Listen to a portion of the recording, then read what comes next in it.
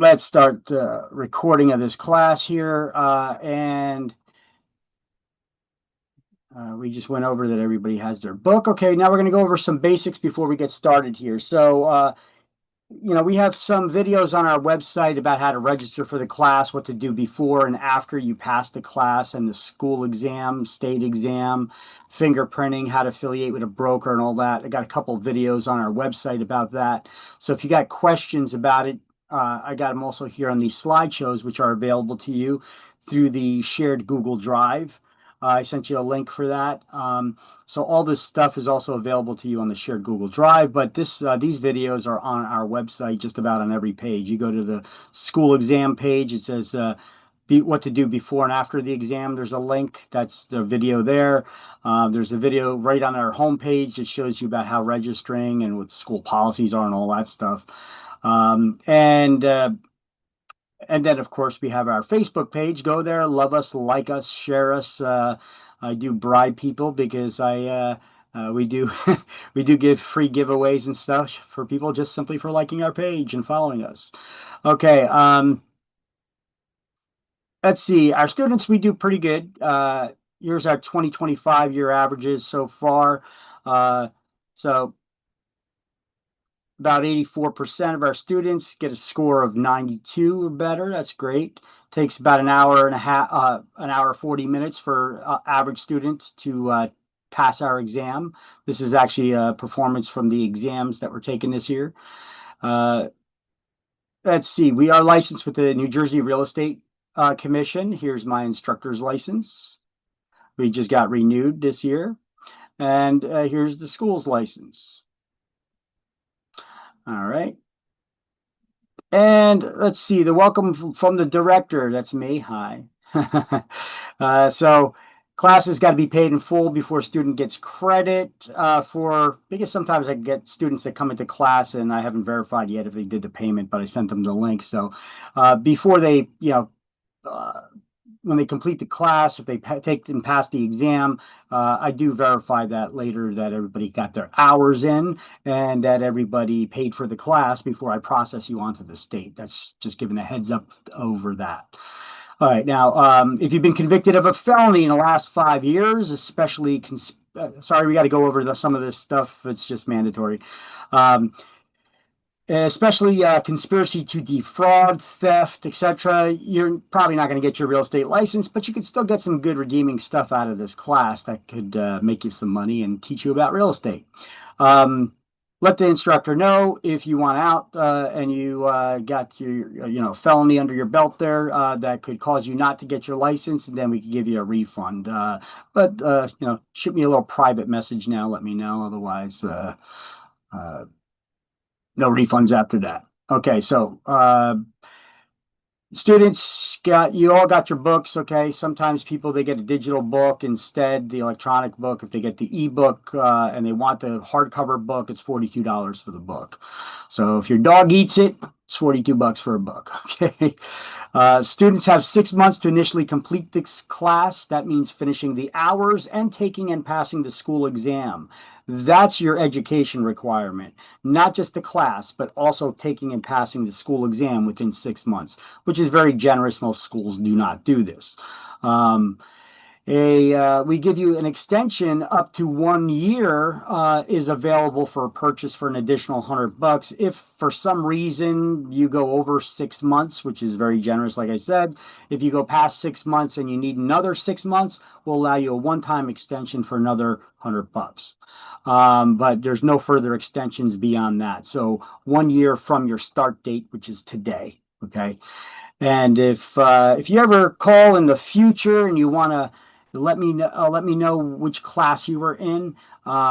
This is the salesperson day class, so it starts with SPD dash and then today's date, 11/10/2025. All right, so that's your class ID. That's your so I can know which class you were in. SPD, I know right off the bat you were attending a day class, and then I know the date that it was started. The November 10th. All right, so you students need to be present for minimum of 80% of the class time. That's not a goal to set. You should be here as much as you can. But if you miss a day or two, you do not need to make it up.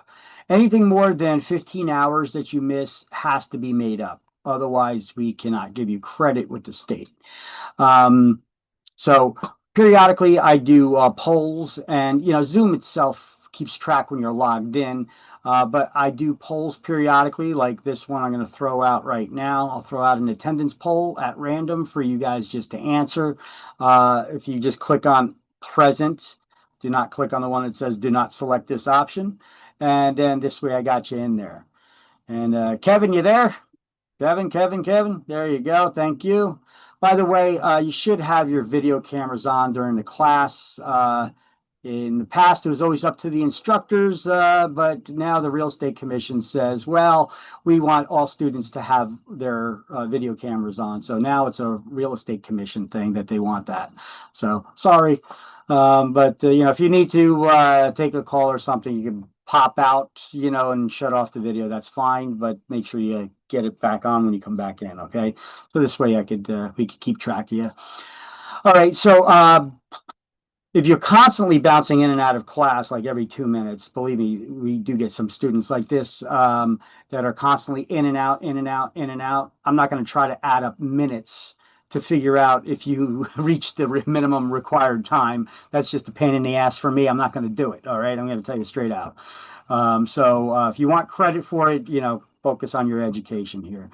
All right, now students must answer random attendance polls like the one I just threw out there. And let's see, if you're going to be mixing and matching classes, some during the day, some during the evening, some during the weekend, you need to keep your own attendance sheet, which shows you what date, which class, what hours, and what chapters were covered. Okay, and then turn that over to me at the end once you've finished all of your hours and chapters, and then I will go in and verify it instead of me trying to, which is still a pain in the butt, but I'm willing to do that. We're flexible in that way, but I'm not going to be trying to figure out which class you were in at what dates you were in. That's a different story altogether, and it makes it next to impossible for me to do. But if you have a sheet that says when you were and where you were, I can look it up easier. Okay. All right. Before your education is complete, like I said, you got to take and pass a school exam. Passing score is 70%. There's 110 questions on the school exam, which is just like the state exam, 110 questions on the state exam. Passing score is 70. That means you could get 33 questions wrong and still pass with a 70 score. You get 2 free exam attempts for the school exam with your tuition. If you should need any more for whatever reason, it's $20 for an additional 2 attempts. It's not our system. We pay somebody else for providing the exam scoring system. So we just cover the cost of the first 2. But if you should need more, then it's $20 for every 2 additional attempts. State exam, you got to pay for every pop, and it costs a lot more for the state exam. I think it's $38. All right. According to the Real Estate Commission rules, the REC, we call them lovingly we hyphenated it there. A year is a year is a year. What does that mean? It means you have exactly 1 year from the day you pass the school exam to get your real estate license. So what does that entail? You have to, after you pass the school exam, you have 1 year to take and pass the state exam, find a broker to affiliate with, get fingerprinted, and send in a broker's check or a money order, no personal checks, made out to the state treasurer of New Jersey for $160 to get your license for the first time.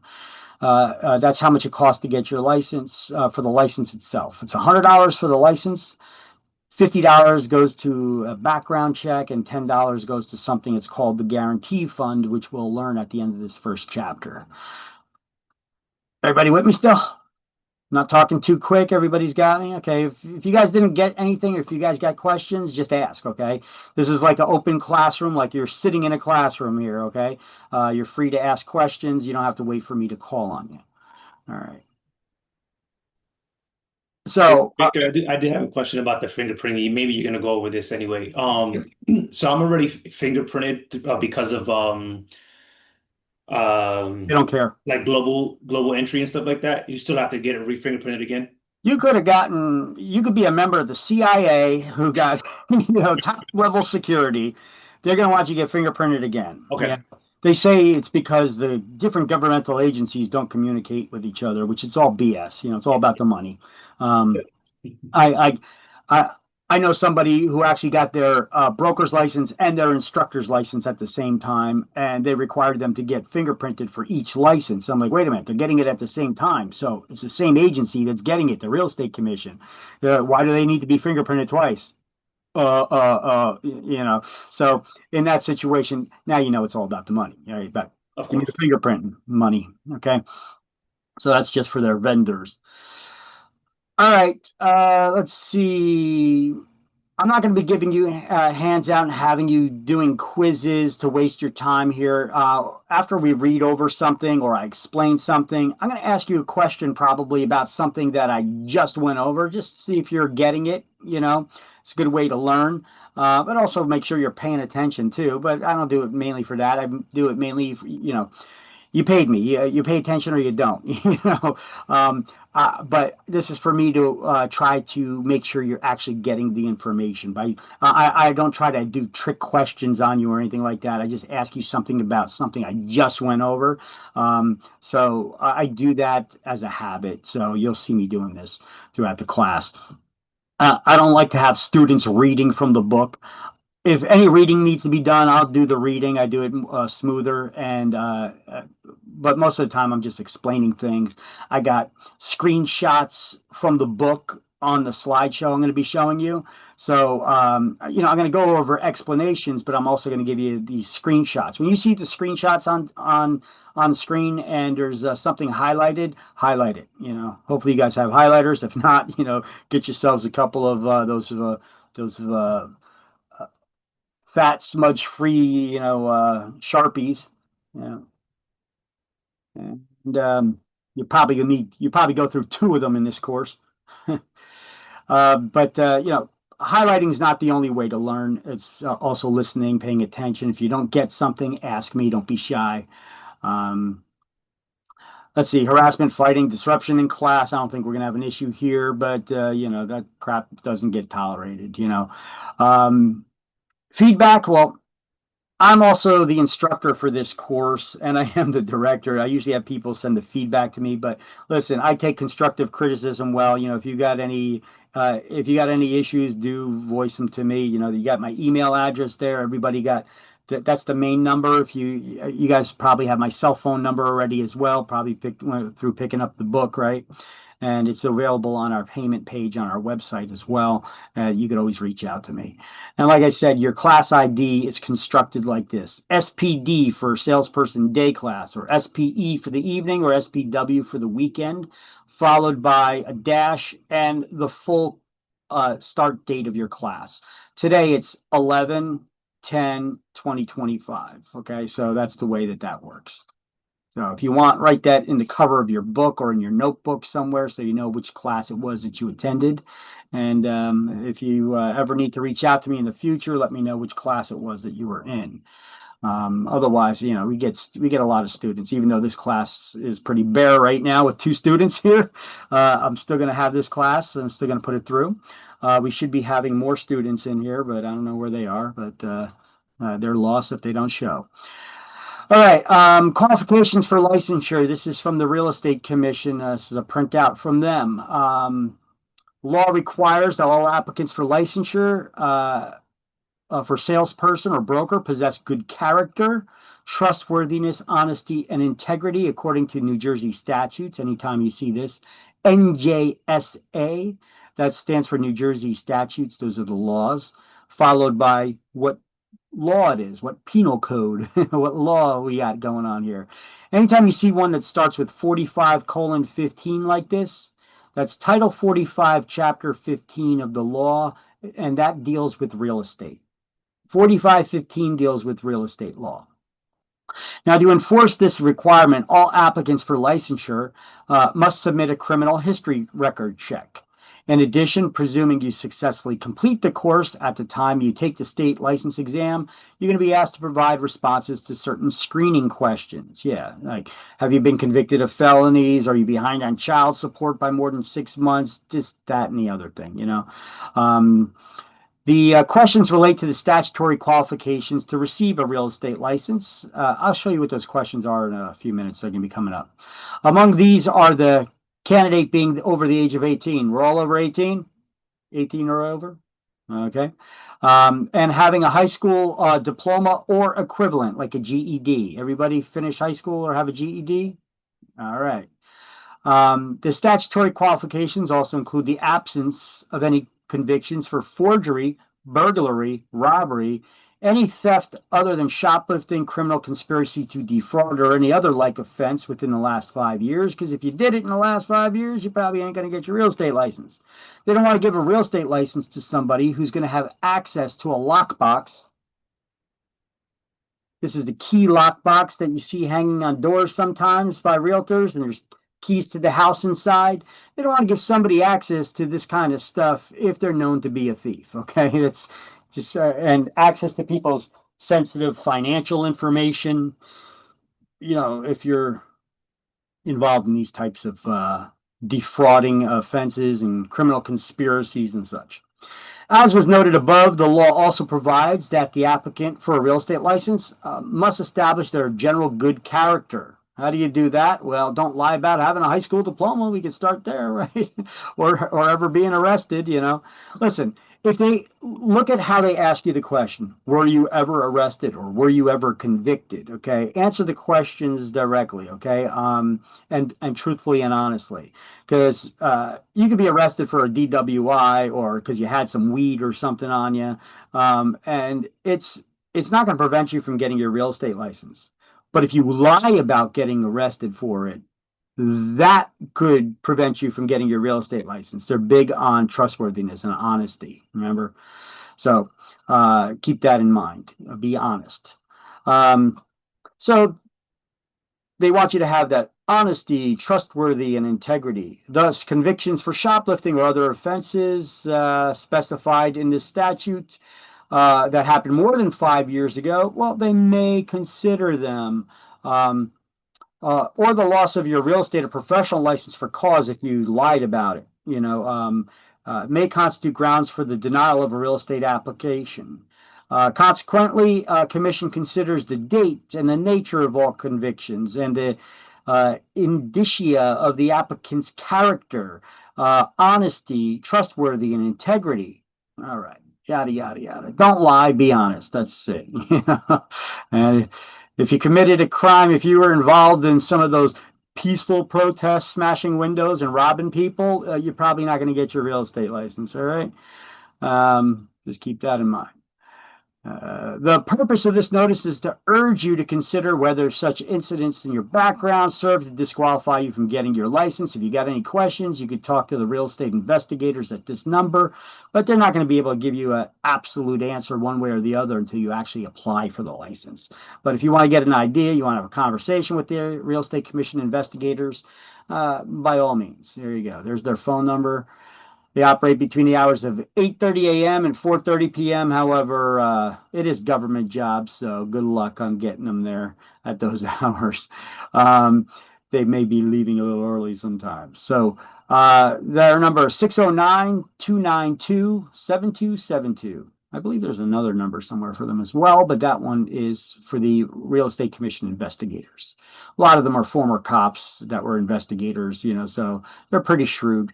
So be careful, keep your mouth shut. Don't say too much when you talk to them, you know, but be honest and ask your direct question, whatever it is. All right. So should you pass the exam, you'll be required to sign a form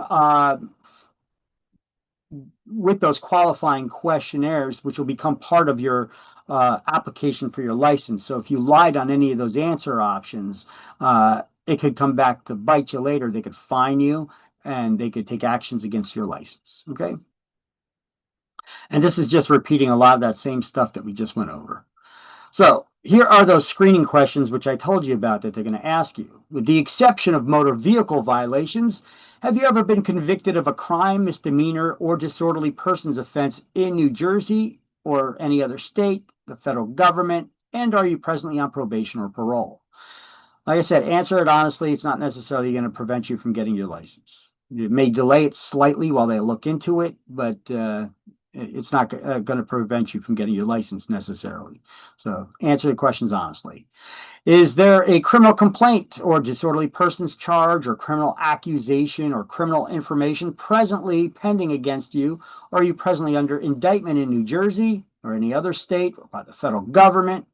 Are you in any pretrial intervention programs or for the state of New Jersey, another state, or the federal government involving the deferral or disposition of sentencing in criminal matters?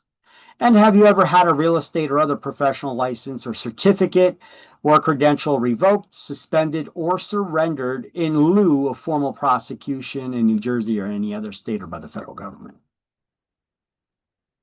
All no so far? Do minor convictions or like misdemeanors count towards this, or are we just talking Well, about over? yeah, look at the first question. It says, have you ever been convicted of a crime, misdemeanor, or disorderly persons offense in the state of New Jersey? Now, ever, that means forever, so just disclose it.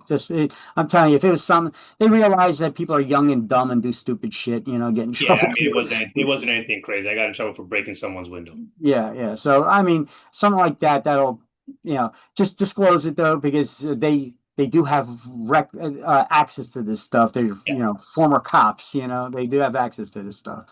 Um, all right. Do you have child support obligations on which there's a arrearage? You're behind on more than 6 months on your child support or court ordered healthcare coverage for your child, or have you failed to respond to a court ordered subpoena for a paternity test to see if you're the baby daddy? Are you under the age of 18 at the time of taking the exam? Do you now hold or have you ever held a license issued by the New Jersey Real Estate Commission? Are you a high school graduate or holder of a GED? And do you currently hold a real estate license issued in another state? Hmm. All right. And here's an example. I do throw up things from time to time that I get from disciplinary actions page on the New Jersey Real Estate Commission's website. It's public information, so I'm putting it here not to make up examples of people who got in trouble for something. These people could still be working in the business here. I'm just showing you that people do get in trouble. They get fines. They get actions against their license when they do stuff in the business. This is, let's see, obtaining a license through fraud or deceit. This guy apparently did that in 2023.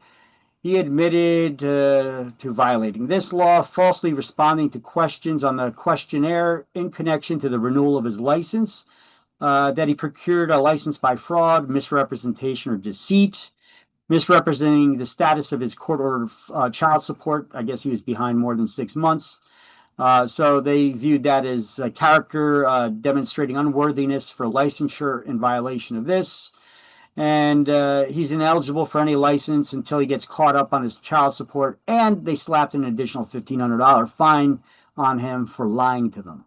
Okay, so I don't know how he got caught, but people get caught. Stuff happens. Okay, just be truthful on those questionnaires is all I'm saying.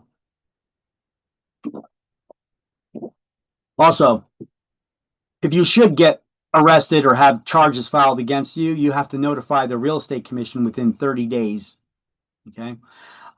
It's just like with the Department of Motor Vehicle. When you move, you're supposed to change your address on file with them within 30 days, even though a lot of people don't do it. You're supposed to within 30 days. Otherwise, you can get in trouble. So here's just some more examples of people getting in trouble for this. Let's see, what did this guy do? Violation of conditions of probationary license, failed to disclose he was convicted of felony tax evasion. Okay, so he had to surrender his license and pay a $10,000 fine. Holy shit. All right. Then we had This person, she failed to notify the real estate commission that she had criminal charges against her. So she got a $500 fine on that. Okay. So after you complete this course, you're going to have to, I upload your information to the state's testing center, which is basically another company that was contracted by the state to give the state exam, kind of like the school exam. We give it through a different company, that you take the school exam on our website, but the software is funneled through a secure channel to another company that provides the exam. So you have to pay directly to the testing center here. So I upload your information to this company called PSI. I don't know what it stands for. It's just the company's called PSI, and these are the exam. This is the screenshots of your options to take the exam. You could take it on site at one of their locations, or you could take it remotely from your computer at home. But you have to have your webcam and audio on so they can make sure you're not cheating while you're taking the exam. Okay. Um, it's available in both English and Spanish, and it's called the Real Estate Salesperson Combo. I don't know why they call it a combo. It's what they call it. Okay. Um, and there is a booklet here I have a link to. This booklet is the shows you how to register for the state exam, how many questions are in the state exam on different topics, yada yada yada. I also have that in our shared Google Drive. I sent you a link in that email. I sent you two emails. One email was for the shared materials, the shared Google Drive, and one of the options there is for this PSI testing handbook. It just basically goes over how to register for the exam, what the cost of the exam is, what the policy is. If you're going to be there 15 minutes early, to check in and yada, yada, yada. And it shows you all the rules about taking the exam online or in person. Um, the junk calls began. All right, let me shut that off. All right, so that's all covered in this booklet, and the state exam to register for taking it online. This is the link, psiexams.com/NJRE. But that also takes you to some sample exams that they have that you could play around with. Here's the actual link that takes you directly to it. It's at test-takers.psiexams.com/NJRE/tests. Okay. So all these links are available to you in that class links Word document. Let me minimize this for a second. I'm going to open it up from my computer. That class links Word document. I even turned it into notes now. I got different versions up there in the shared Google Drive. Let me see.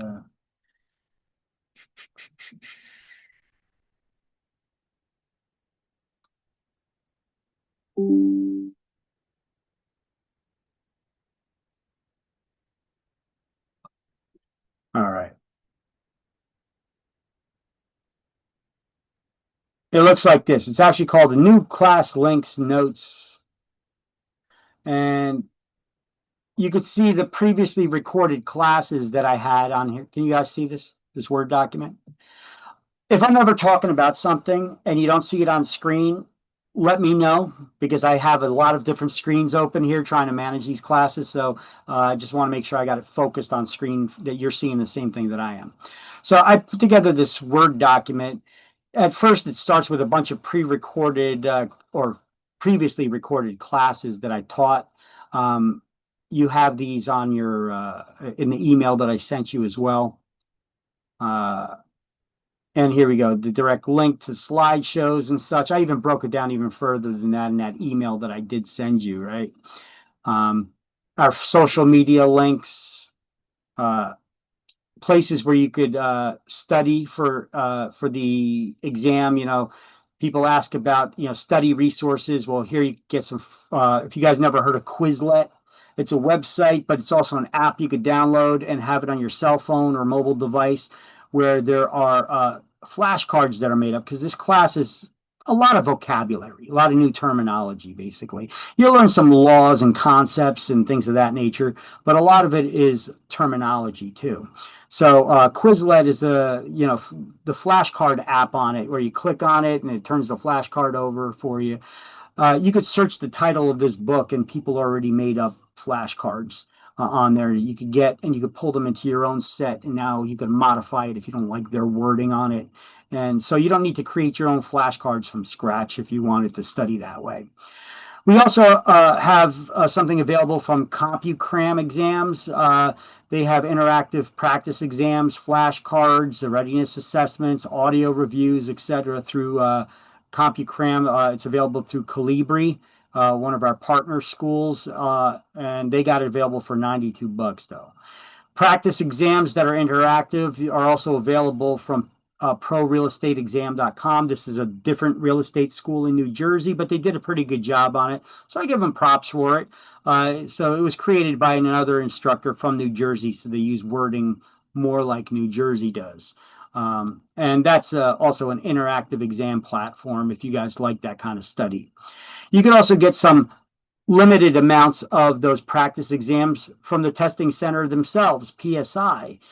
They have available some, I think they give you like 12 or maybe a little bit more than that, practice questions that you could try out on their website. And then they try to turn you into buying their study practice and interactive stuff as well. I'm just showing you all the different resources that are available because students often ask for this stuff. All right, once again, our Facebook page, facebook.com/careerpathacademy. Go there, love us, like us. I do give away free stuff like Amazon Fire TV sticks,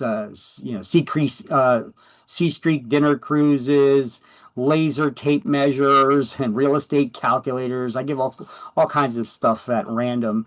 I get stuff, I just put it up there. I pick a name out of that hat of everybody that liked us and follows us, and I send you free stuff. So, yes, that's our way of trying to get you to like us and continue liking us. Yes, it is a bribe. That's okay. All right, the legal bribe.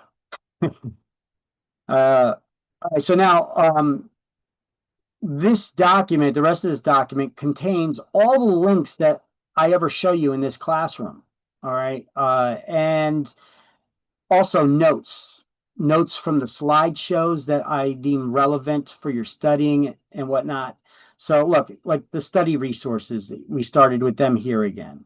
The shared content. Okay, here's what you saw in your email. I broke it down a little bit further. This is stuff in the shared Google Drive, but I gave you direct links to certain folders, like the state exam questions by category. Okay, this is also on this document at the bottom of it, but let me switch to a different one. That's one specifically just state exam questions by category for this book. So they give you the breakdown, like statutes and rules governing licensee activities. They tell you there's 22 questions on that topic. And those questions are primarily coming from chapters 1, 2, and 3, and a few of them from 18 and 21. And these are all the topics and subtopics that cover that. So if you take the state exam and you don't pass it, they give you a printout of how many questions on each topic and how many questions you got right. So you could see what your weak areas are. And I put this together for you to make it a little bit easier for you to go back in now and see what's the stuff I need to study in order to improve that. Okay, so you could come back and you could say, oh, it's this section. Okay, well, that's chapter 1, 2, and 3. Okay, or if it was general principles of agency, 13 questions. Oh, that's mostly from chapter 3 and some from 10. Okay, and so on and so forth. Okay, so I just make this stuff available to you through those links that I sent out. Let me close that document out now. Anybody else? No? Okay. So you guys get the idea. These are all the links. They even give you the steps there. Take this class, pass a school exam, pass a state exam, get fingerprinted, and then interview and affiliate with a broker pay $160. See, this is all the stuff we just already went through, right? We didn't get into chapter 1 yet, but as we do, look, this is all the stuff, some of these things that we already discussed, like reasons for disqualification for your real estate license, bans issuing of license, that mandatory 5-year ban if you were arrested for and convicted of certain crimes, sex offenses, aggravated assaults, the shoplifting stuff, right? All right, so this is actually a pretty good study guide too.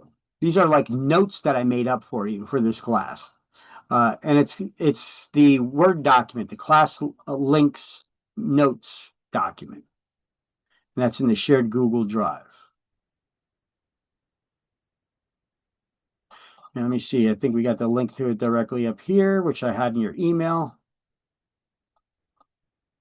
How is it?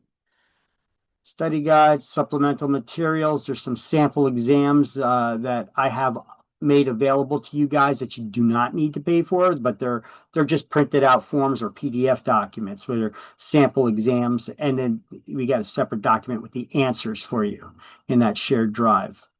Here we go. New class links and notes document. Okay.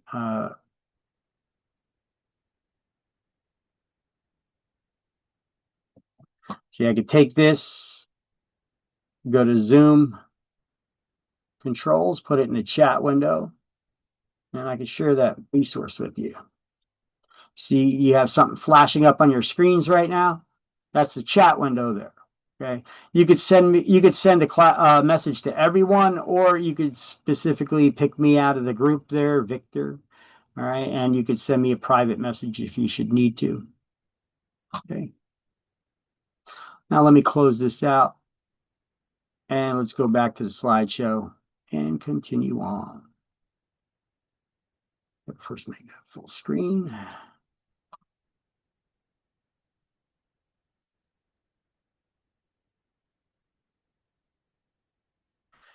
There we go. Boom. All right, so continuing on. Once again, before, those links on our website for before and after the exam, frequently asked questions that people have, usually about the exams, what to do after you finish the class, taking the school exam, taking the state exam, etc. All that stuff can be found on our website. I got all those questions answered for you there. Once again, those pre-licensing questions, but also we need to get fingerprinted. We get fingerprinted through a company called Identigo. Okay, you have to use these links here. Here, I created a link with the code built into it. This is a code number, because if you just go to their website to get fingerprinted, they're going to ask you for a code number so they know what agency to forward that information to. I took their link and I created their link with that code number integrated into it already, so that you can get fingerprinted. You could also see, I also have one like that that shows you what IDs you need to bring. You need to have, for the state exam and for fingerprinting, you need to have 2 forms of ID with one photo ID, valid photo ID from the United States, issued by the United States. Okay. Now, it's interesting. You don't need a photo ID to vote, but you need one to get a real estate license. Ain't that something? I wonder if the real estate commission's racist, because isn't that what they say is the argument about fingerprinting for voting? It's racist to require somebody to have a picture ID. so stupid. All right.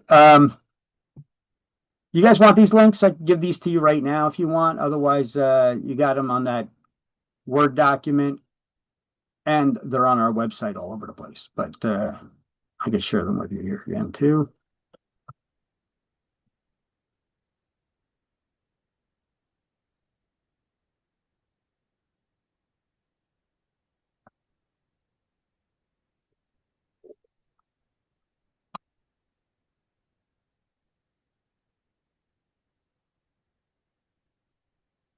So the first link up top gives you the links to the fingerprinting. There's a form you need to take with you to the fingerprinting center as well. It's all the same information you fill out on when registering online, but you bring the form with you so they fill it out because you got to send that into the real estate commission. Or you could have your brokers do that with your application. So the first one is a link directly to the real estate commission's website. Takes you here. Talks about how you could take the state exam in person, remotely, or in person. And you scroll down a little bit to get fingerprinted. These are the forms right here. This universal fingerprinting form. So you click on that, it opens up the PDF document. And see, it already has some of the fields filled out. To get fingerprinted, it's $66.05. Yes, there are costs involved with getting your real estate license beyond the school. Okay. So you take this with you and they fill out this bottom part. You fill out all this stuff up here when you go get fingerprinted. They ask you about your employer's address somewhere in here. Somewhere. Oh, here it is. Don't sweat it. You don't need to fill that out. Even if they say that you do, you don't. You just need to fill it out before you mail it in. You know, when you go get fingerprinted, you may not have selected a broker yet that you want to work for. You're still shopping around for brokers. So if that's the case, you know, this could be blank until you find that information, then you fill it out later. So that's fine. All right. Boom, boom, boom.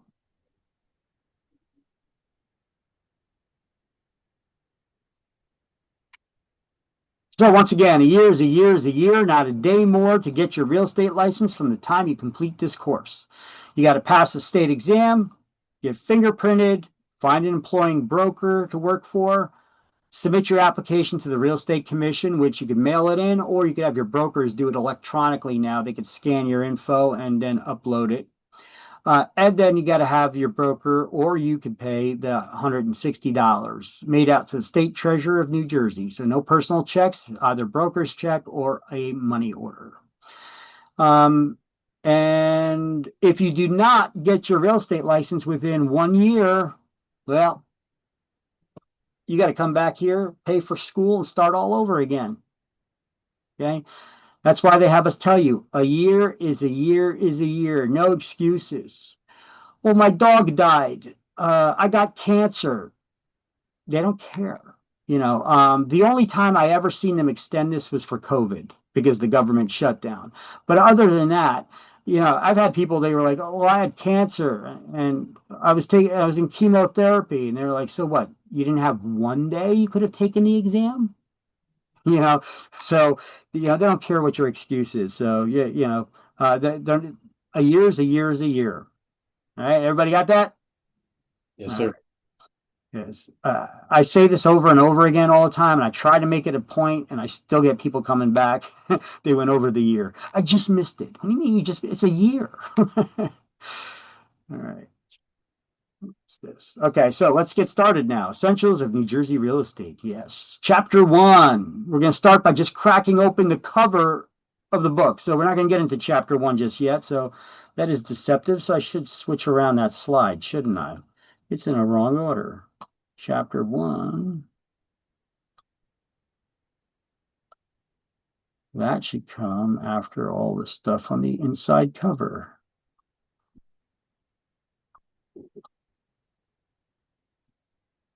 Yep, there we go. I just did that. So on the inside cover of the book, there's a calculation up top or a number up top you need to memorize. You will get questions on exam. Could be a math problem. Could just be an outright question. How many feet are in an acre? You need to know this number. You need to memorize it. Okay. And then over here is talking about how to calculate interest over the life of the loan. I mean, we got math problems here about how to calculate area. We're not going to go over all that stuff right now, but some of it we will. Here we go. I'll zoom in on it a little bit. That's what you should highlight there.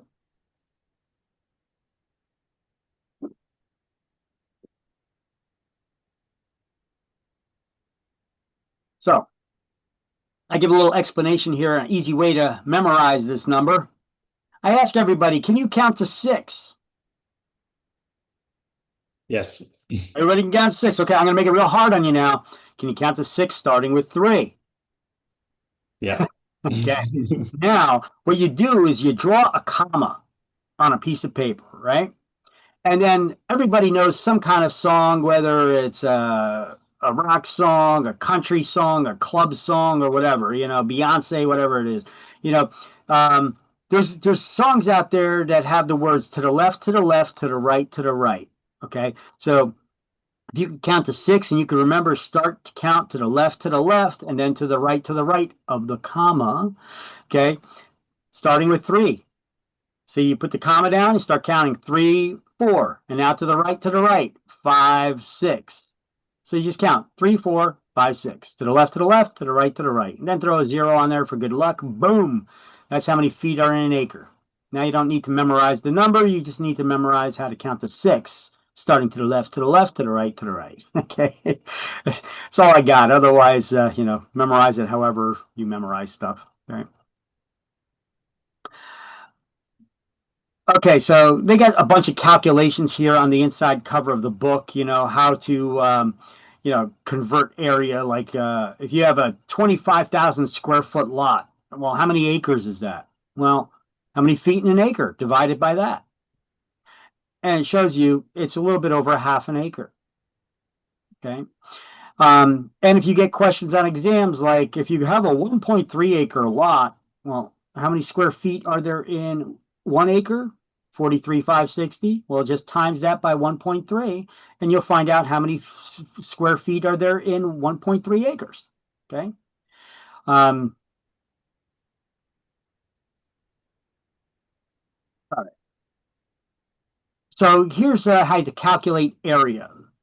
You know, um, I don't assume everybody knows this stuff. I mean, this is basically simple math that we've gone over in elementary school. But a lot of people they hyperventilate when I say the word math. So I'm going to just go over it with you guys. Do a quick, brief rundown. I'm recording this, so it's available for you to see again and go over if you need explanations. But I got the formulas here on the left, just like they got down here, kind of, sort of. And yeah, I got some explanations here, probably a little bit better than what the book has here. But, if you're measuring a square or a rectangle, the calculation is you take the length by the width and you multiply one by the other, and it gives you the total area. So, like, if you want to measure how many square feet in your room, well, measure one wall's distance and then another wall's distance and multiply them, and then it tells you what the total square footage is in that room. This apparently is a closet, 6 by 4. Okay, so there's 24 square feet in there. Now, if you were to take this triangle and put this over this rectangle here, it's half of a rectangle. So how do you measure the area of a triangle? Well, you do the same thing as the way you measured that square or the rectangle. You take the height and multiply it by the width. It gives you the total area of a rectangle. And a triangle is basically half of that. So then you divide it in half. So height times width, total area divided by 2. Okay. So here's that. Area equals base times height divided by 2. And let's see, the cubic capacity. I guess this is if you're painting a room, or I don't know. Why would you need to know the volume of a room for some reason? I guess if you're in construction, maybe you may need to know that, but we probably never do. You take the length times the width times the height, because now they're measuring in 3-dimensional. Okay, so we don't really have an image on that. Probably not going to get a math problem on that. One of these you may. I don't think they'll give you a math problem on this, but just in case it's not that difficult, for a trapezoid, it's kind of a mix of a rectangle and triangles there with the weird angles. They're not straight angles. So you add the length of the opposite sides. Here we're going to use the top and the bottom as the opposite sides, right? You add them together, okay, and we do that here. 5 plus 3 is 8. And then you divide it in half. That gives you 4. And then you times it by the height. And that gives you the total area. So that's how you do that. By the way, if you guys want to, you can take screenshots of this stuff too. Even though all these slideshows are available, the slideshows I'm teaching you with, they're available in the shared Google Drive as well. All right. All right, commission math. Well, looking at this and just reading it to you, your mind's going to just be like, I got a better way to remember these formulas. Okay. And so I'm not even going to read them to you. I'm going to just show you the formulas. You know, if you're trying to figure out what the commission is, what the sale price is, or what the rate of commission is, I got a better way instead of just reading this off to you because you probably won't remember it, is teaching you the T formula. You just draw a T on scrap paper, and this symbol is the division symbol, and this is the multiplication. So you divide down or multiply across to find the missing component. Okay. There are 3 figures. You need to know 2 of the 3 figures to figure out the missing component. Divide down, multiply across. That's TGIF. Top number goes in the calculator first. Okay, that's what that stands for. So you divide down, multiply across. Small number always goes up top, large number on one side, and a percentage or rate on the other. Now, let's put this into an actual question for you. By the way, on exams, if you get math problems, you could use calculators. However, it has to be a plain calculator, you know, something like this. No scientific calculators or real estate calculators. It just has to be a plain calculator, plain ordinary calculator, without memory.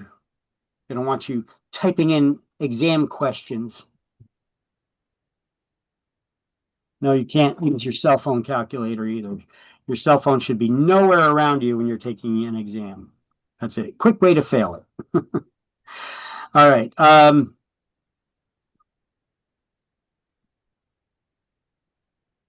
So this T formula I'm teaching you, that's here on the left. On the right, I'm showing you all the different 5 different problems that it could be used to solve. If you're trying to figure out your commission or interest payment, or this third one, net income, that's trying to figure out cap rates. Cap or capitalization rate is measuring the rate of return on an investor's money. Amount of net profit for investment or percentage or profit loss. Okay. So if you're trying to calculate one of these things, it shows you, okay, well, you need the amount of the net profit loss, the investment, the initial investment, and the percentage of the profit loss. Okay. So, taxes, assessed value, and rate. So if you're trying to calculate how the tax assessor figures out your taxes. Okay. So I got a couple formulas here. You just need to match up the 1 to the 1 to the 1, the 2 to the 2 to the 2. Those are the 3 things that you need. So it's very helpful guide. The book is not as clear anywhere that shows you one formula with all the different things that it can figure out. This is just a little tool that I gave for you here. Okay. So if you guys want, you can take screenshots of these things as well. You know, if you have Windows, I know Windows has a snippet tool, or you could, because going back into it later, trying to figure out in the slideshows which notes are the best that I should add into my notes. It's a little bit harder to do to remember which ones. But so screenshots, or some people, so they take pictures of these things with their cell phone cameras. Just to have it, but we'll have this pop up a lot. So we'll have it a couple more times here too. If you ever need me to go back on a slide or something though, just tell me, let me know. All right.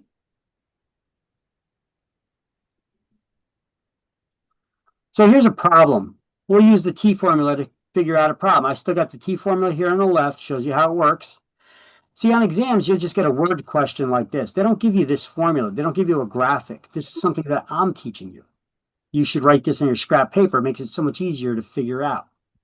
The question you'd get is something like this. If you charge a seller 6% commission and the total commission collected was $21,600, How much did the property sell for? Makes it real. T formula makes it so much easier because otherwise people are just like tapping in on not random numbers on their calculator to see if it matches up with one of the multiple choice. Or, you could see that the total commission collected is the small number by comparison to the value of the property, right? Which is the large number.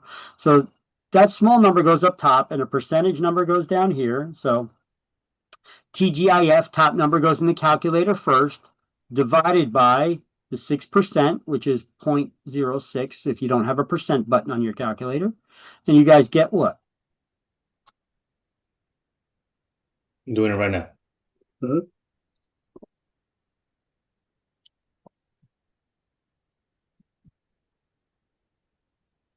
So 21,600 times, sorry, Divided.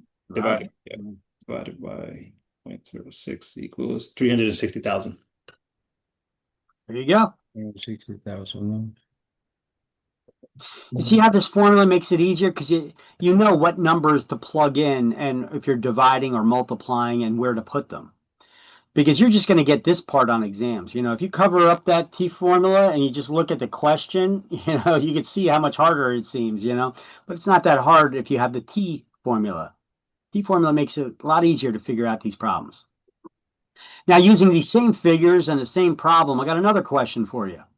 If the house sold for 360, just showing you the different ways that they could ask questions. If the house sold for 360 and the agent charged 6% commission, how much would be the total commission? Well, divide down, multiply across. 360 times 6%. So wait, how you do it? You divide the 360 Now, you multiply now. So multiply by the okay. yeah, you see that? Divide down or multiply across. So the 360 is the larger number, so that goes down on the bottom this time. And a percentage always goes on the bottom as well. So this is how we know where to put the numbers in the T formula. And you always divide down or multiply across, but there's no top number to divide down, so we have to multiply across. 360,000 times 6%, or 0.06. 0.06 is same thing.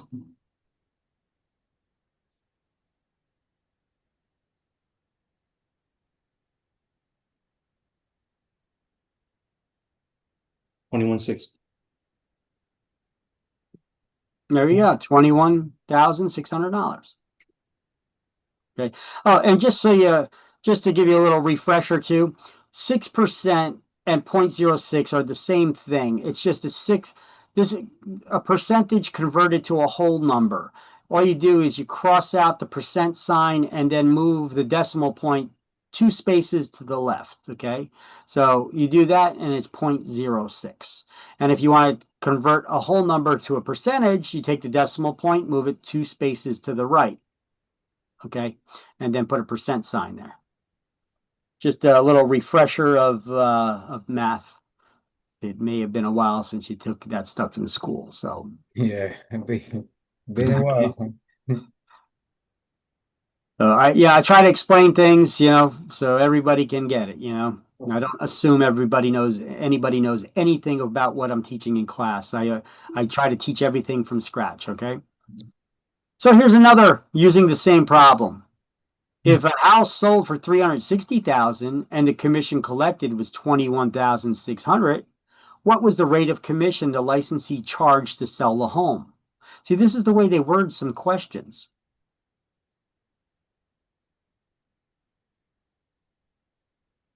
So what's the first thing you're going to do if you get a question like this on exam? You put into the calculator 21,600 first, then you divide it by 360,000, and then you get 6%. Well, you'll probably write down this T formula on a scrap piece of paper so you know which number goes where, right? Yeah. On the top or bottom, Yeah, so if you're dividing or multiplying, right? So you just do this T. I just want you to remember the T, just the basic one. The T here, X on the bottom, percentage here, percentage or multiplication here, multiplication here. So small number always goes up top, large number on the other side, which is usually the value or price, and the percentage or rate on the other side. And boom, 6% it is, right? TGIF, top number goes in the calculator first when you have a number there. Divided by 360 equals 6%. So once again, all the different problems that the T formula can help you figure out. We just did one with the commissions, right? Sale price, commission rate, and commission amount. We'll be doing some of these other ones throughout this course. I just wanted to show you, started out with a little math problem showing you that it doesn't need to be scary.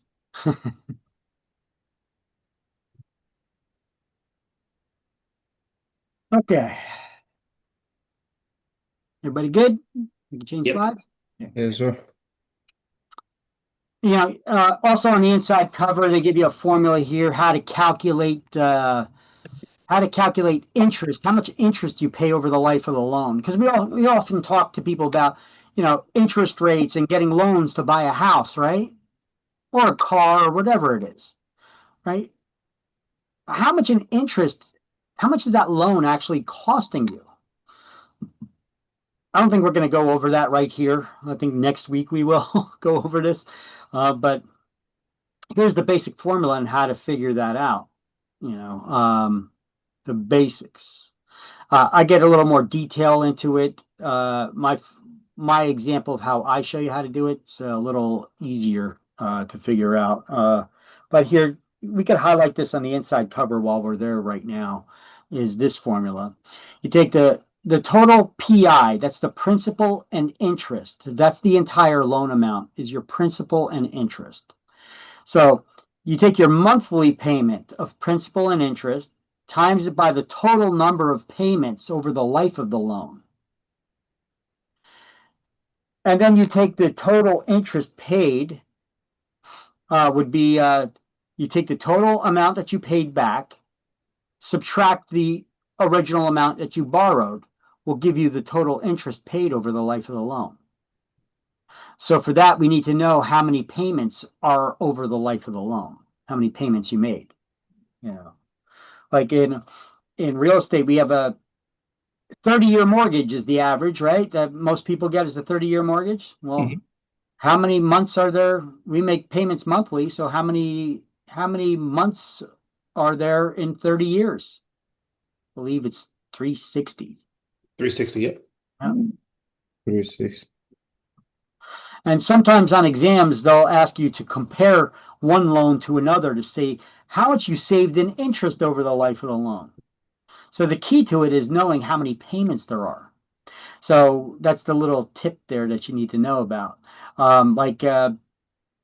Comparing a 25-year, how much would you save in a 25-year loan versus a 30-year loan? Well, how many payments in 25 years? Well, 25 times 12 months in a year, 300. So 300 months in 25 years, 360 months in 30 years. I didn't do this all in my head. I got it memorized because I taught this so damn often. You know, I suck at math. I use a calculator probably more than you. Okay. But I know the formulas. So I know how to figure these things. And that's the key to it. They let you use calculators, so just don't be scared. See, I suck at math, but I know the formulas, and knowing the formulas and having a calculator is key. All right. So look at this. Chapter 1. Let's get started in Chapter 1. How did we get that? Oh. Yeah.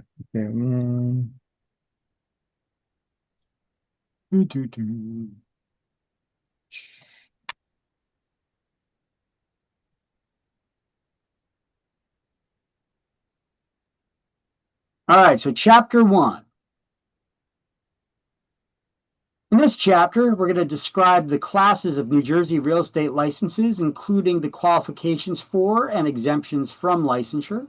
We're going to explain licensing procedures for the New Jersey residents as well as out-of-state residents. And we're going to learn about what rental referral agencies are. By the way, you all live in New Jersey or no? Yes. Okay. So let's start off with who needs to be licensed. Actually, you know what? Even before we start with that, the pages that lead up to Chapter 1, I got to add some screenshots to the slideshow about these things. There's some questions that you could ask when going to interview brokers. Okay. And they talk a little bit, if you go to the previous ones, it talks a little bit about the job description, the role of this pre-licensing class, how to affiliate with a broker, how to shop for a broker, how to get started in real estate. So there's some useful stuff there in these couple pages leading up to the chapter 1. We're not going to go over them here right now, but just so you guys know, you may want to look it over when you get a chance. But where they say questions to ask, in the shared Google Drive, I also have a Word document called interview questions. So there's a whole list of interview questions that you could print out and take that with you when you go interviewing with brokers, to ask them about random things. I don't like to go over it right now because it's too early. A lot of that's questions. You may not even understand what those questions are pertaining to until we go over certain topics. Okay. So back to chapter 1, page 1. Sorry about that. I just want to make sure I did go over that with you. As you can see, there's stuff highlighted here, and it's a screenshot from the book. So anytime you see this stuff, don't wait for me to tell you to highlight it. Just highlight it on your own. All right.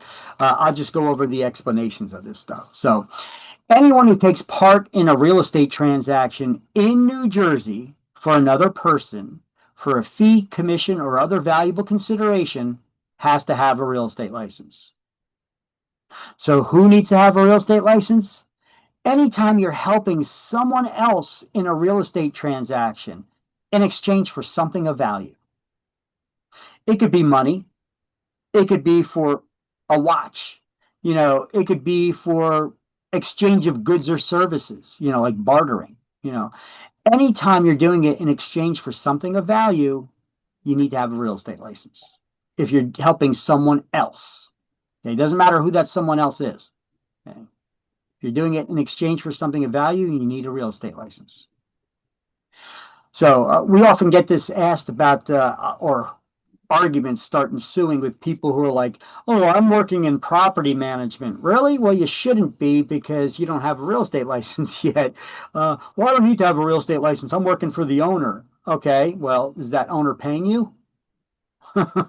Well, then you need to have a real estate license because you're helping them in property management in exchange for a fee that is requiring you to have a real estate license. Well, the owner doesn't have a license. Well, you're right, because they're not helping someone else, they're helping themselves. When you're helping someone else, then you need to have a real estate license. See, that often we get a lot of people that are getting involved in property management in New Jersey, and they're unlicensed, and they don't know that they even need a license. So the Real Estate Commission investigators, they're out there. Sometimes they hit up these property management companies and they bust them, and people get fined and are ordered to get their real estate licenses if they want to stay in the business, right? But it becomes an argument here. I had one lady in class, she was like, I've been working in this business for over 25 years. I'm like, illegally? You've been breaking the law for 25 years. Yeah.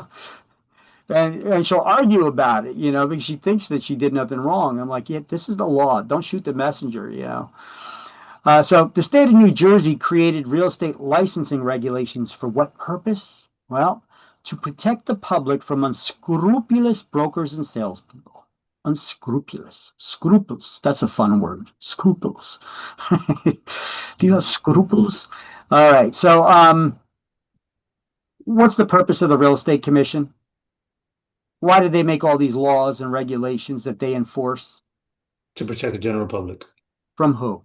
From unscrupulous brokers and salespeople. Good. Okay. I thought you were about to say from us. Well, you don't have no scruples? Unscrupulous. Okay. So from those who do not have scruples. Yes. Which you see a lot nowadays. Yes, indeed.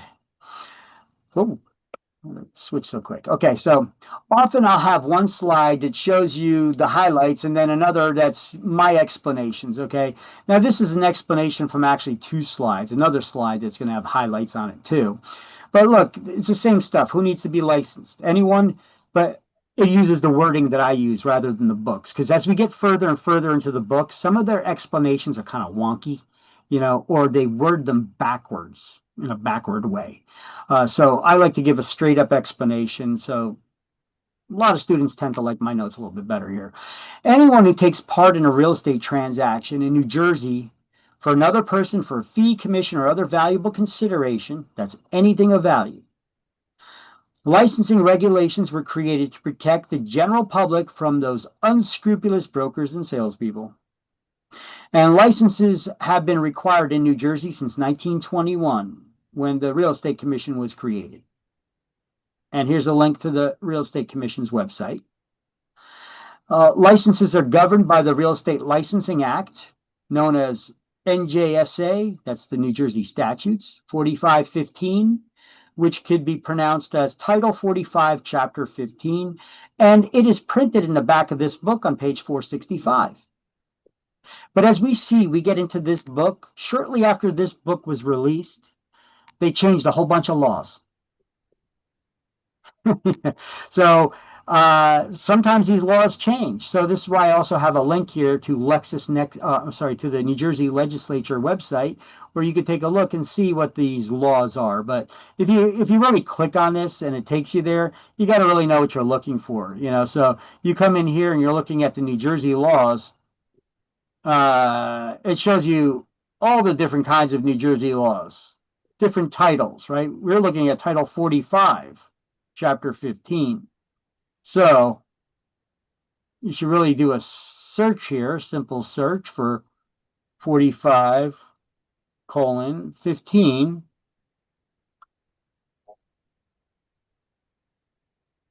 And then you could see, well, even with this, there we go, 45:15, 45:14, where's 45:15? I guess you could click on any of these, and then we'll find 45:15 in there. 45:11. Where the hell's 45:15?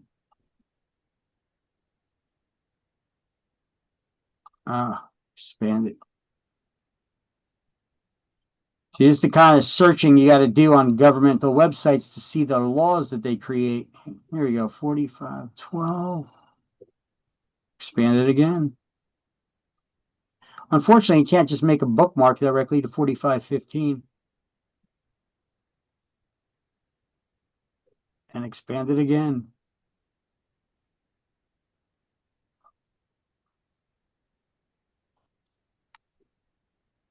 I'm sure 45:15 is in here somewhere. It'll pop up eventually. Yeah, so I did a search for 45:15 here. We could put -1. Okay, there we go. There's an easy way to get to it. And so here we are, 45:15, New Jersey's general permanent rules. Okay, update.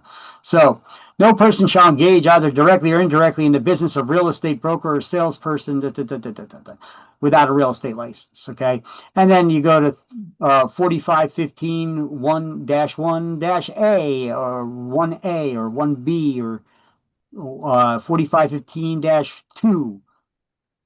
You see, it goes on from there and there now. So here's the actual link for licenses required, but this link up here doesn't change. So if I give you that bookmark, it's just going to take you to the general thing. You got to type in here 45:15-1 to get to start it out. But they got it all printed in the back of the book. So on page 465. So if you want to cross-reference for that, I'm going to have cross-references throughout this book everywhere. And who creates the laws? People. What people? Well, the Senate and the House. All right, you're getting dumb it down for me. I like to, the KISS concept? I like the KISS concept. Keep it simple. Keep it simple, stupid. Don't make me think. Okay. So who makes laws? People. Okay. Politicians. Oh, Okay, politicians make the laws when you break it down. I don't even know what kind of, what office they serve or any of that stuff. Yeah. I'm just going with the basics here. Who makes the laws? Politician. Politicians do. Okay. Do politicians know all the ins and outs about the real estate business, would you gather? No. No. So they just created a general framework of laws. And then they created the Real Estate Commission to enforce those laws and to make their own rules based off of the framework. Now, those additional rules that were created by the Real Estate Commission that deal with this stuff day in and day out, they know a lot more about it than the politicians do. Now, the rules that they make, which become the law, are actually referred to as the Administrative Code or Title 11, Chapter 5. So we need to know those two things. New Jersey statutes, those are the laws. Title 45, Chapter 15, 4515. We need to memorize that. And the Real Estate Commission's rules, it's called either 11.5, Title 11, Chapter 5, or the Administrative Code. Those are the rules and regulations of the Real Estate Commission. Okay. And you could get them from LexisNexis website on New Jersey Code. Let's see. Here we go. I agree. Whatever I agreed to, I don't know. And then we're looking for Title 11, Chapter 5, okay, which falls under insurance. Why does it fall under insurance, Title 11? Well, because the Real Estate Commission is a division of the Department of Banking and Insurance. So if we go to 5, we could see Chapter 5 is the Real Estate Commission. We can't see your screen just in case. Oh, sorry about that. So I clicked on that LexisNexis link. It took me here, and then I just scrolled down, and I expanded where it said Title 11, okay? And then it opened us up here, and I scrolled down to Chapter 5, 11.5, right? So that's the Real Estate Commission. Let's open that up, and now you can see everything about Title 11, Chapter 5. That's the Administrative Code. These are all the rules and regulations of the Real Estate Commission that are always updated. So if you ever want to know what the latest in laws are or rules of the Real Estate Commission, we could just come up here. Right here. Disciplinary actions, restitution, what the guarantee fund is. This is stuff that we're going to learn in this chapter. Licensing, who needs to be licensed, terms of the license. Licensing fees. See, all the stuff is broken down here. And you can see that right from this LexisNexis.com/hot topics/NJ code. And just scroll down to Title 11 and then Chapter 5. On the New Jersey Legislature site, you got to look up 4515-1, I guess, to get started. So here's their notes to highlight. I wrote a couple things here above where it says Real Estate Licensing Act. I wrote NJ statutes because sometimes it could just be referred to as the New Jersey statutes. And Title 45, Chapter 15, often it's worded like this, 45:15. And then here's the page reference where it's printed. The laws are printed in the back of the book on page 468. And the Administrative Code is printed in the back of the book on page 515.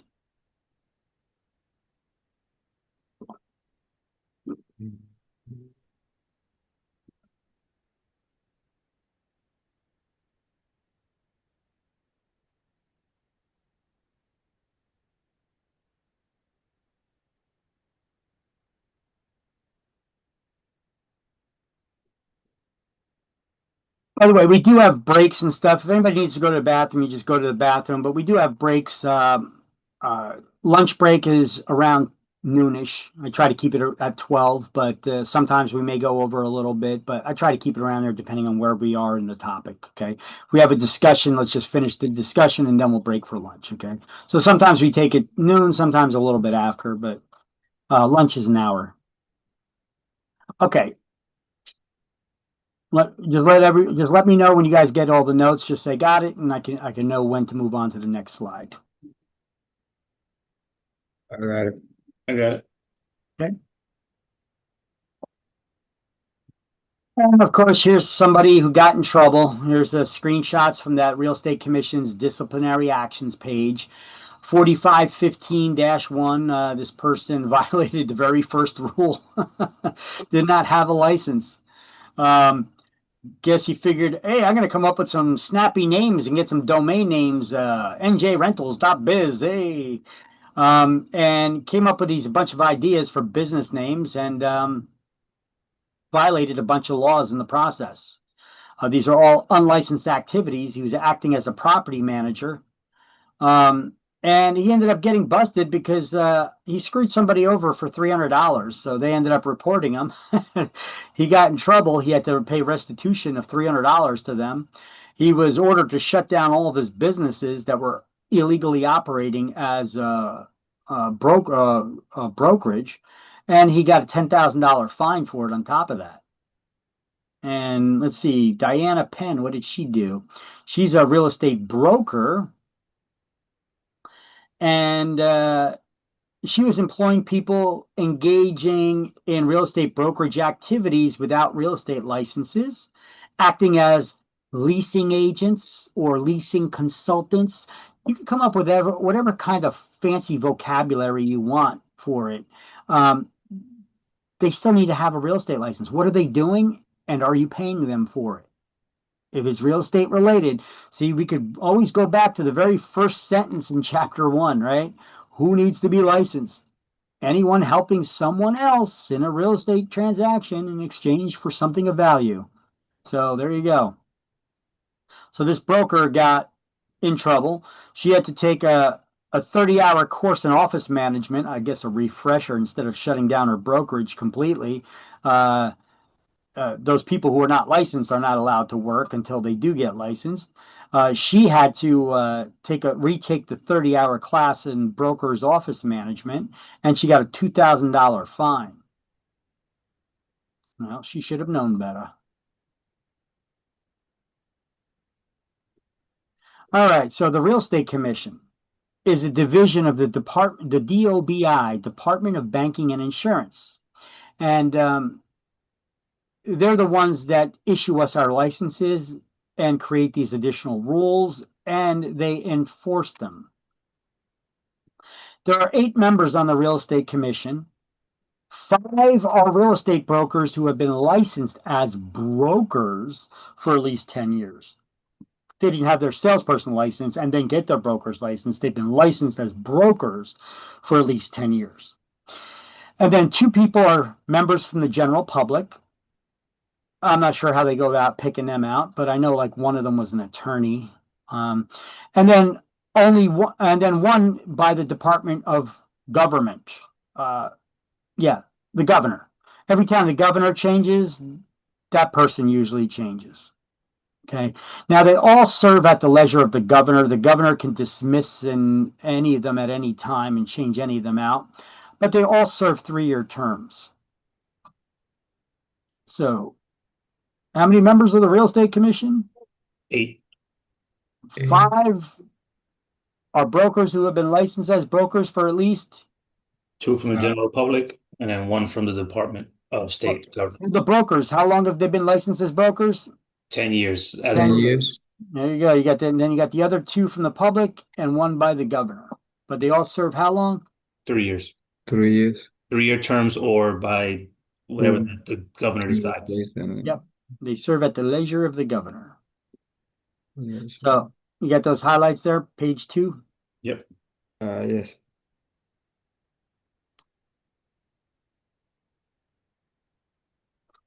All right. Now this one looks kind of messy compared to my slide, which I'll have on the next slide. See, these are my notes right here. And this is the book. Kind of chopped it up a bit. I am submitting proposed changes for the next issue of the book. Hopefully they'll use them. A lot of corrections and changes in the law, but also suggested wording rewrites here. So hopefully they'll use them. So this goes over the 4 types of real estate licenses. So let's just go over all these notes, write all these notes, do the highlights, write the notes, and then we'll go over my slide on the next one, which you may want to take a screenshot of my slide on the next slide, which my notes are a little bit more concise and neater. Okay, so we got the broker. Pretty much highlight that whole thing, and there's only one person who's authorized to work as a broker for companies. Supervising brokers for salespersons here. Supervising brokers required to furnish guidance and direction, but they also need to provide office space, which that's not in the book. That's why I got that penciled in there, office space.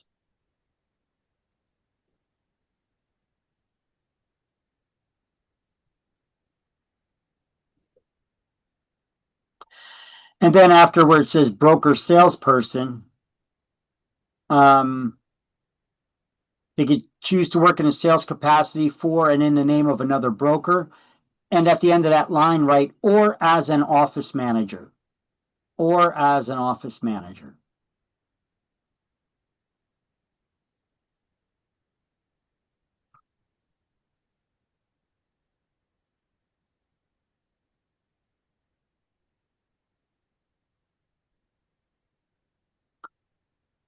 And then where it says salesperson licensed with a real estate referral company, the abbreviation for that is SLWRERC. That's the way you may see it. They may not say it, spell out all the words. They may just give you that abbreviation. So just write that above salesperson licensed with a real estate referral company. SLWRERC. We used to just call them referral agents, but there was some kind of NAR lawsuit against the state because whatever reason. So now referral agents are called salespersons licensed with a real estate referral company. Used to be that referral agents can hang their license with any brokerage because there was only one kind of brokerage license for a real estate company out there. You were hired you had a brokerage license. Well, now there's a regular brokerage license and there's a referral agency license. So there's a new type of brokerage license out there now too, which we'll have on a different slide. So referral agents can only be licensed with referral companies, not traditional brokerages anymore. Now, I'll get into deeper what a referral agent is, but I'm giving you guys time first to concentrate on writing your notes here and doing the highlights, and then I'll get into the full explanations of this stuff. So under that referral agent there, you're going to write they're exempt from CE classes to renew their license.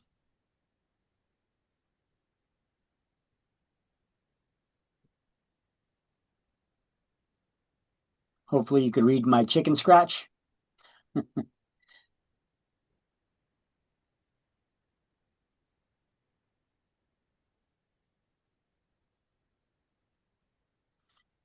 And here it says everybody's license renews every 2 years, and it expires on June 30th of odd numbered years. Well, your license doesn't expire. It becomes inactive, and you could still reactivate it. But your license is still good on June 30th. If you didn't renew it by June 30th, the next day, July 1st, it becomes inactive.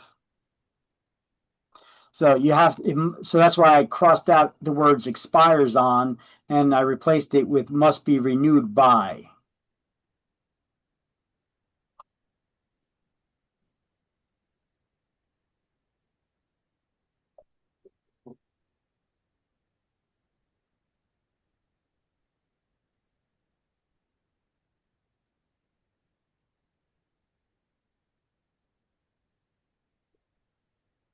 All right. And I got a little note down here at the bottom. that I also, whoop, little note here at the bottom. Only a broker can be a realtor, and a broker person or salesperson would be a realtor dash associate. Can Because you explain that? yeah, Can you explain that? yeah.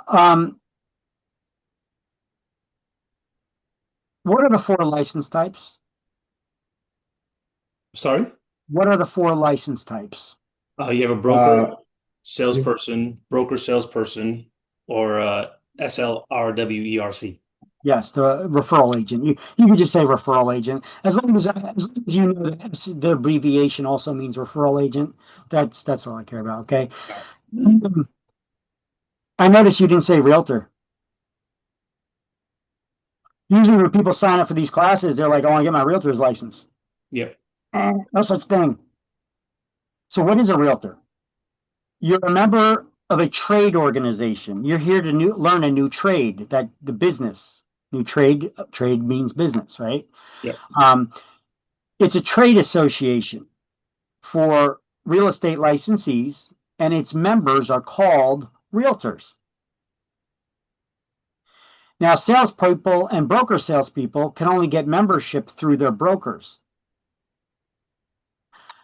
So the broker is the member, so they're the realtor. And you have membership through your association of that broker.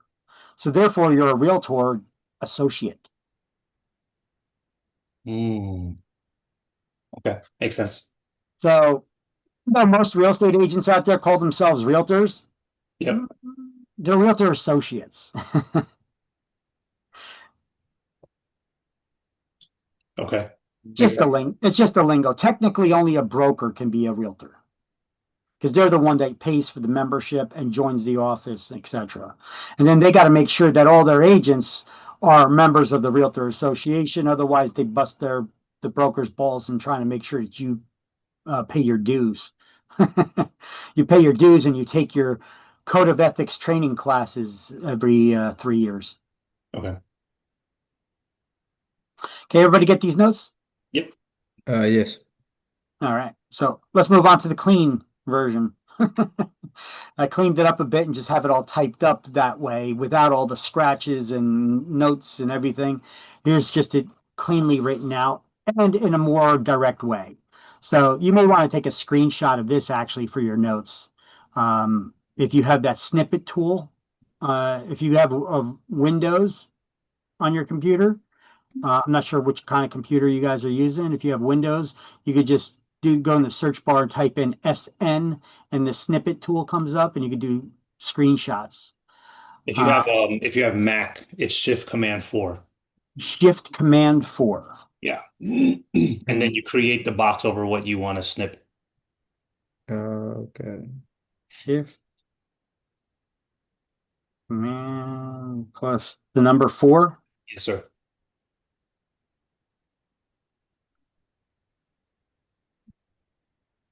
Um,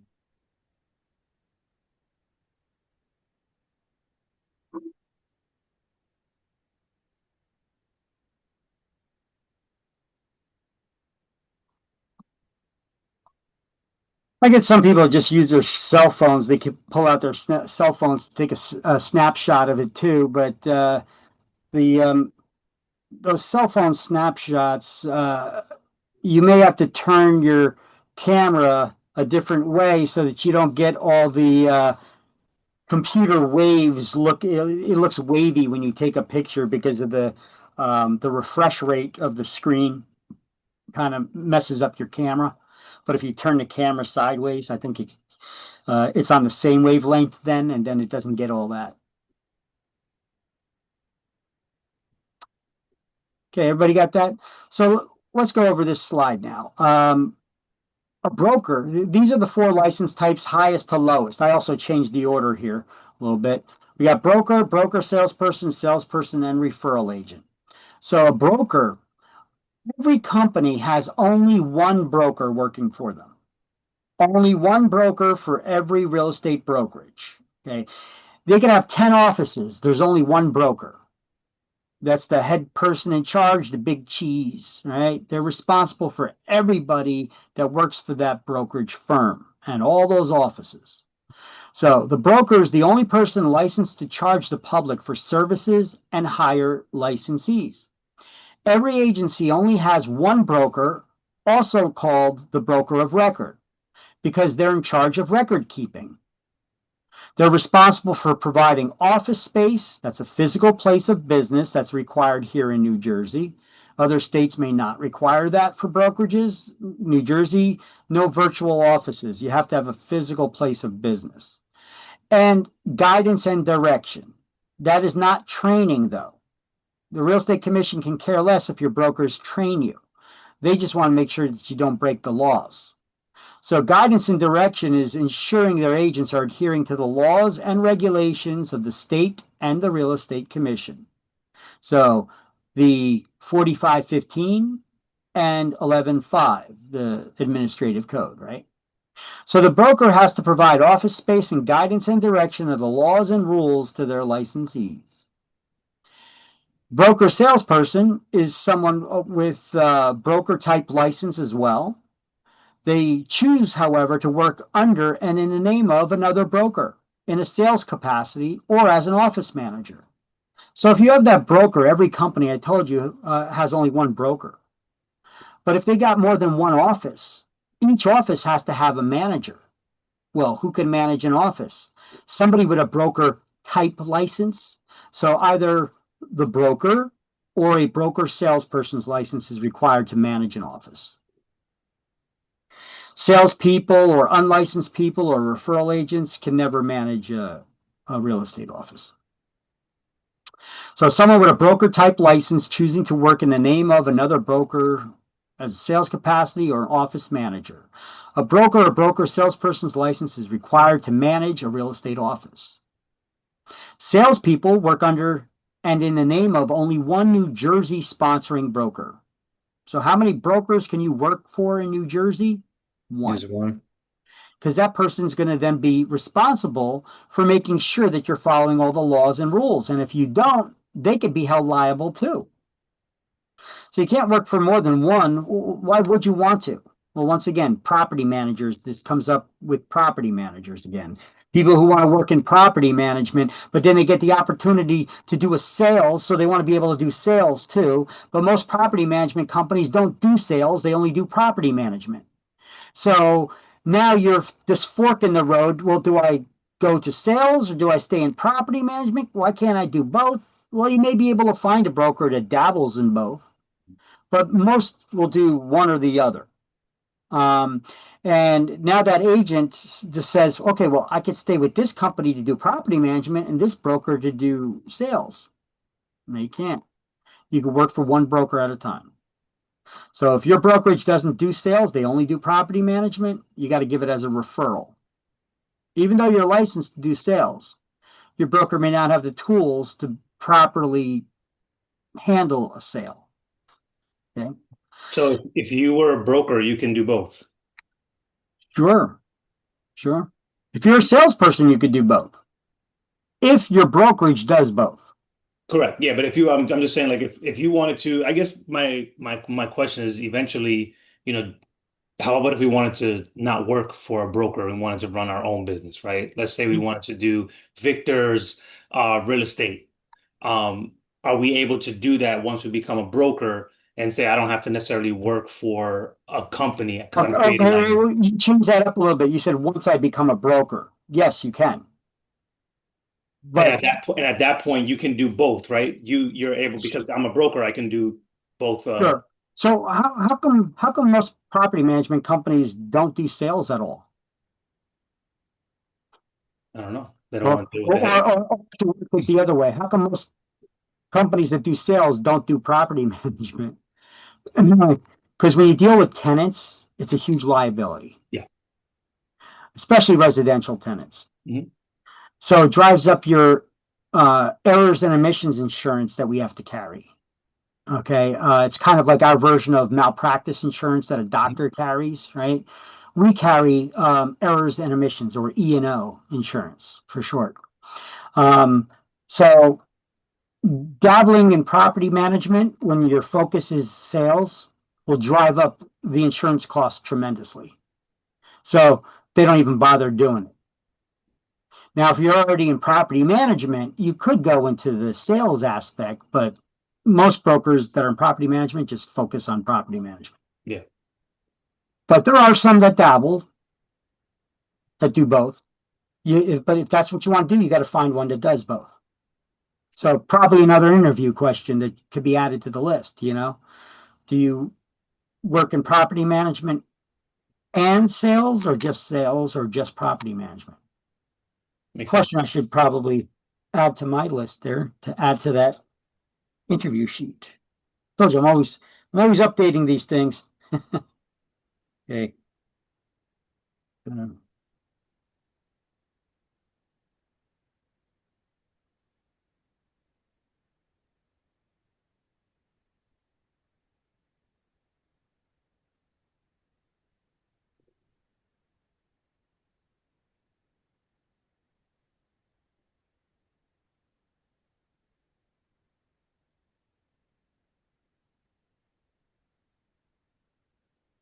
Interesting.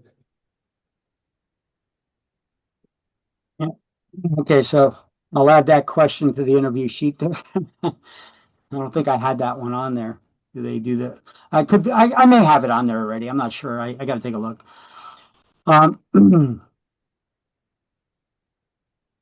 So if the broker is the only one that can charge the public services, fees for services performed, how do we make money as salespeople? They take a cut, right? Well, we charge the public. We're authorized agents of the broker, and we charge the public fees for services performed in the name of the broker or the brokerage, the company that the broker is the manager of. Yeah. So once you get your salesperson license, you can't just go out there and be like, oh, I'm going to charge my own commissions directly, and they pay me. No, all payments have to go to the broker. And then the broker splits that with you according to whatever your employment agreement with them, or I should say independent contractor agreement with them says. Because most likely you're not going to be an employee, you're going to be an independent contractor. And we'll go over in this chapter what the difference is, or is it the next chapter? Well, one of these chapters, what the difference is between an employee and an independent contractor. And it's just basically, if you ever worked for somebody else before, you're an employee. You know how when they pay you your check, they take out all kinds of taxes and Social Security and unemployment and all that stuff. Well, as an independent contractor working for a broker, they don't take any deductions out whatsoever. You have to pay them at the end of the year. So that commission that you earned, don't go blowing it all in one place. You need to allocate some of it to the side because you're going to have to pay, Uncle Sam there at the end of the day. So keep some of that money to the side. Now, how much money? Well, that's to be discussed between you and your accountant. I would say it's about 15%. Now, as far as taxes go, that's a different story. But for the basic unemployment taxes and such, independent contractors, usually it's around. I got the exact number written somewhere here. I don't know, but I got so many scrap paper notes right now in front of me. I can't. It's about 15%. It's like 14 point something. Let me see. All right, I'm not going to go trying to find it through all my scrap papers right now in front of me. My little sticky pads, got a million of them in front of me. Yeah, it's about 15%. But consult with your own accountants because, I'm not a financial expert, blah, blah, blah, disclosure, avoid liability. Okay. Talk to your own accountants. So let's see, referral agents, well, they can only work for a referral company. That's why they call them salespersons licensed with real estate referral company. Because in the past, it was brokerages only had a brokerage license. That's it. There was only one type of license for a real estate brokerage. It was a brokerage license. Now you have your traditional real estate brokerage license, and you have one that just hangs the licenses of referral agents who only refer business prospects and leads. Okay. They don't actively work with buyers and sellers and landlords and tenants. They only refer that business leads to their broker, who then assigns them, sends those leads out to a brokerage that has brokers and salespeople working for them, and they work directly with those clients. And when they close on a deal, before they split their commission with their broker, they take the referral fee off the top, send it to the referral company, and then that referral broker splits the commission with their referral agent. You guys follow that, or did you get lost in that? Can you one more time, just to make Okay. sure. Sure. Mhm. So if you're a referral agent, you're forbidden from working directly with the public. You don't get access to the MLS. You don't take people out showing them houses or listing properties for sale. If you're a referral agent, you have somebody who wants to buy a house or sell a house. You refer that business through your company to a different company that has broker salespeople and salespeople working for it. So they're going to have to sign a referral agreement that agrees that if they close on a deal with this referred client that you sent them, if they close on that deal, how much of the commission, whatever the commission is, what percentage of that commission do they need to share with your company? Typically it's 25%, but it's all negotiable. It could be higher, but typically it's 25% of the total commission that they take. Now, if that 25%, now they close on a deal, that 25% gets paid to your broker, and then that broker splits that with you according to whatever your commission split is. Now, with referral agents, commission splits are usually a lot higher than traditional brokerage firms because it's only 25%. It's only 25% of the deal that's being, commission that's being split there. Mhm. But with the with the regular brokerage, they split their commission then with whatever's left over amongst the broker and the salesperson. Okay. Yeah. Got to put a graph on screen about those commission splits, but there's so many different graphs that can be had though, because it can be split so many different ways. But there's a project I could work on. Okay, so the referral agents can only work for referral companies, which only have referral agents working for them. Now, brokers, broker salespeople, and salespeople, when do you got to renew your license by? Is it July? Well, June 30th. June 30th. June 30, yeah, but it says it will Of be odd coming. numbered years. Of odd number years. So that basically says that your license is typically good for 2 years. Depending on the first time you get your license, it depends on when you got the license. You may not enjoy the full 2 years depending when you got the license. But everybody's license renews at the same time. June 30th, odd numbered years. Okay. So before you could renew your license, though, you need to take 12 hours of continuing education classes within that 2 years. All right. Referral agents are not required to take any CE. These continuing education, CE is short for continuing education classes. Okay. So we'll go over the CE in the next coming slides. It's coming up next. Okay. Now, if you notice, we did not, and we already got into this conversation here, we didn't use the term realtor for any of the license types. The 4 license types: broker, broker salesperson, salesperson, and referral agent. Realtor and realtor associate are members of NAR, the National Association of Realtors, which is a trade organization whose members are called realtors. Okay. So it's not a license type. Members of a private trade or association group called NAR, National Association of Realtors, which has nothing to do with state licensing. So if they have their own rules and you don't abide by their rules, does it affect your license? No, not necessarily. Not unless it's also in line with one of the state laws. They follow a strict code of ethics called the Realtor Code of Ethics, and that's been around since 1913. Now, when you initially get your license and you hang it at a broker's office, you're going to get membership in whatever realtors organization your broker's a member of. There are local associations, state associations, and NAR, national associations. You will be members of 3 realtors associations, whichever local one your broker's a member of. And when you pay the dues for becoming a member of that one, they'll also sign you up for the state and NAR, national.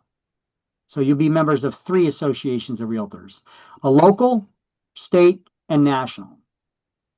The local will charge you the fee for all 3. And then you'll get a realtor ID number, NRDIS number, National Realtor Database System number, NRDS number. And you need to complete the Realtors Code of Ethics training class within 45 days of your membership. And then every 3 years thereafter. Now, their classes, their ethics classes, have nothing to do with the ethics classes that are required by the Real Estate Commission. They're different code of ethics.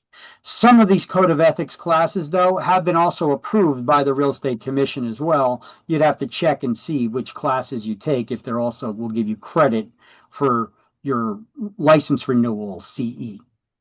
Okay.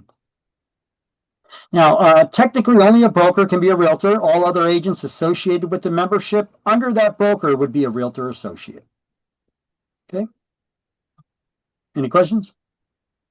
The fee is a monthly fee, almost like a union, or is it like a upfront fee? How does that work? It's an annual fee. Yeah, it's an annual fee. Okay. Yeah. Listen, like I said, I tell people, I even put it on our website, that there's a cost involved with getting started in real estate. I think I'm the only school that actually puts up an estimate of how much money you need to have to get started in real estate. Now, you don't really need all this money up front because you're taking class first, and then you get signed up at a brokerage, and you don't need all the tools all at once. However, you do have some time to build up. Like when you get started working at most real estate brokerages, you got to pay errors and omissions insurance up front. Okay. Some brokers may charge you and take it out of your first commission. Some brokers will charge you out of each transaction, they'll take some. That's another question on an interview sheet for brokers. How much you charge for E&O insurance, and do I got to pay it all up front, or will you take it out of each transaction? How does it work? Okay. Now, when you take it out of each transaction, it's cheaper to get started in real estate, but it's more expensive in the long run. If you pay it up front, it averages between $450 and $600, probably more along the lines of $600 a year. Okay. Now, don't get freaked out. Your first commission on a cheap house will more than pay all of your expenses for the year. Okay. And then everything after that is gravy. Okay. So I tell people when they're getting started with the school, with the tests, with the licensing, with the Realtors Association dues, with becoming members of MLSs, with getting started with, let's just say your broker doesn't give you anything, so you got to get your own business cards and maybe start your own website, and all of those expenses to get a good start in real estate. You need about $2,000. Okay, but I'd say between $1,500 and $2,000 to get a good start in real estate. You're going to need. Okay, but Initially, you could get started with a lot less, but you're going to need to buy these things, and depends on your brokerage. Do they charge you that E&O insurance up front? That's $600 right there. So the interview questions that I give you when interviewing with brokers, it's important. That's why I try to put together these lists to help you guys out. Once again, another thing that our school offers, but other schools do not. These are start. I don't know why they don't. These are maybe they don't want to scare students away. Maybe that's why our classes are small. where we're telling people, up front the expenses that you need to get started in real estate. Okay, but once again, you don't need them all at once. But these are a realistic figure. Is about $2,000, $1,500 to $2,000 to get a good start. That includes the school, the licensing, the exams, the fingerprinting, the membership in the realtors associations, the MLSs, some starting up budget to do some marketing for yourselves, stuff like that. Okay, so we're done with this slide. Any other questions? Nope.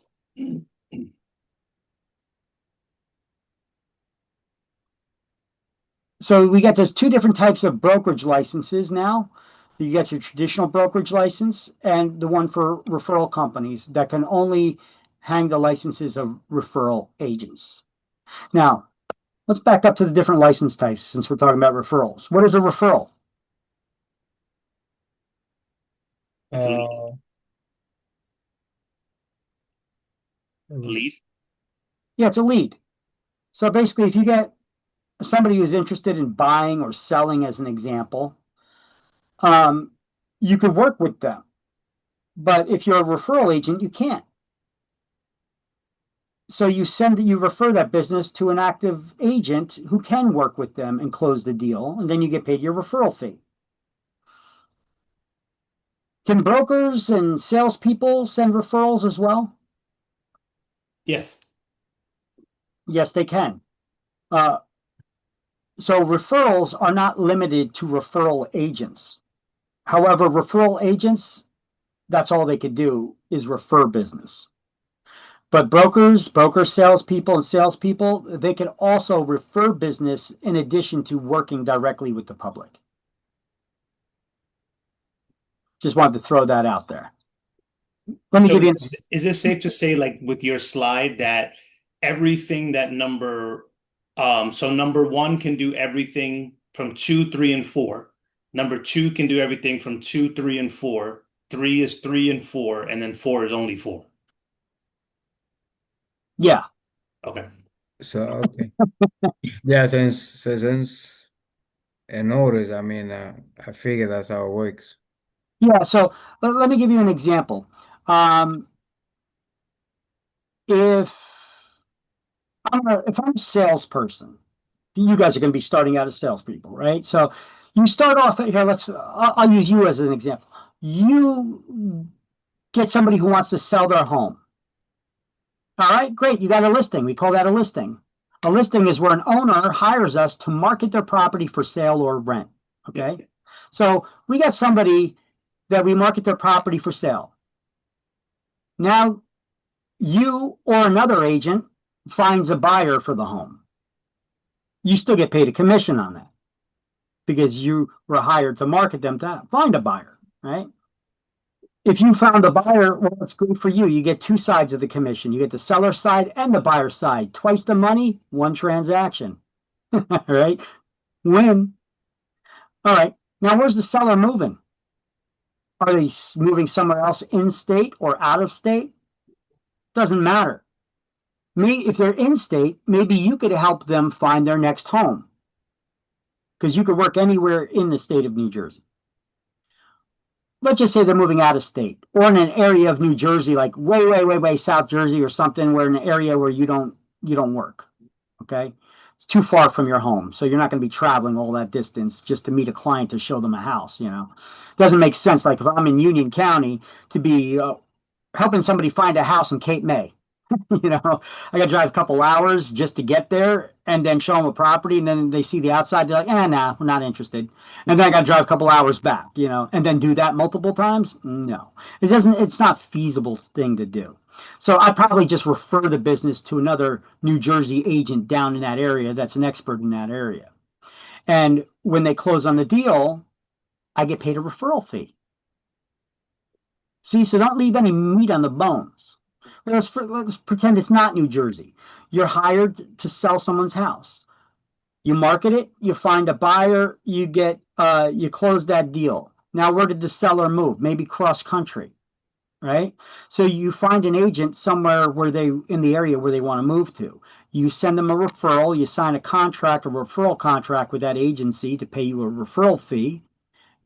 If they close on that deal with them, they find them something. And then we get paid what? Let's just keep it at 25% of whatever the total commission is, right?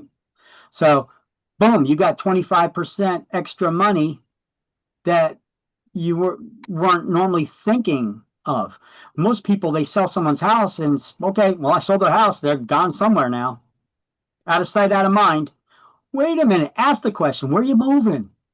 If it's somewhere locally, you want to find another house, I can help you do that and earn another commission, right? Or I could refer your business somewhere. If it's an area that I don't work, I could find you a good agent and earn another 25%. You still got to split it with your broker, but 80, 90% split's not bad of 25%. That's extra money that you didn't normally have, right? So here, let's just take a look and see what that would be. Let me open up my calculator here on my cell phone.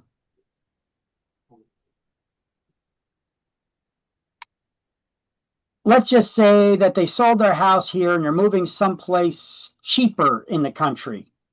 Let's just say they're buying a $300,000 house. Okay. And let's just say the commission is only, let's say the commission is really low. It's 2%. So times 2%. 6,000. Okay. So off the top of that 6,000, we're getting a 25% referral fee. So times 25%, that's $1,500. And let's say we're on an 80% split with our brokers. So times 80%, we're getting $1,200 for doing what? Making a phone call. Making a phone call every phone. Is it worth it? Yeah, it is worth. See, I mean, if you can get meat on the bones that you got for the picking. Don't leave the meat on the bones. Pick it clean. Get everything you can out of the deal. Yeah, I'm sorry, Kevin. You had a question there. So you can get three different transactions though, like by money from three different sources. Yeah, you could get the money from the sale, from the seller's commission. If you were the one that actually brings in the buyer, you could get the buyer's side of the commission as well. So double the commission, one transaction there, right? And you could earn a referral fee for referring that seller somewhere else, and then they buy something somewhere else. Yeah, that sounds good. it sounds real good. You see how real estate can be very profitable? It does take a couple bucks to get started, but listen, let's just say it's $2,000, even if it were $3,000 to get started in real estate. What other industry can you have the possibility for making so much money in with only requiring a high school diploma? I mean, you could make more money than attorneys in this business. The attorneys that are helping us close the transactions, we could be making more on the commissions than these attorneys are getting paid. And you just have a high school diploma. Those attorneys still have years of college debt that they're still paying off. Right? All you got to be is be a good people person. Don't try to be a good communicator. Communication's key in this business. You say you're going to do something, do it. You say you're going to get back to them on something, get back to them. Poor communication, it will kill your business, and that's the major complaint against most real estate agents. They didn't get back to me, or it took them a while, in an age where you guys probably have your cell phones within arm's reach of you right now, right? Mhm. You guys have your cell phones within arm's reach of you? There's Mhm. no reason why you shouldn't be able to get back to somebody like that. Right? So they do an inquiry on your website or they call you up and they're leaving a message because you're in a class right now. Hey, first break, give it a call back, respond to your messages, right? That makes you already a better agent than most agents out there if you do that as a brand new agent. So, and I'll give you tips throughout this course of ways to become a much better agent than agents that have already been in the business for ages. Educate your clients. Treat them all like you guys are starting this class, and I'm not acting like you guys know anything about anything. I'm explaining to you like the math stuff. I'm explaining to you like the most basic stuff. I don't assume that you know anything. I'm explaining to you everything along the step of the way. Do the same thing for your clients. They appreciate it. What's this form you're having me sign? Don't make them ask. Explain to them. Okay, here, this is the first document I got to give to you. This explains the different ways that an agency can work with you. Boom, sign right here. This is called this consumer information statement. It's not a contract, it's just a disclosure of the different ways we can work with you. However, now we have the laws have changed in the advent of this NAR lawsuit that happened recently, that we now have to enter into a contract with any buyers or renters that were buyers, sellers, or renters or landlords that we're dealing with, called the brokerage service agreement, stating how we're working with you, how much we're charging for our commission if the seller's not paying it, how much you'll have to pay. Okay, we have to have this all stated out now in what we call a BSA, a brokerage service agreement, which we'll get into in the coming chapters. Don't want to put too much on you right now. But you educate them, explain things to them. Why am I having you sign this form? Well, this form explains to you all the things that are wrong with the house that the seller disclosed, and it also helps limit the liability in the event of a lawsuit for the seller anyway. Okay. So, Mr. and Mrs. Seller, I'm having you fill out the seller property condition disclosure report. I'm having you be honest about it. Uh, any problems you're aware of the house or any improvements you did to the house, fill everything out, be as honest as you can, and completely fill it out. And then we give it to potential buyers. And it's up to them then to verify this information on their own. But by you being honest and disclosing everything, um, I'm helping limit your liability in the event of a lawsuit. There's nothing that could prevent you from getting sued, but I could help limit your liability to actual damages. Because if you don't fill this form out and you're not honest on it when you do fill it out, courts can hold you liable for treble. That's triple the cost of the actual damages. Okay. So see how by explaining the forms that you're having them sign, you're educating your clients. They now value what you're doing for them. Otherwise, they just say, "Oh, my agent stuck a bunch of forms in my face and they had me sign up. I had a lot of paperwork I had to sign. I don't know what the hell I signed. They probably signed my life away." You know, and it's serious. I get so many people that join these classes that, oh, I see my agent. I just bought a house and my agent said I could get my license. I could make good money on the side. Da, da, da, da. And yeah, they never explained this to me. They never explained that to me. So, and they just went through this process. So by you explaining and educating your clients, you can become better agents. And All also right. build that trust as well. You're building that trust as well. They see that you're doing something for them, right? You're looking out for their best interest. Otherwise, you're a paper pusher sticking all kinds of papers in their face to sign. You don't know what it was because I don't remember if they even explained it to me. You know, um, it's a lot better when you explain things in a simple way. You don't need to read things word for word to your clients. All right. I put together a slide like this for you. How much does it cost to initially get your license and to renew it? Well, salespeople and referral agents, it's $160. It's $100 for the license, $50 for the background check, and $10 goes to something called the guarantee fund, which we're going to learn about at the end of this chapter. Now, with brokers and broker salespeople, all the additional things are double. So, $270. It's $200 for the license, the same $50 for the background check, and they pay $20 to the guarantee fund. So $270. Now, when it comes time for renewal of the license, well, you don't need to do the background checks or pay into the guarantee fund again. So salespeople and referral agents, it's $100 to renew your license every 2 years. Every 2 years. And for brokers and broker salespeople, it's $200. It's double. And when do your licenses need to be renewed by? June 30th, June 30. odd numbered years, right? Now, look, I even got the cross-reference in this book, page 2 and page 7. We went over that. Now, if it's not renewed by June 30th of odd number years, your license will become inactive. It expires on July 1st, the next day, but it's still good on June 30th. So be careful for tricky questions on exams about that. And inactive licenses can be reactivated for an additional fee. Yeah. You know, with the state, everything's an additional fee. You know, so after that, it'll become void. So your license can be reactivated within the next licensing term, which is one licensing term is 2 years. If you don't reactivate your license within that time frame, you lose it. It becomes void. And you'd have to come back to school and start all over again. All right, so let's see. Expires on July 1st, the next day. There's a question at the end of this chapter. Let me see.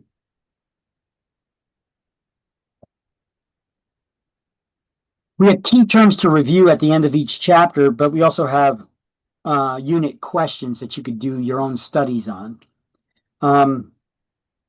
Question number 19. Go to page 14 for a second, guys. And question number 19. It says, in order to avoid an additional processing fee, you guys have that? By what date should licensees complete their required continuing education course? Wait, page 14? Oh, wait, that's about CE. That's not about renewal of the license.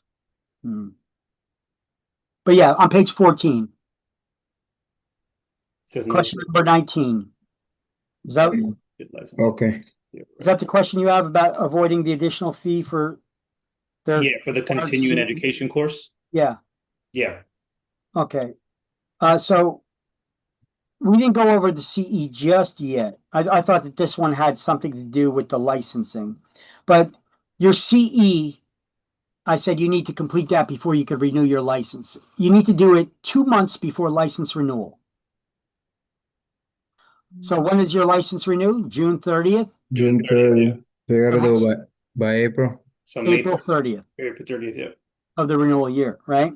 So let's see what the answer options are here on this question. Prior to, what do you have listed for A as your answer? Prior to May 1st of the renewal year. Okay, Kevin, you got the same wording there? Wait, what question is that? 19 on page 14. Yeah, 19, I got. Letter A. What is the answer for letter A there? May 1st of the renewal year. Does it say prior to, or does it just say May 1st? It say May 1st. Okay, you see, some books, they have it says prior to, some it says May 1st, okay? So it's a perfect example. You both have different thing. On mine, I have it say prior to. Okay, well, so answer option, cross out the word prior, Jonathan, on yours.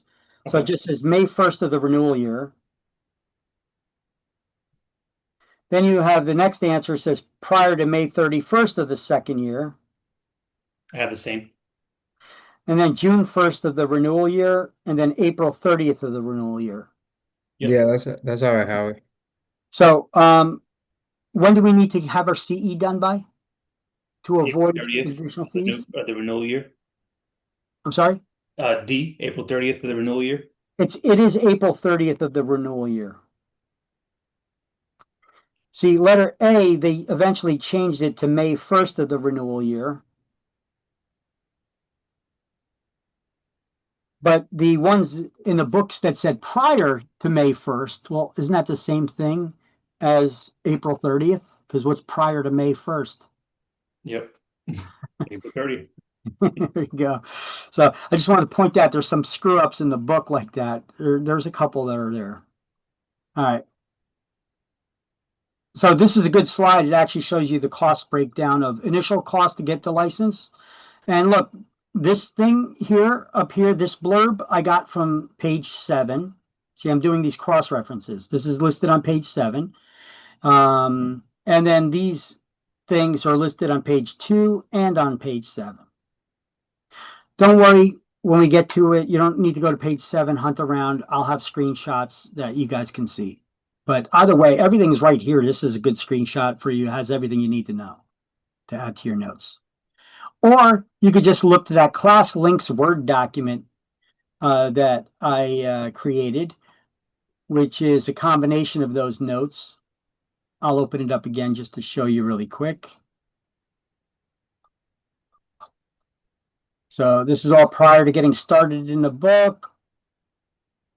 And then it eventually comes down chapter 1. We went over the disqualifying things to get the license, who must be licensed, all those links that I shared with you. Okay, and some things we did not go over yet, the CE. Let's see.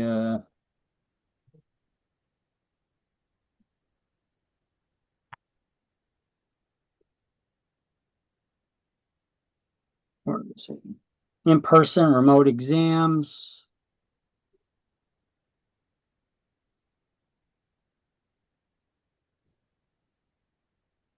Okay, 4 types of licenses. Realtor's not a license type. Traditional brokerage. How much does it cost to get your license? All that stuff. That's what we're doing right now. And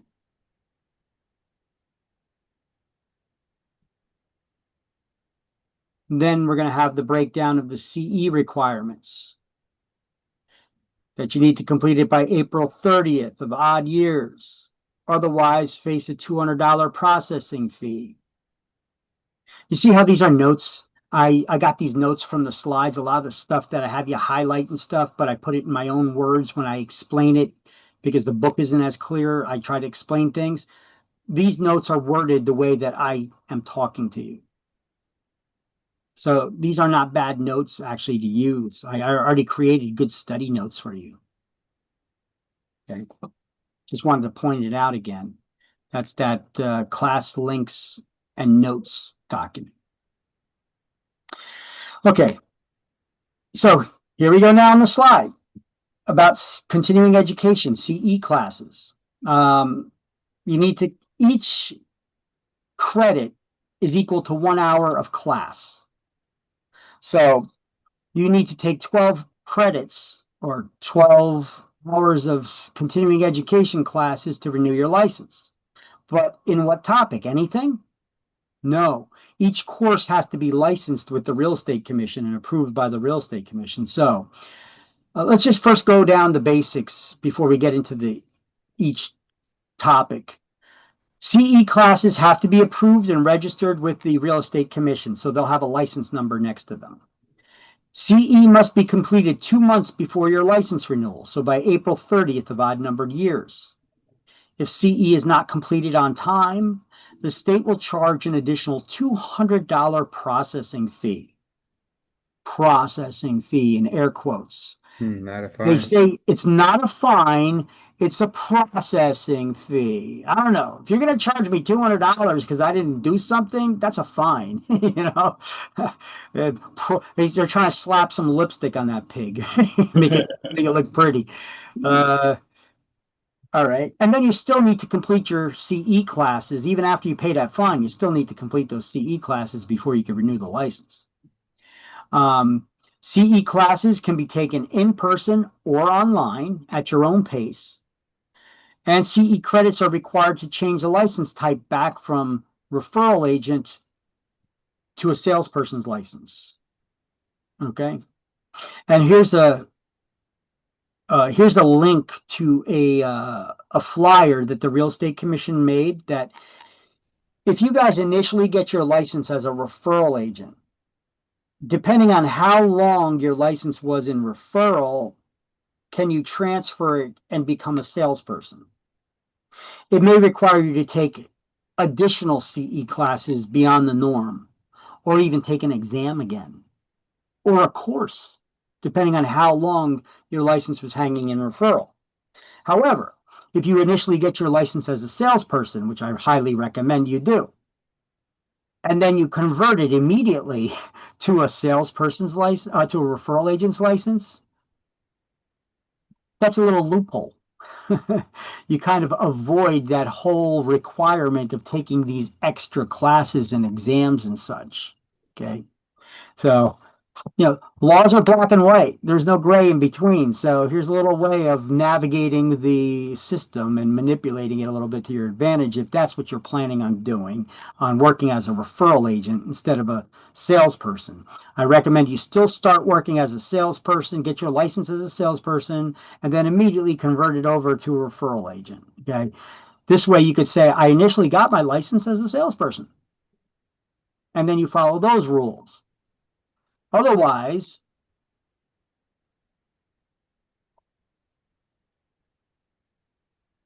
Is there anything like that for being a broker? yeah, look, if you are licensed, can you see this? Yeah. Okay, so it says a licensed referral agent who was not previously licensed as a broker, salesperson, or salesperson who has been licensed as a referral agent initially. If you were licensed for less than 1 year, you could get your license converted back to a salesperson or converted back to a broker salesperson right away, okay, without being required to complete any CE. But if it's between 1 year and 6 years, you have to take and complete 24 hours of CE. So that's double what the normal is. And it has to be in all core topics. If it's more than 6 immediately preceding years, then you have to complete the entire pre-licensure education course again and take a state exam. And no CEs required. Okay. Now, if you initially start and you were previously licensed as a broker salesperson, or salesperson who then converted their license to a referral agent, well, if you were there for less than 3 years as a salesperson, you need to complete 12 hours of CE. If it's more than 3 years but less than 6, you have to complete 18 hours of CE within 2 years. And if it's more than 6, then you need to complete 30 hours of CE. 24 hours shall be in core ethics and whatever, and agency, and shall pass a salesperson license exam. But you don't need to retake the course, the whole 75-hour salesperson course again. Okay, so there is a difference, but once again, it depends on how long your license has been hanging as a referral agent. But this is that guide for you. So this guide is all in the notes. So how long do you need to be a salesperson to become a broker? 3 years full time. 3 years full time. Now, what do they consider full time? You're going down a rabbit hole. I'm going to get to it. I keep answering your question. I don't want to go too far off because we're getting to it. Okay. But yeah, it's 3 years. Okay. Full time. Now, what full time is, that's a good question. I know you're going down that. That's a different thing. We'll get to it in this chapter. Trust me. Okay, so let's first stay on the CE here. So we're back to the slide for CE. You guys are back on the slide here, right? Yeah. Okay, so here's the breakdown of the CE classes. You have to take 6 in core topics and 6 in any other approved class. It could be core ethics, agency, fair housing, or electives. Did I remove electives? Any approved class. Electives should be on there.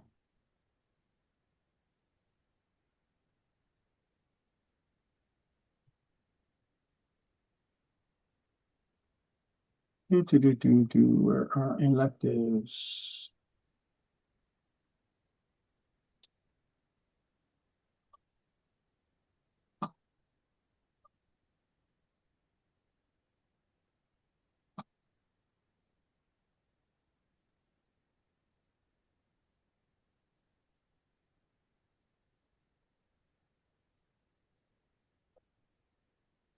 I got a little bit different wording on my in the class links Word document. So I'm going to update it here on this slideshow as well. That those 6 additional credits can be any approved class.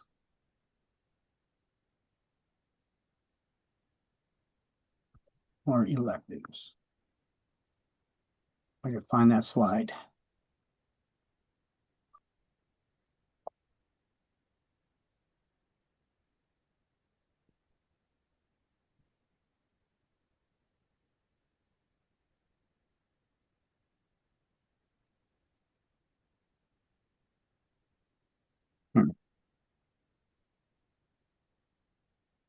So the 6 core classes are very specific. You have to have 2 credits or hours in ethics classes, 1 in fair housing, the New Jersey laws against discrimination, and 1 in agency. After that lawsuit, they created a new type of agency as well in New Jersey. So we have to take 1 additional in agency to know the different ways we could work with people. Buyer's agent, seller's agent, disclosed dual agent, so on and forth. And then 2 credits in any remaining core topic. And then the additional credits can be any approved class, whether they're core, ethics, agency, fair housing, or electives. And you could always check, because whoever you take these classes with has to report it to the state. They report it to PSI, the one who you took your state exam to get your license with. Well, they have a CE tracking system. So this is the link, the NJRECE. This is to the .psiexams.com. This is that CE tracking system where we could track our CE credits that are reported to the state that we've taken. Now, I'm going to show you. You're on mute. So I'm trying to move the Zoom controls around, and sometimes I hit that mute button. Okay, so on the next slide, I'm going to show you that CE tracking system and how it works. But newly licensed agents after June 30th in even numbered years will get CE credit for the licensing class for the first renewal term. We're in 2025 now. You guys, we're after June 30th, but we're not in the even number year yet. So you guys will still have to get, if you get licensed, if you get your license in 2025, you still need to take the 12 hours of CE classes. Okay. If you get licensed in 2026, you don't.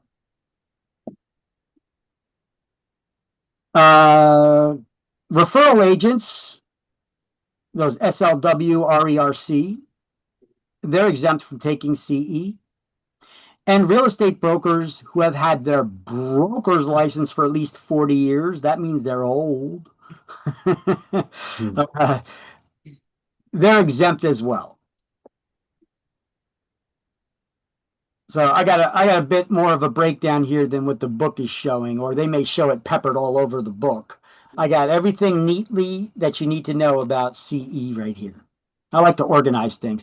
If you notice, I put who needs to be licensed, what's required for licensing. You need to take those CE class. I put everything in an order here, where the book has it coming up, but they're kind of like peppered all over on different pages. So I just like to put it together so it's easier for you to study. So what you're saying is it's best for us to not get licensed until January. Oh, you can get started right away. I'm just saying that if it starts ending, I mean, we got November and December stuff. You want to wait 2 months, that's on you. I'm going to study, make sure that, I know I got the test right, Yeah. So I mean, if you got the time to do it and you're not in a hurry, yeah, do that, and then you don't have to worry about CE for your first license renewal in 2027. But my question is, if we get the license by January, do we still gotta do the renewal by June? Or Yeah, no?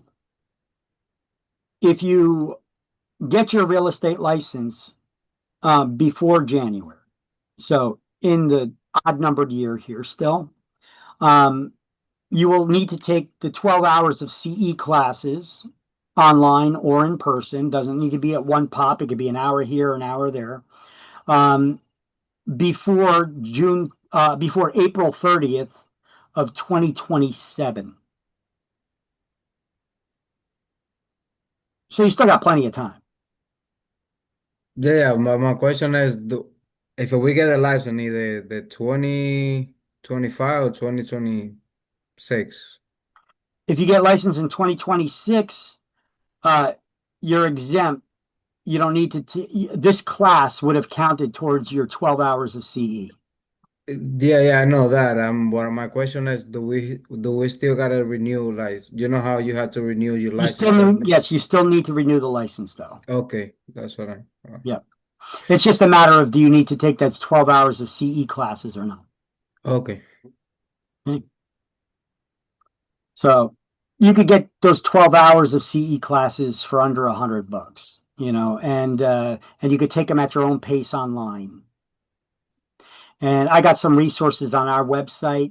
Right now, I'm not doing the CE right now, but I have another partner school that I do it through, and we give discounts. And they also, I like the way that their system is online for getting through it.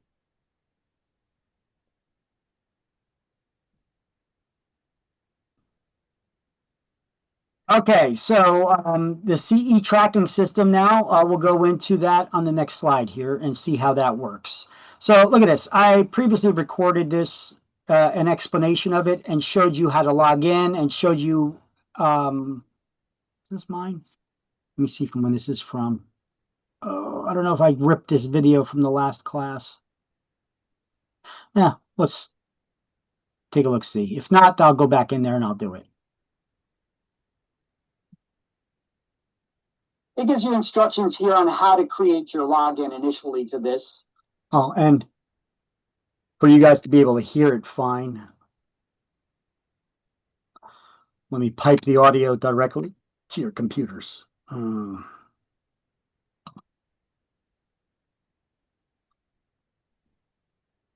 let me log in.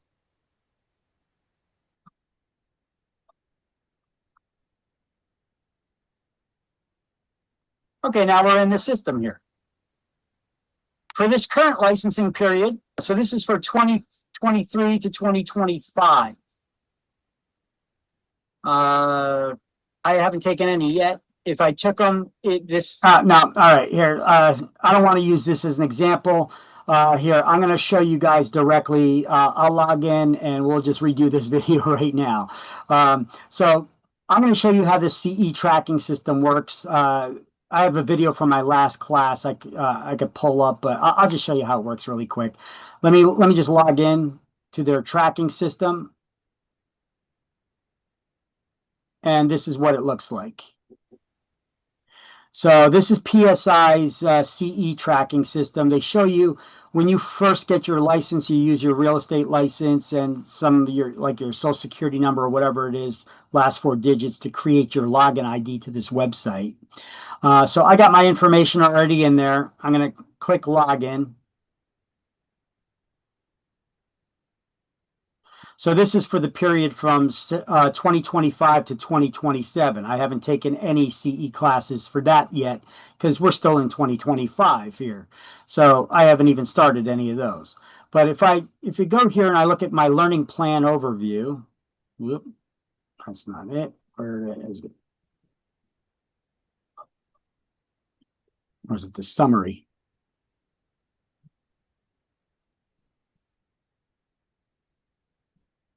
What the heck is it? Oh, learning plans. Okay, learning plans. There you go.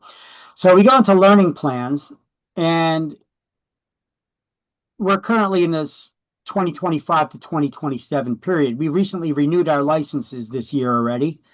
And you could see my learning plan since they started in 2011 to 2013 renewal period. That's the first time they required CE.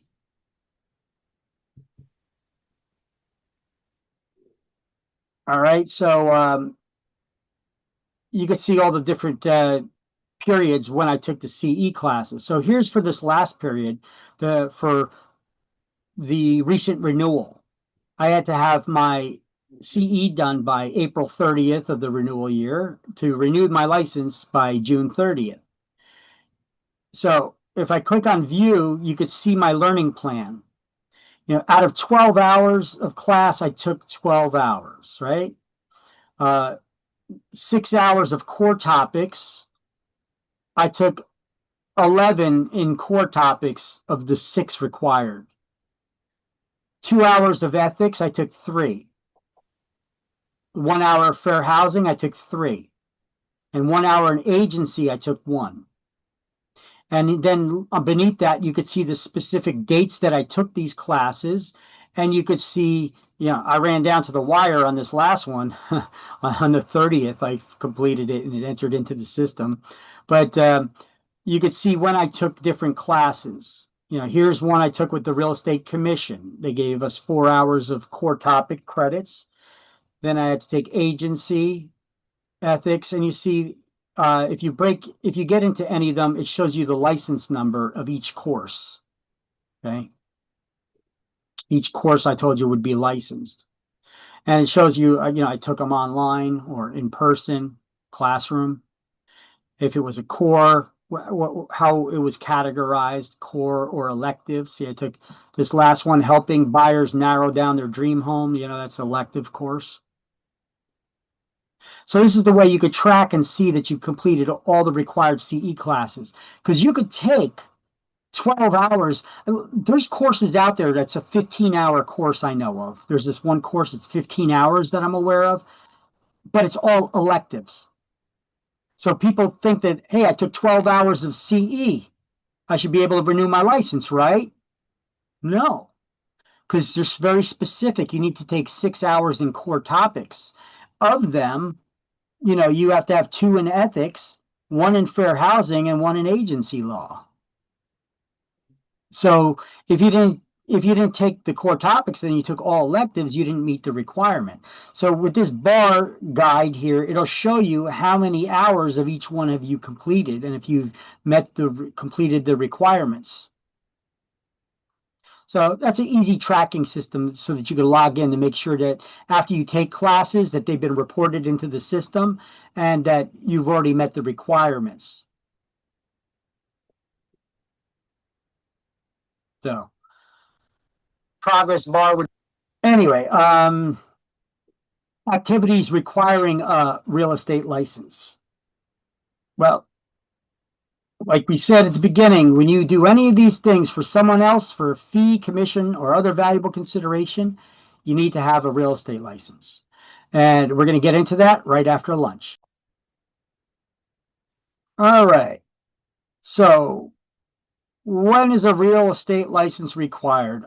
We can always reflect back to the very first line in chapter 1. Who needs to be licensed? Anyone who helps anyone else in a real estate transaction in exchange of anything of value, whether it's a payment, a fee, a gift or item, exchange of something of value, or for goods and services.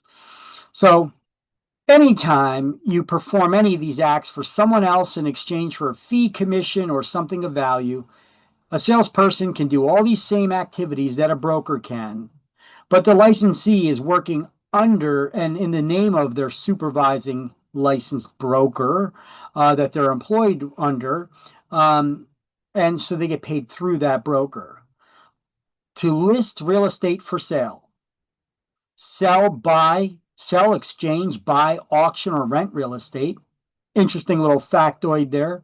No auctioneer's license in New Jersey. You figure that the nanny state of New Jersey that has licenses and fees for everything, that they would have an auctioneer's license. Nope. Collecting, however, if you're going to be selling houses at an auction, you need someone with a real estate license. Now, collecting rents for someone else, soliciting prospective purchasers or sellers. Yeah, so you can't get your cheap labor from your kids or, or anything like that. Negotiate a real estate loan, commercial loans. Sell lots or other parcels for a developer, or sell business opportunities that involve real estate. Which leads me to the next question I'm about to ask you. Do you need to have a real estate license to sell a business?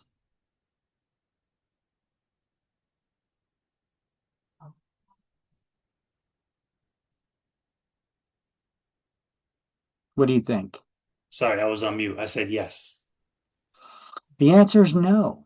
Really? You do not need a real estate license to sell a business Oh, it says it right there unless underneath it. real estate's involved.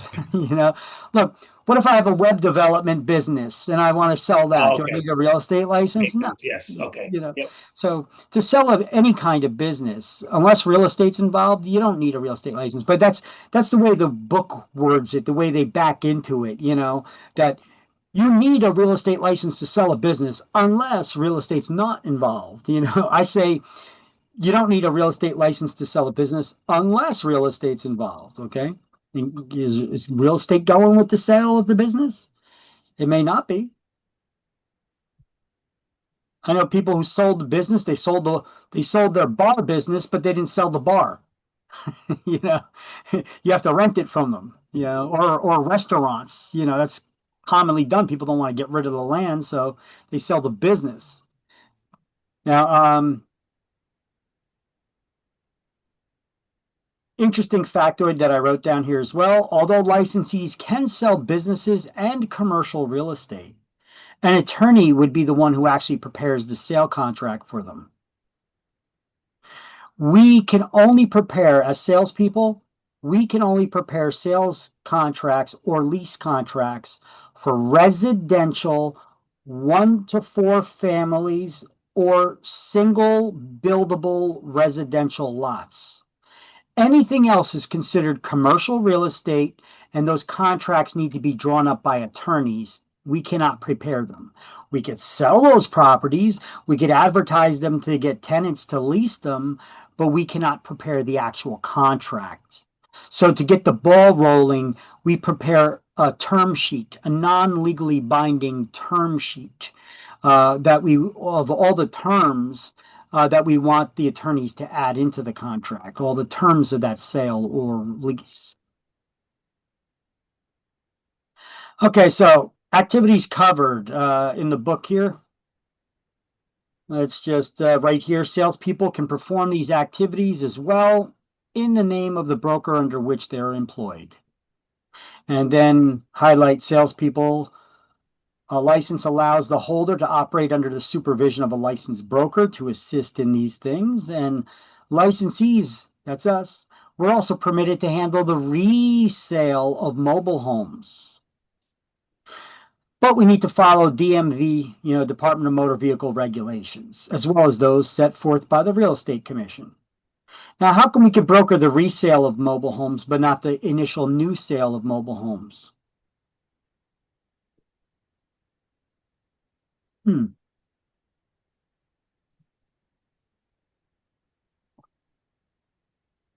Because we're not licensed motor vehicle dealers. That's why. So we're allowed to broker the resale of mobile homes, not the initial sale of them.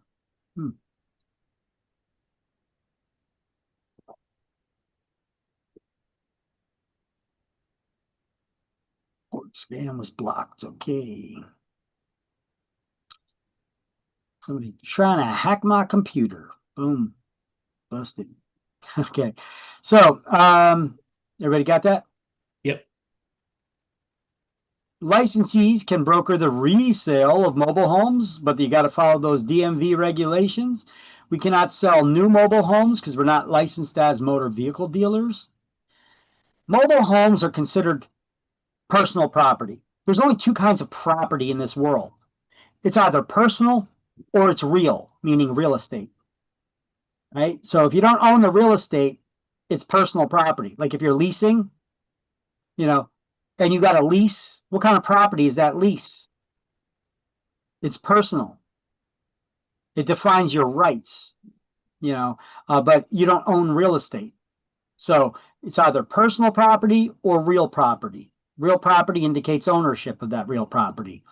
So unless the axles are permanently removed from a mobile home and it's attached to a foundation, only then would it be considered part of the real estate. But as long as it's got the axles on it and it's still a mobile unit, it's considered personal property. Got it?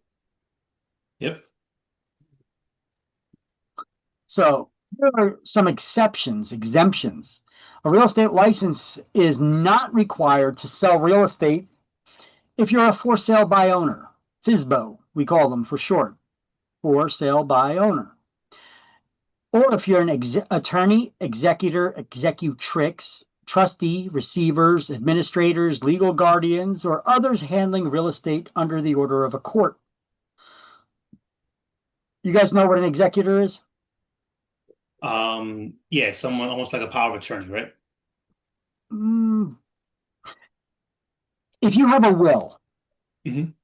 and last will and testament, like when you die, a will is the document that dictates who gets your stuff after you die.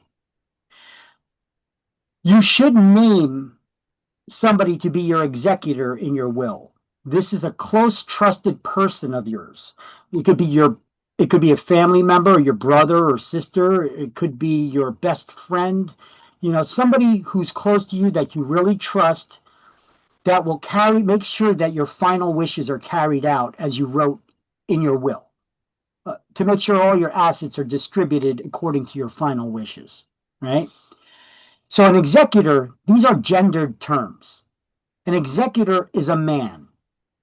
An executrix is a woman that you would name in a will to carry out these things, okay? So executor is a man that you name in the will. Executrix is a woman that you name in the will, a female. Okay? You notice I'm not rattling off any other genders because that's made up stuff. It's psychological. Yeah. This nonsense that we're seeing going on in the United States right now about, there's an unlimited number of genders. I don't want to get into that deeply, other than the fact that you can only do that in the United States and get away with that here. Why? Because of our language. The English language is not like most languages in the world that have gendered terms. Like, it doesn't matter if it's Italian or if it's Spanish, no matter what language that's out there, they're usually based on gender. Depending on who you're speaking to, you would structure your sentence differently, but in the United States, it's not like that. With the English language, you could say one sentence and it applies to everybody the same way.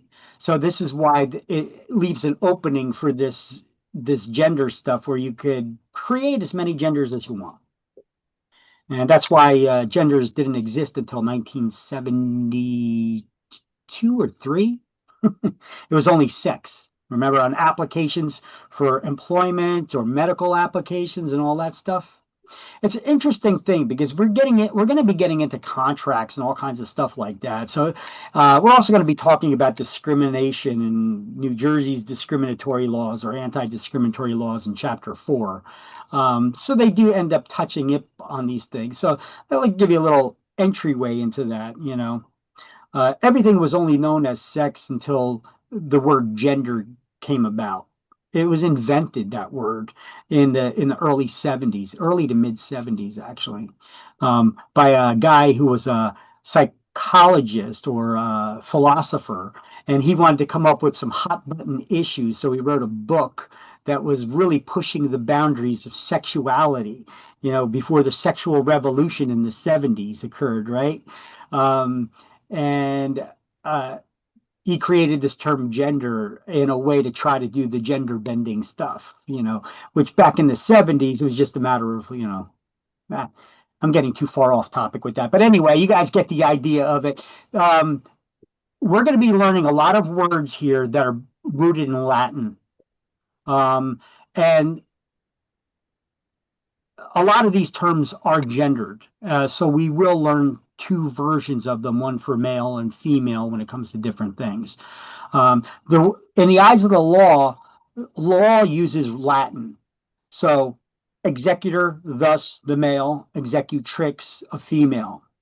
Now, if you do not name an executor or an executrix in your will, the court will appoint somebody to handle those duties, and they're called an administrator.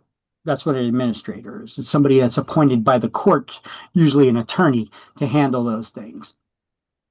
Banks and trust companies, they don't need a real estate license to sell properties that they own. And insurance companies, they don't need to have a real estate license to sell properties that they own. God knows banks would love to break into the real estate business and not be required to follow licensing laws that we have to follow to sell real estate. Now, attorneys are exempt while handling real estate in their normal practice of law, but an attorney who engages in the brokerage business of getting listings and working with buyers and sellers and renters, well, they have to get a real estate license just like you and I.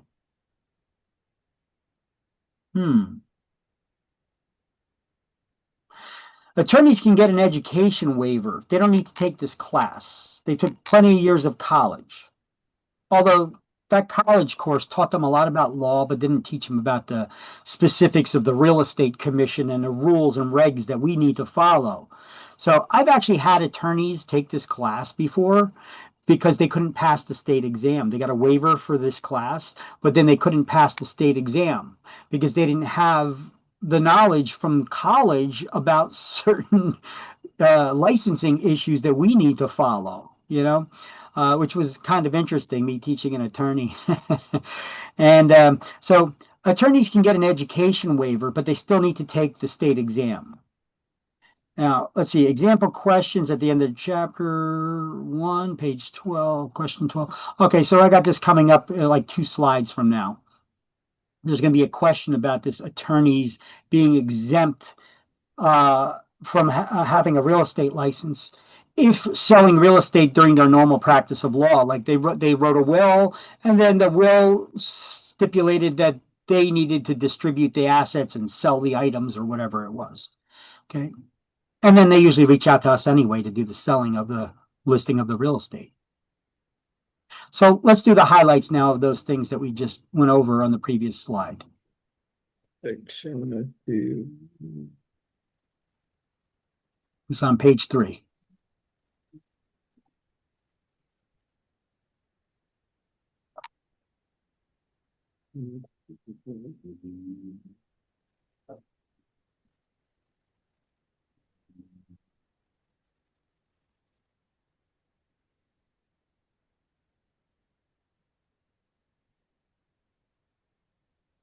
You'll probably get a question about those attorneys too, that they could get an exemption from this class, but they still need to take the state exam if they wish to engage in the brokerage business.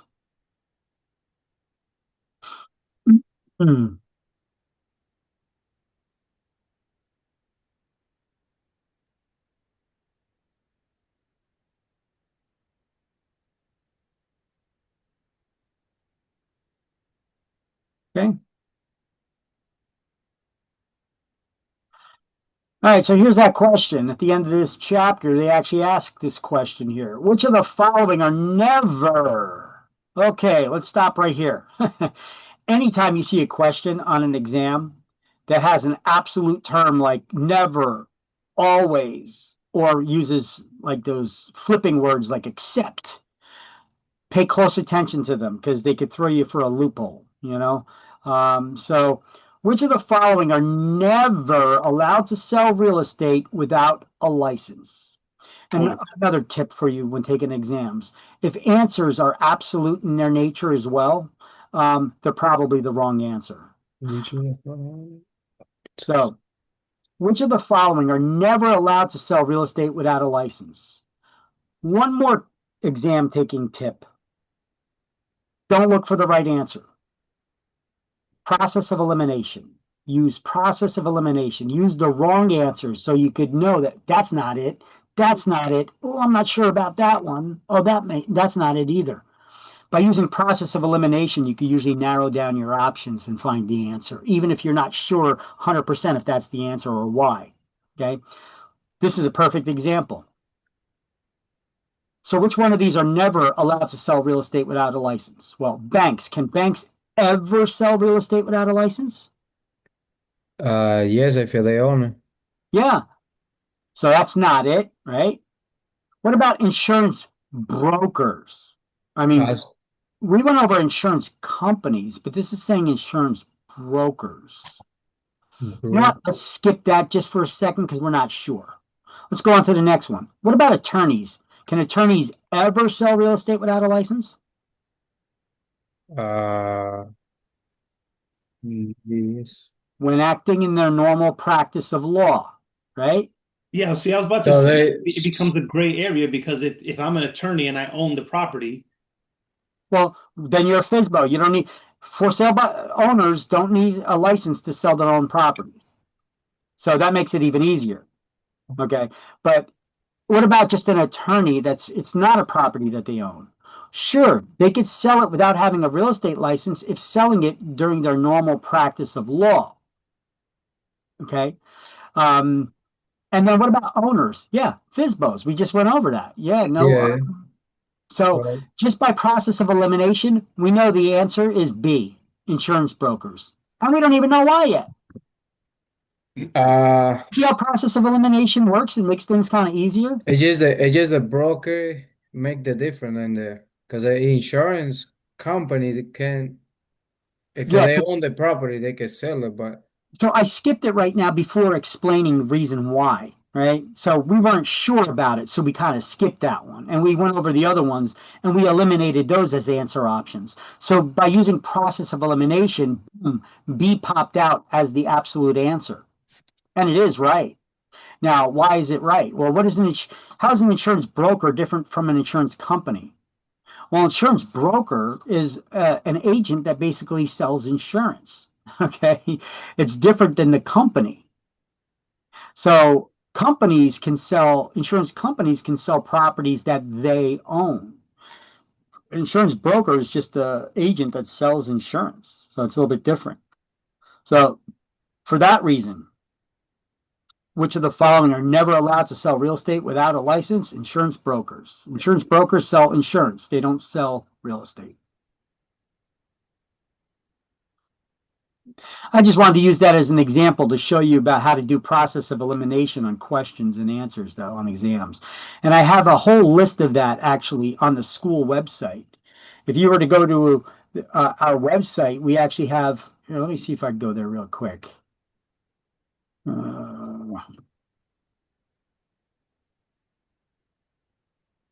Okay, so I went to our school website for you guys. You could check it out here.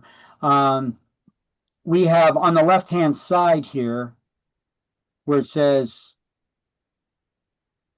salesperson school exam registration. There's a little downward arrow there to expand the menu.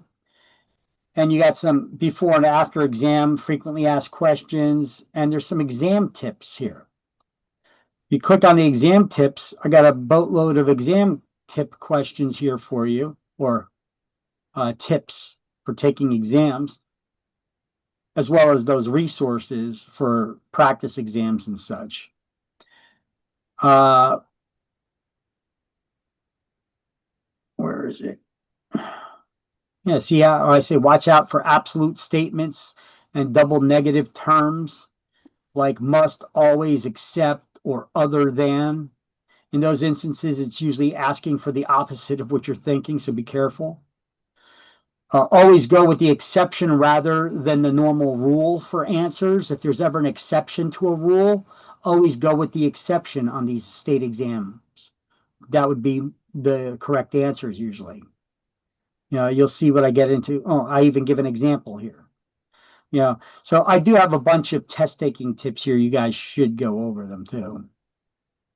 Check them out. Okay, so payments for services. Salespeople cannot pay anyone. You can only be paid by your broker under which you're licensed. So to collect a commission, it's illegal for anyone to share any portion of a commission without someone without a real estate license. You must be licensed at the time the service is performed. So none of you are working or in real estate right now, right? Because that would be illegal, right? Finder's fees, those are also known as kickbacks. That's money that we give to unlicensed persons or friends who refer us business. That's also illegal because it also goes back to, well, who can we pay as salespeople? Nobody. So these are the requirements in order to get paid. And brokers can only pay who? Their own licensees. That covers all the license types. They could pay another broker, like when they pay out a referral fee. Or to something that we haven't gone over yet, buyer's rebates. We're allowed to give rebates to buyers. First of all, if your broker allows it. And if your broker allows it, we're only allowed to give rebates to buyers of a primary residence. What is a primary residence or principal residence? It's the main place that you live.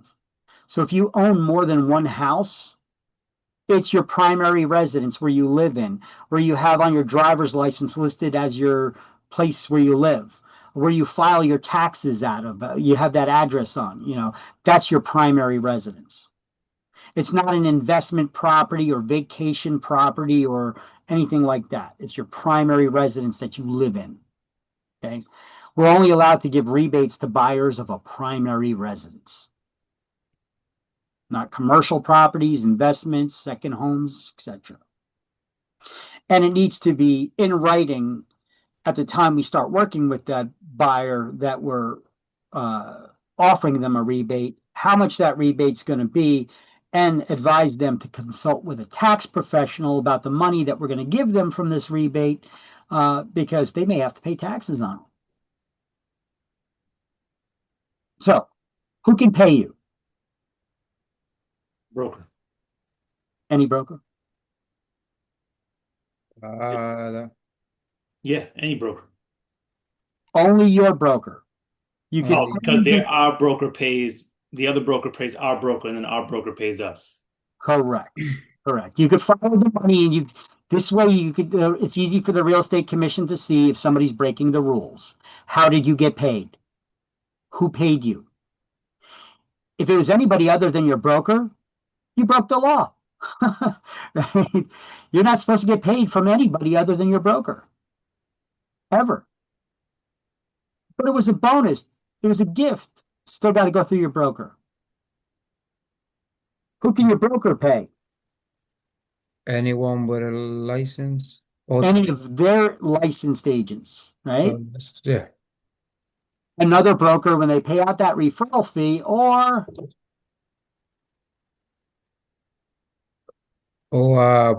what's that? a buyer's rebate. Buyer rebates. A rebate to a buyer of a primary residence. Right. And who can you pay? Nobody. No. So if you just remember these three basic principles here, it doesn't matter what kind of long-winded, convoluted question they give you on exams. Just ask yourself a question about the question. Who can I pay? Because the question said that I could pay someone. Who can I pay? Nobody. So I know that that's not it. That's wrong. Yeah. So it's easy to get to the answer on these exams. These principles that I'm teaching you here, if you apply them to those questions on how they ask you to you, it's easy to figure out the right answer. Don't fall into their trap of trying to unwind what it is they're asking of you in their long-winded questions. Just Ask a question about the question. Okay. Make sure that it's the question, the way they're wording it, is in compliance with the law and the rules that I'm teaching you. All right, so payments for services, we just went over that on a previous slide. I guess now you could just highlight this in the book. This is on page 3 and 4. It talks about it's illegal for anyone to share any portion of the commission, who can pay us the commission, buyers can get those rebates, and we're not allowed to pay kickbacks, finder's fees in exchange for a lead. You know, your friend says, hey, I know somebody's selling their house or looking to buy a house. Just throw me a little something, something when you close on the deal. You know, it's up to you if you're going to do something like that. You're not supposed to do something like that. So I'm not going to tell you or advise you to do anything in any other way. Okay. Everything has to go through your broker. So if you got a friend that wants you to throw him a little something, something on the side, you can tell him, well, you first got to go visit my friend Victor over there at Career Path Academy. He'll hook you up with getting your license. And then my broker can pay you that referral fee.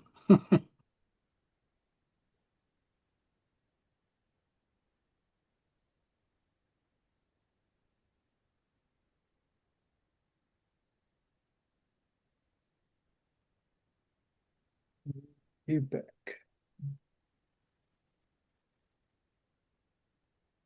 Yeah, finder's fees often referred to as kickbacks. That's giving anything of value to somebody who doesn't have a license.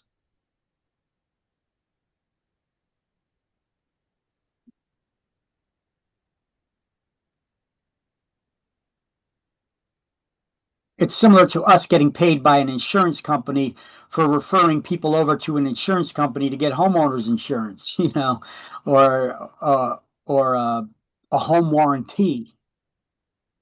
We actually used to get paid by insurance companies for that stuff until, you know, government reached out to the real estate commission. Real estate commission reached out to many realtors associations and brokers to get them to realize, hey, you cannot be getting paid directly from insurance companies when you did not take an active, if you're not a licensed insurance agent, or if you did not play an active role in selling that insurance policy. You know, because we used to just put up sign riders on our for sale signs that said home warranty available, and if the person bought the warranty company would pay us some money. And we used to say, well, no, we're not getting paid for selling insurance. We're getting paid for our co-marketing by putting that sign that a home warranty is available.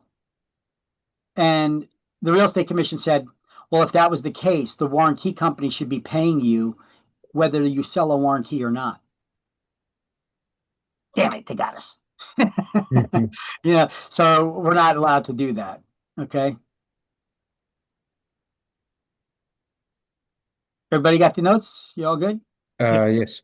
Still writing? You need a second? Nope. No, I'm good. Okay. All right, so here's some people who got in trouble. Let's see, what did this person do? She got paid by somebody other than her employing broker. In exchange, she had to take 3 hours of CE classes that won't count towards her renewal of her license, and had to pay $2,500 fine. Eesh, probably wasn't worth it. And this guy, he collected a commission from someone other than his employing broker. He also failed to indicate the status of his license. Oh, he did a bunch of stuff wrong. Okay, but anyway, he got paid by somebody other than his employing broker, and he got a $3,000 fine and had to take additional 6 hours of CE, 3 in the areas of ethics and agency that won't count towards his license renewal. So they do catch people. How they catch them, I don't know. They're former cops and investigators, you know, they're savvy. All right, so highlight all this crap here on page 4, and I give you a simplified explanation of what all that highlighted stuff means here. It means when offering a rebate to a buyer of a primary residence, there must be an agreement in writing from the onset of the relationship that you're going to be offering a rebate. and how much that rebate will be. The rebate must be in the form of a credit or check at the closing and is a direct deduction from the commission before it's paid to the brokerage or us. So, do we directly pay a buyer a rebate? No. No. It comes out of our commission at closing, and whoever the closing agent is, whether it's a title company or an attorney, they would pay that money that they deducted from our commissions directly to the buyer in the form of a credit or check at the closing table. So the rebate must advise the buyer also to consult with a tax professional about getting the rebate. Let's see, this can be included in a buyer's agency agreement or brokerage service agreement that we call them now. By law, we need to enter into these agreements with any buyers or sellers or renters or tenants or landlords. A brokerage service agreement basically says who we're representing in the transaction, who we're working with, and who we're getting paid by, and how much we expect to be paid by them. Now, in the past, we always got paid by the seller. If you're a buyer's agent, you got paid by the seller. Why? Because the seller's agent negotiated a commission with the seller. And then that commission would be split between the buyer's agency and the seller's agency. And then your commission split would then be split between your broker and you. So commissions typically got split 4 ways. And it's spelled out on the listing agreements. But because some state somewhere out west didn't require that, a class action lawsuit came about by against NAR, the last year or the year before. It was all over the news. Remember that? Everybody was, all the news pundits were saying, oh, the prices of real estate are going to be coming down because agents can't charge you that standard 6% commission anymore. Well, first of all, there was no standard. Commissions were always negotiable. But what the argument they made was the seller said, well, why should I have to split and pay for, you're going to be splitting the commission I pay you with the buyer. Why should I have to pay the buyer's commission? And the listing agent was like, well, you're not. You're paying the commission to me, and I'm splitting my commission with them. I'm just advising you that that's what we're doing, so that we could incentivize other agents to bring buyers in, right? Well, I guess in some places on their contracts, they didn't specifically specify that. We always did here in New Jersey. Most states did. I don't know what state that was, California or Washington or whatever it was, didn't do that. And as a result, an opportunity for a class action lawsuit came about. And I don't know why NAR settled it. We're still arguing the fact that NAR should have never settled that. But it made us look guilty, like we were doing something wrong. But we always disclose the fact that when you pay us a commission, we're splitting that with the other side to try to incentivize other agents to introduce the buyers that they're working with to our property. You know, it gives you more exposure, and we could sell the property quicker and at a higher price than were we not to share the listing with others and incentivize them to bring their clients in. Okay, so there's pluses and there's minuses to this, but either way, we got it in writing now. So it doesn't matter if you're working with a buyer or a seller or a tenant or a landlord, you need to have this a brokerage service agreement in place.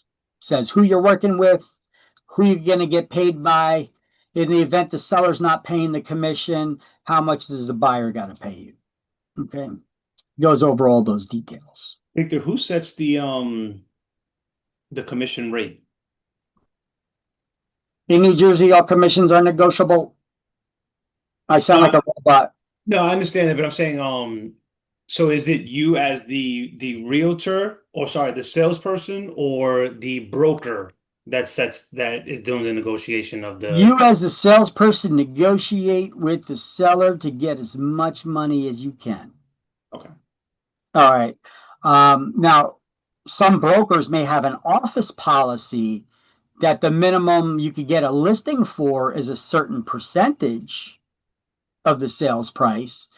And if you're going to try to get a listing below that, you need to get the broker's approval first. Otherwise, they're going to be taking it out of your end of the commission because you're taking money out of their mouths, Yeah. you know? So they may have a minimum, and then if you go below that minimum, well, that's coming out of your pocket then, you know? So be aware of what your office policy is on that before you start accepting super low commissions. Okay, don't just do that all on your own. Broker got expenses they got to pay. It's not like they just get to split the commission with you and they're rich. It's what about that office space? Real estate in New Jersey is the most expensive in the United States, right? New York is close second, but we have expenses. We got the real estate that we got to pay for. We're not even talking whether you're buying it, you got a mortgage payment or a rental payment. Then we got taxes and insurance. Then we have the business insurance. Then we have, to put the electrical bills, the gas and heating bills, and the maintenance of the building and all that stuff. And this is all before we even talk about any advertising or marketing or tools that we make available to our agents, right? There's a lot of expenses and fees the brokers need to cover. So it's something when agents start demanding, I want 100% commission. How are we going to open the doors? Broker got to get the money from somewhere. So those brokerage firms that do offer you 100% commission, you better put on the magnifying glass and read the fine print because they're going to get it out of you somewhere. They ain't working for free, right? All right, everybody got these highlights? Yes. Okay. So we do need assistance to help us in the real estate business. Brokers usually have assistants and secretarial staff and back office staff and such. So we're going to look at it from their point of view. But sometimes you could have a real productive agent and they get assistants that help them, maybe for different things. But we need to understand what an unlicensed assistant or secretary cannot do and what they can do. So these are actually two different lists here on page 4. This is not one big run-on list. So put a box or an underline or just highlight the title so that you can see that these are two different lists. Because the book manufacturer didn't do a good job in maybe shading it out or showing that there are two different lists here. What an unlicensed assistant or secretary may not do and what they may do.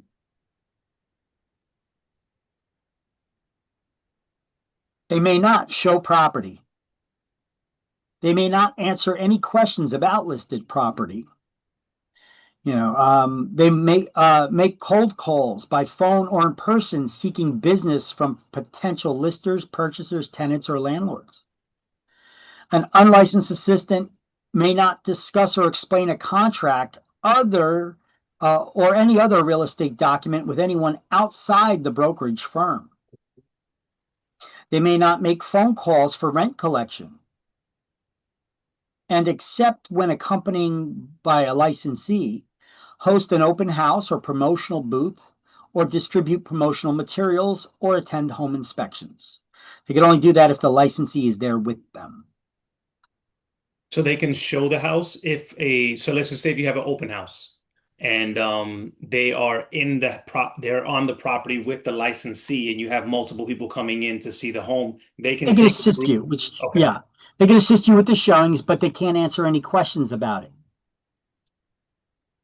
So they could guide you, help walk the people through the house, make sure they ain't stealing any shit, Yeah. Basically, you could have assistants helping you at that open house. But if somebody's going to do a coffee run, who's going to do the coffee run? The kids. The unlicensed assistant, not the licensee. Okay. You, the licensee, were hired to look after that person's house to try to sell it and open it to the public, not this other person that you introduced to the property. Okay. We're responsible. We're the responsible party. Yep. So an unlicensed assistant or secretary what may they do? They may answer phones and forward calls. It's a wonderful day at ABC Realty. Can I get your name and number and the name of your firstborn in case we get disconnected? But I can't give you any information about the property. Can't even tell you if it's available, how much it is, and if it has a bathroom. Okay. Uh, Process and submit listings and changes into the multiple listing system. They may place signs on properties, pick up keys, and deliver documents. A lot of agents get a little screwed up by this one. They think that you have to have a real estate license in order to put a real estate sign on a property. I guess they get this image in their head of the real estate licensee, pulling up in their Mercedes Benz with their three-piece suit or skirt dress, whatever it is, to open up the trunk and pull out the sign and put it on the front lawn of a property for sale. Well, here, let's blow out that image. And what about commercial real estate? Sometimes those signs are like the size of billboards, right? Mm-hmm. Did you guys ever see the crew putting up one of those signs? It's like a 2 or 3 man crew on the back of a pickup truck. They're digging a ditch to put the signposts in, and they construct the sign, and then they put the sign up over the plywood. So they're constructing these signs. Do you think those guys have a real estate license? That 3 man crew on the back of the pickup truck that's digging the ditch and nailing the sign to get? No. So there you go. You don't need a real estate license to put a sign on a property. Keep that image in your head. Those guys on the commercial properties, right? Picking up keys or delivering documents. Sure, they can deliver documents. Just remember, they can't discuss or explain a contract with anyone outside the brokerage firm. They could schedule appointments for showing listed properties. They could set up files and secure documents. And only under the direct supervision of a licensee have keys made for company listings, write and place ads, type contracts, order items or inspections, prepare flyers and promotional materials, because the licensee has to review them, make sure that they didn't put any kind of wording in there that could be deemed discriminatory, or forget to put in any disclosures that are required. Keep records of deposits and earnest money and security deposits and rent. Follow up on loan applications or compute commission checks. Yeah, like a broker has the back office secretarial staff, right?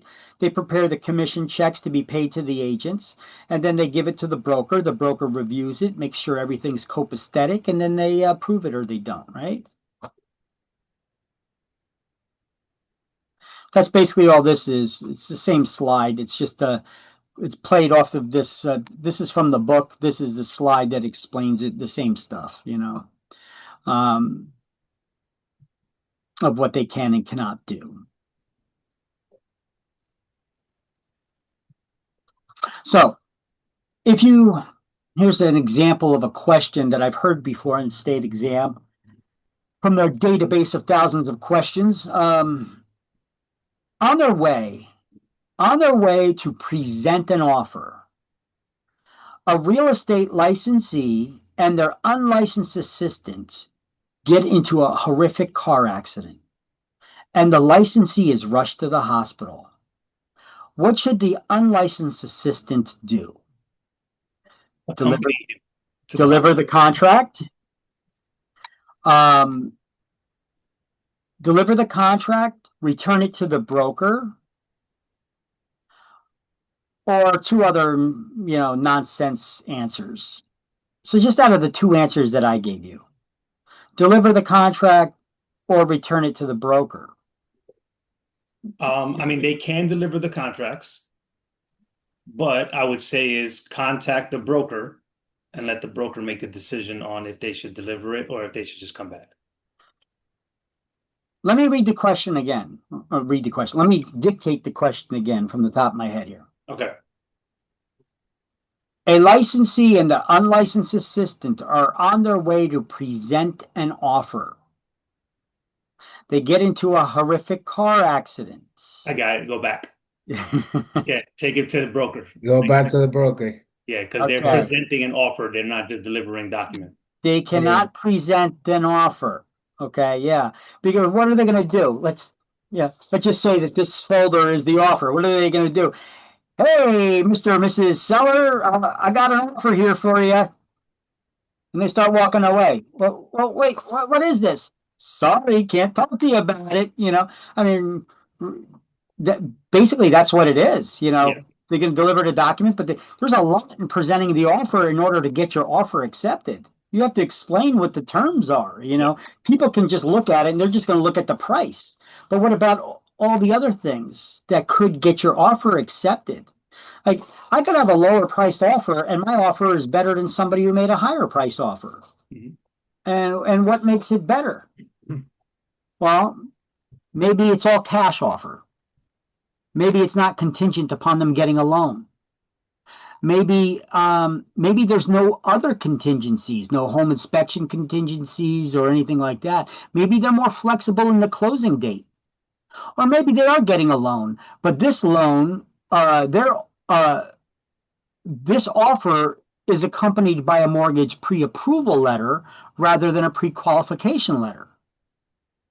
You guys ever hear these terms, a mortgage pre-approval or mortgage pre-qualification letter before? Yeah.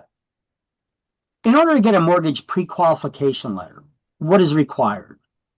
We hook that buyer up with a mortgage loan solicitor, all right? And they give them their credit, their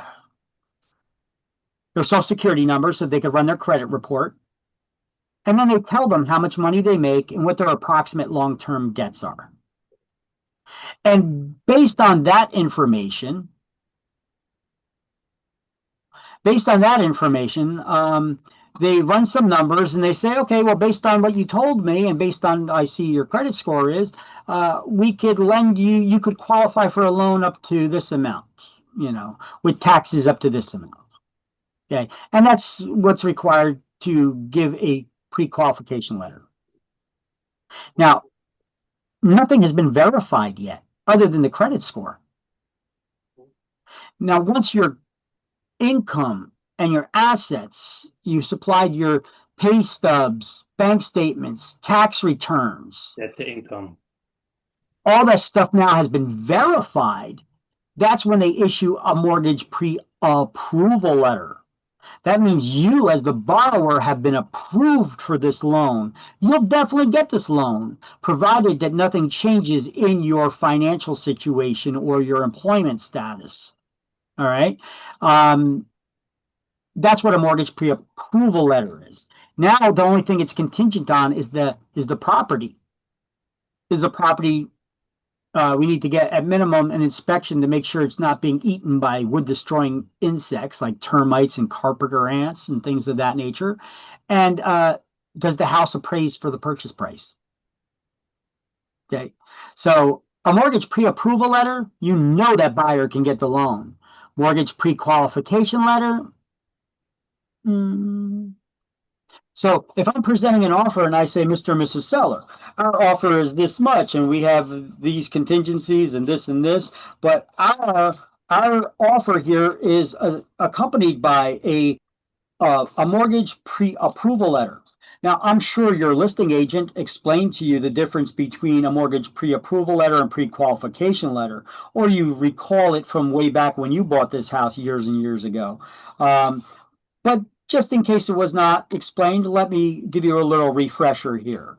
A mortgage pre-qualification letter, and I get into the explanation of how I just explained it to you. So as you could see now, the mortgage pre-approval letter now just became the gold standard, right?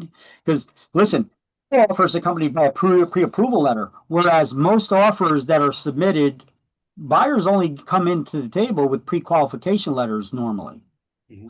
So right off the bat, even if I don't even know if there's other offers on the table yet, just off of my presentation, I planted a little seed in that seller's head. What are they going to be asking their agent about as soon as I finish presenting this offer, if there's other offers on the table? Who has a pre-qualification versus a pre-approval? Yeah, they're going to be like, do those other offers have a pre-approval letter, or are they all pre-qualification letters?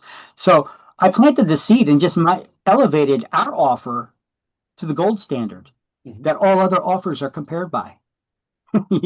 So it's a little bit of a psychological game as well. Even though everything I said is 100% factual, I'm also, by doing it this way and educating the consumer. Remember I told you how to be a better agent? You educate your clients, and even these ones aren't my clients, but by me educating them, I'm making my clients' offers seem a lot better, right? By educating the consumer, you could become a lot better agent, okay? Because I bet you that listing agent didn't even talk to them about buyers coming in with pre-approvals versus pre-qualification letter. I guarantee it. They never just spoke over it. So these little details make you a better agent right out the gate. Okay. Now, is there going to be an exam question on, comparing offers? If they come like pre-approval, pre-qualification? No, but this is additional little bits of information that I like to teach my students so that they become better agents out the gate. However, on exams, they may ask you what is a pre-approval letter and what is a pre-qualification letter, or what's required to get one, or something along those lines. All right.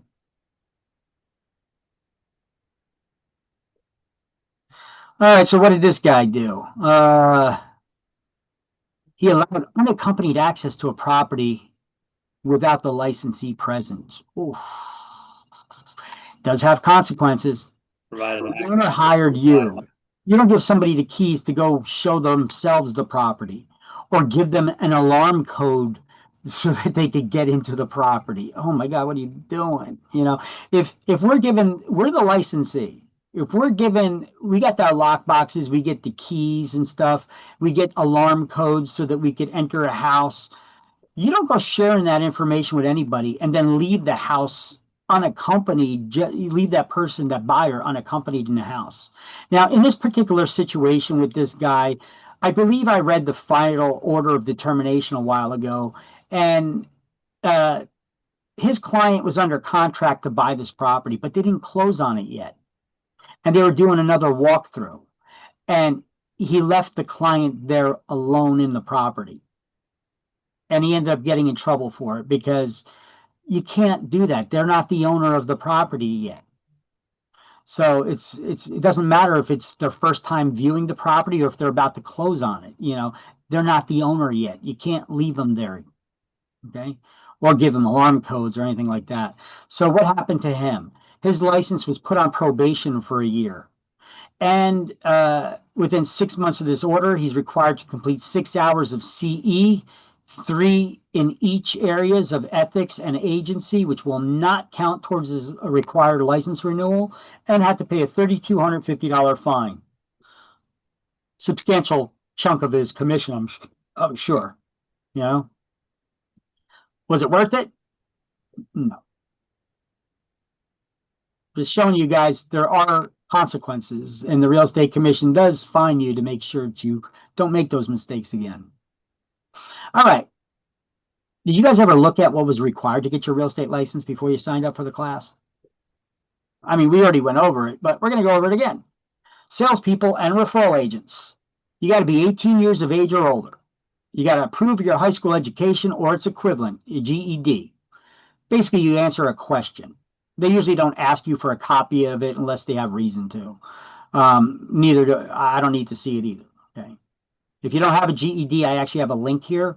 If you know anybody that needs to get their high school equivalency, the GED, there's a place where they could get it here, finishyourdiploma.org.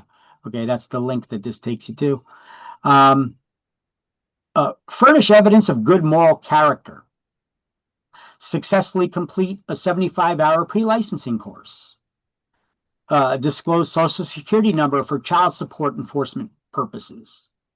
Provide documentation of citizenship or legal residency in the United States. Although a new New Jersey legislation went into effect, a bill called S2455 allows undocumented immigrants to obtain a professional license. So New Jersey is one of those sanctuary states, okay, that we ignore federal law and we made our own laws, okay? Does that mean that the feds can't come in and enforce immigration law in New Jersey? No, it does not. You see in the news lately, we have ICE coming in and enforcing immigration law in the state of New Jersey. So even though the state of New Jersey created their own rules deeming us a sanctuary state, they cannot overrule federal law. So However, as long as you're here and you're an undocumented immigrant, you're allowed to get a professional license in New Jersey. Okay. That includes whether it's a hairstylist, a real estate agent, an attorney, or a doctor. You're allowed to get your license here in New Jersey, even though you're not here legally. Pass a state, so that's no longer a requirement in New Jersey for getting the license. That used to be on this list. I just have that bill here so that you know about it. Pass a state exam, get fingerprinted, and then get sponsored by a broker to activate the license. And then you send in the broker's check or money order, no personal checks, made out to the state treasurer of New Jersey for how much money to get your license for the first time? Man, That was somewhere. We went over just before lunch. Well, how about this? How much does it cost for your license? No, it's one. To renew your license, how much does it cost as a salesperson? You remember that? God, was it $75? No, it's No, $100. It's $100. Okay. 100. Okay. it's 100. So it's $100 for the license itself, $50 for the FBI background check, and $10 to the guarantee fund. So the first time you get it, it's $160. 160. Okay. All right. Now let's move on to the next one, because you asked me a question before, and I'm going to finally address it. Okay. I guess after we put this note in here, fingerprinting, because that was missing from the book about the requirements for the licensing. They left off the fingerprinting part. So just add fingerprinting in there on page 5.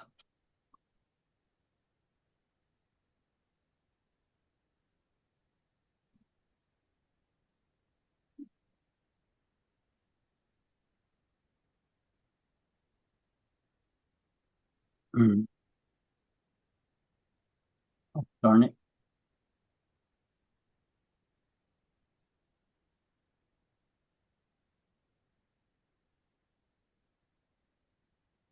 All right. So in order to get your broker's license, you have to be a licensed salesperson for a full-time salesperson for at least 3 years, right? So there's actually an exception to this rule for honorably discharged veterans with service-connected wounds or disabilities. You can get a waiver for that 3-year full-time experience requirement.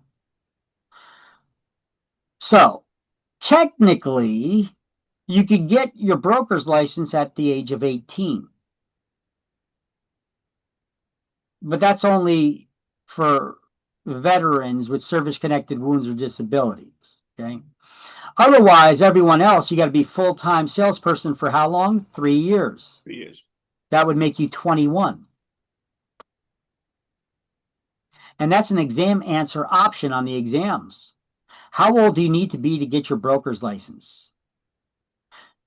18, 21, 25, or 50? 21. And that would be wrong. 18, 19, 20. You said that would be wrong? 21 would be wrong?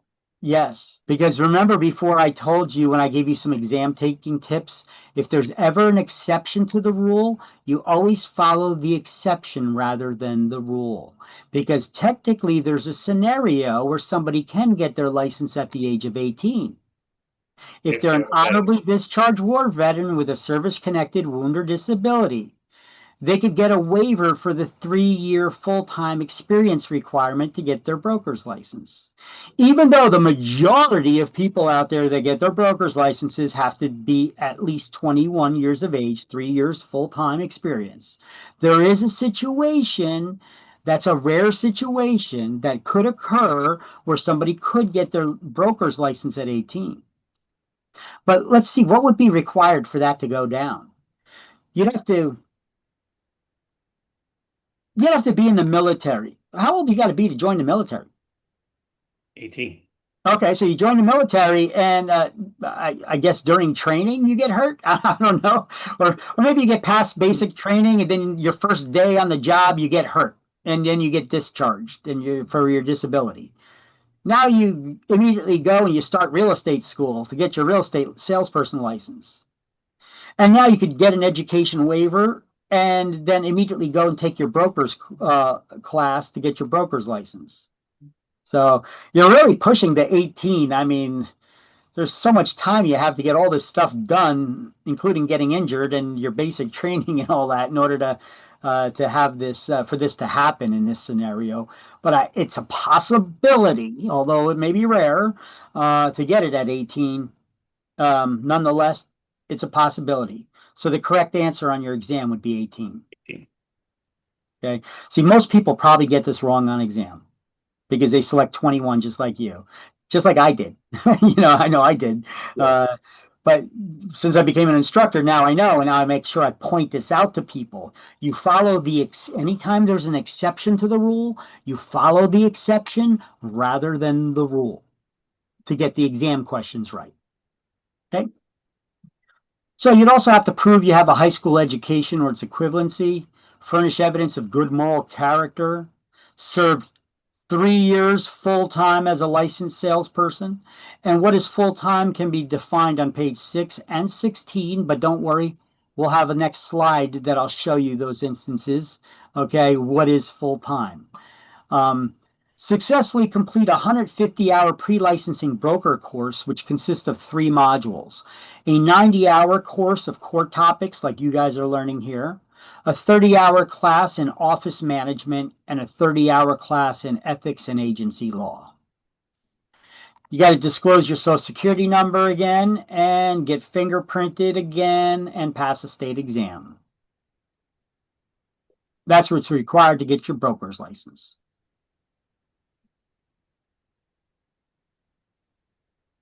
So let's do those highlights and notes here in your book. However, where it says be 18 years of age, that needs an explanation. So where it says serve 3 years full-time as a salesperson, I wrote 21 years old. And I put in a little arrow to this explanation where it says for 18, this is an exception for honorably discharged veterans. You could just keep it simple like that and not waste as much writing space as I did here.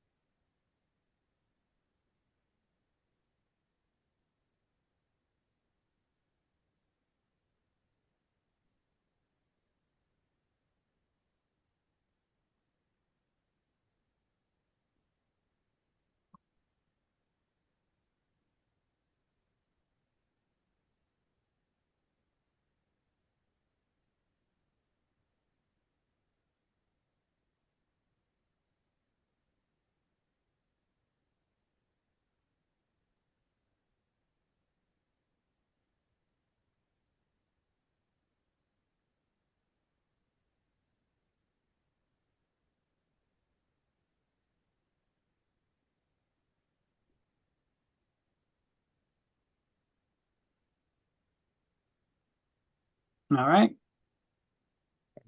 Give me 1 second. Sure.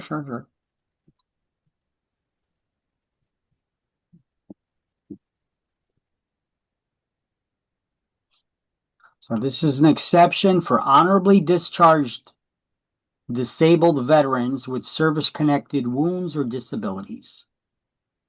Well, like I said, you don't need to write all that down. If you want to write it in shorter form, you could just say, this is an exception for honorably discharged veterans or disabled veterans.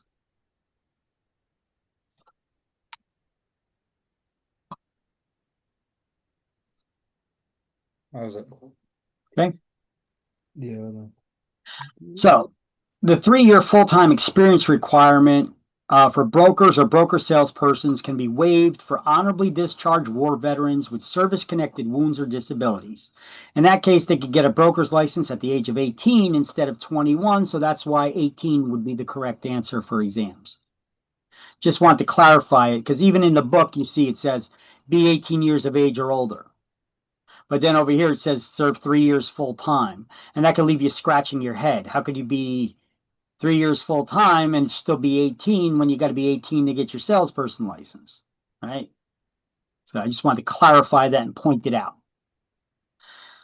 And the licensing and testing fees can also be waived for these veterans.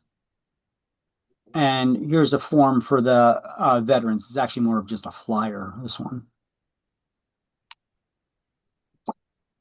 All right, so education requirements. The rec can agree to waive the education requirement qualification for the salesperson license, but in any case, they still need to take and pass the New Jersey real estate salesperson exam.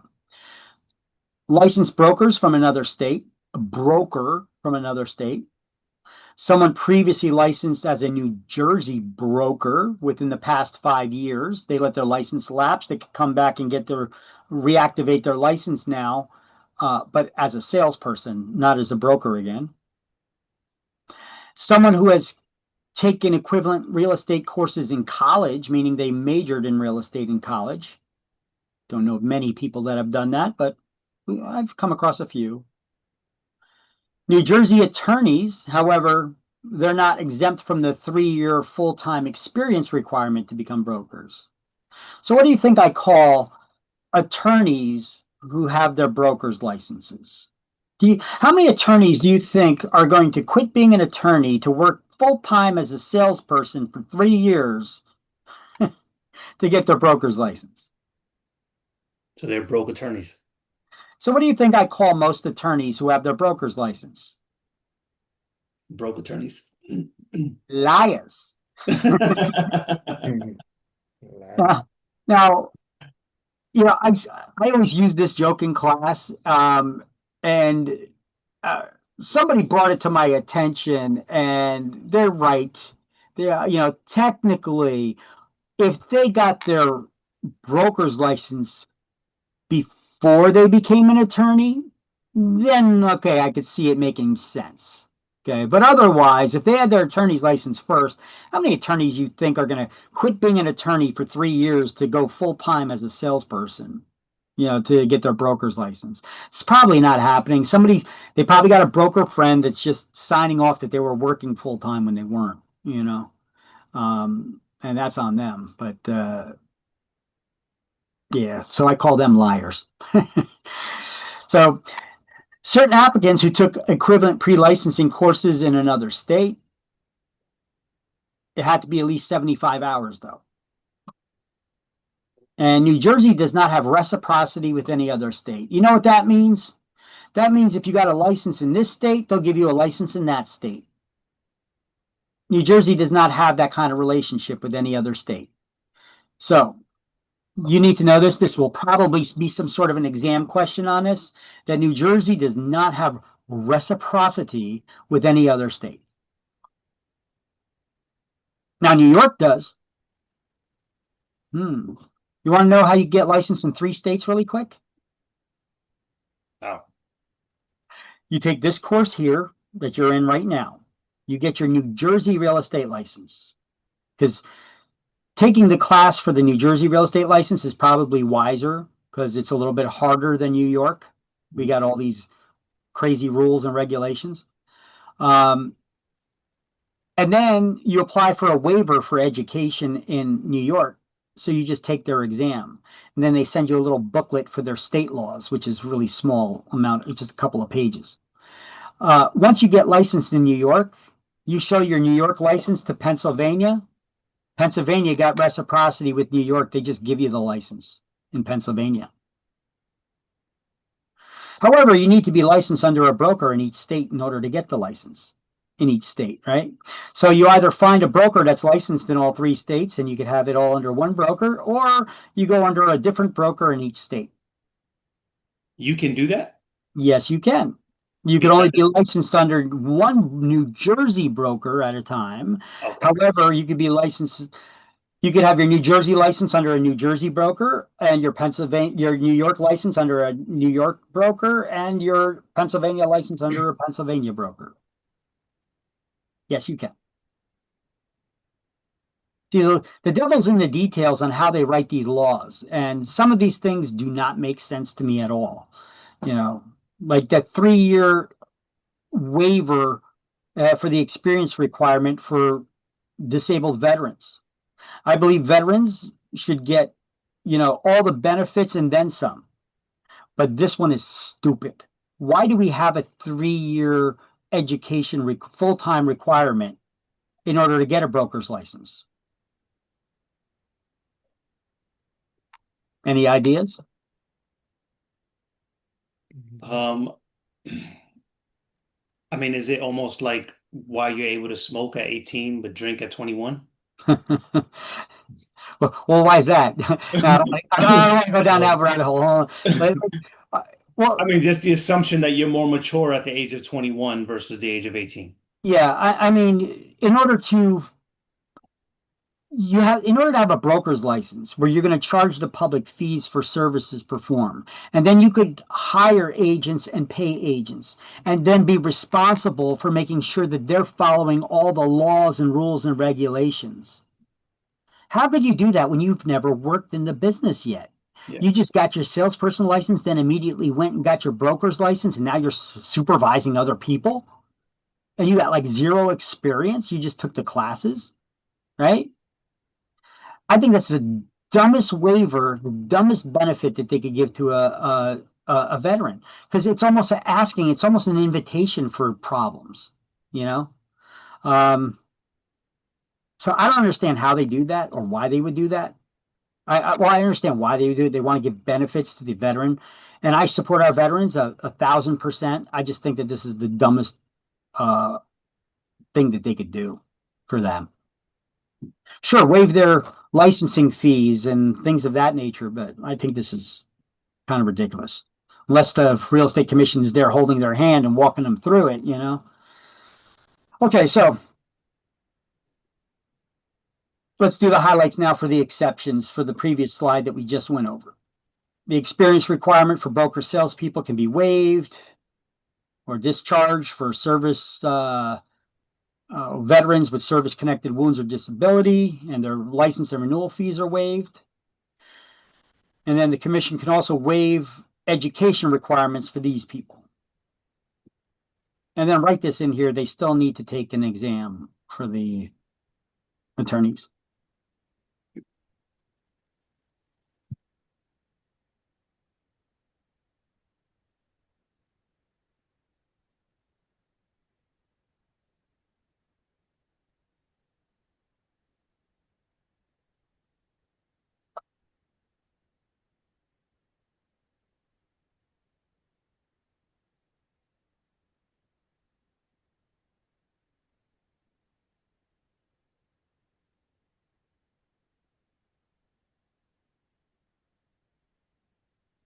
So if you got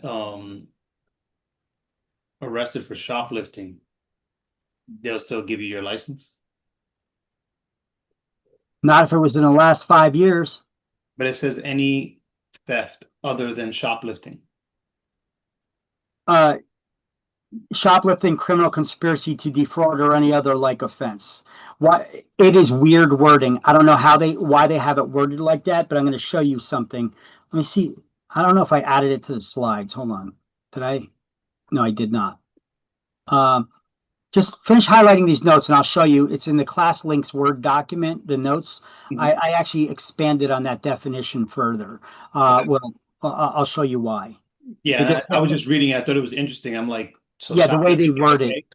Yeah, it's very confusing the way they word it, and you asked probably 90% of instructors will be scratching their head on it too, not really understanding what that means.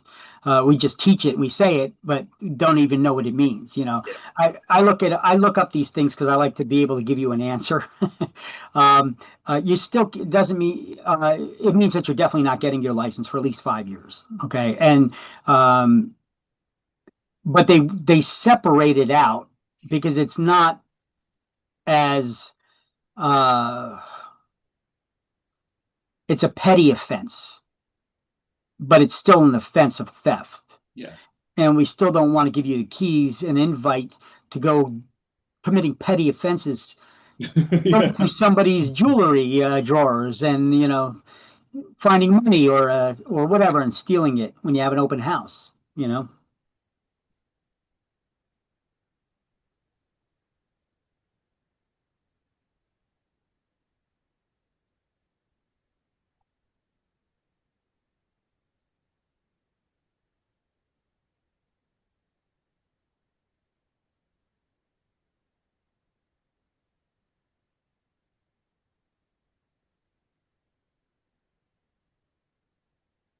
Okay, so you guys got that note over here for this? Yeah. Yes. All right. So yeah, let me. I think I still have it open. I do. So there's the. Let's get down to where we're at here.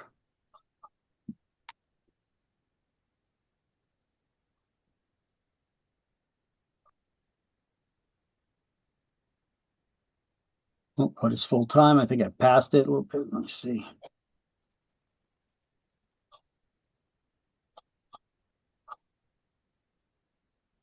I think the explanation I had was all the way at the beginning here about those crimes, about disqualification for licensing.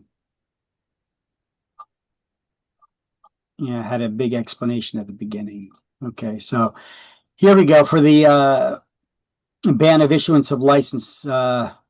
No license shall be issued or renewed by the commission to any person known to have been convicted of any that's sex crimes. Okay, here. Um, five states that no license will be issued to anyone convicted within the preceding 5 years of forgery, burglary, robbery, or any theft other than shoplifting, criminal conspiracy to defraud, or any other like offense. This bans the issuance of license. No license shall be issued by the commission to any person known by it to have been within 5 years theretofore convicted of forgery, burglary, robbery, or any theft other than shoplifting, criminal conspiracy to defraud, or any other like offense, and or to co-partnership of which such person is a member or an association of a corporation of any said person or officer, director, employee, in which a stockholder, such a person has or exercises a controlling interest of either directly or indirectly. No license shall be issued or renewed by any commission to any person known to have been convicted of any sex offense or whatever within pursuant to Section 2 of this law. This statute creates a mandatory 5-year ban for certain convictions, including criminal conspiracy to defraud. It also prohibits licensure for individuals involved in such offenses through business entities that they may control. 4515-12.1, New Jersey Real Estate Commission prohibited from issuing a renewal license to any person known to have been convicted of any sex offense. Okay, wait. Where is the and then kidnapping or sexual intent, Office Megan's Law.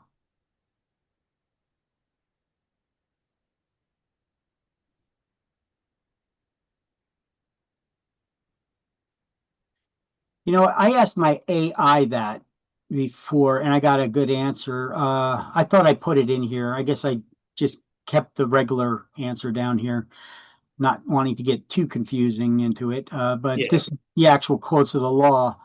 So here, let's ask the AI.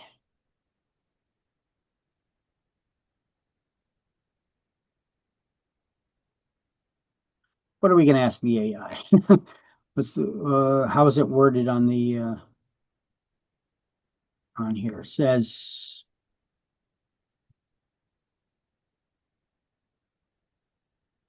no license will be issued to anyone convicted within the preceding 5 years.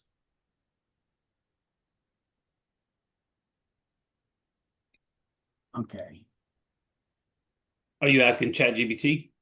No, I was just going to ask the one that I have on my computer here. What is whichever one Microsoft has, the Copilot. Okay. Why does New Jersey State law?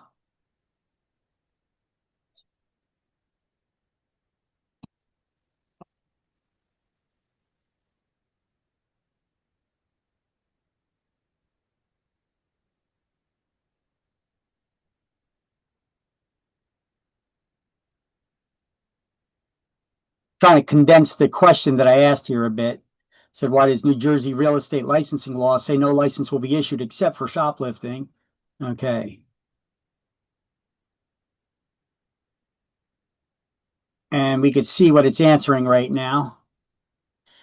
The New Jersey real estate law does not exempt shoplifting from disqualification. In fact, shoplifting can disqualify you from licensing. Okay, here's what the law actually says. Okay, I just shortened the question that I asked it. Yeah. Applicants must demonstrate good character, trustworthiness, honesty, and integrity. This includes criminal history, background checks, and screening questions about prior convictions in the state exam. The New Jersey Real Estate Commission can deny a license to anyone convicted of crimes that reflect poorly on their moral character. Criminal disqualifications, there's no blanket list of disqualifying offenses, but crimes involving fraud, theft, dishonesty, or moral turpitude are especially problematic. Shoplifting is considered a theft offense and can result in fines, jail time, and criminal record. Conviction of shoplifting does not automatically bar your licensure, but it will be scrutinized, especially if recent or repeated. Where the exemption confusion comes from is the language. No license shall be issued to any person convicted of a crime involving moral turpitude except for shoplifting. Okay, this is likely misreading or misstatement. The actual phrasing of some educational materials or informal summaries might imply that shoplifting is treated differently, but the law does not carve out a formal exception for shoplifting. Instead, each case is reviewed individually, and mitigated factors, time since conviction, 5 years, rehabilitation, expungement may allow someone with a shoplifting conviction to be licensed. Some instructors or prep materials may oversimplify this by saying shoplifting is not automatic bar, which is true, but not the same as saying it's exempted. What you can do if you have a shoplifting record, disclose it honestly during your application, provide documentation of rehabilitation, expungement, or character references, consult an attorney, or if you like, I could help you draft a disclosure. Okay, well, that's AI talking to me. Okay. I had a better explanation of this, but it basically gets to the root of the matter where if it's, yeah, it goes towards your character. If you were arrested for shoplifting, we don't want you to be doing that against somebody else. So how long ago did this actually occur? If it was recent, have you changed the way that your ways recently? Yeah. Since you last shoplifted, and what made that change? How many times have you shoplifted? All of these things play a role in there. What exactly did you shoplift?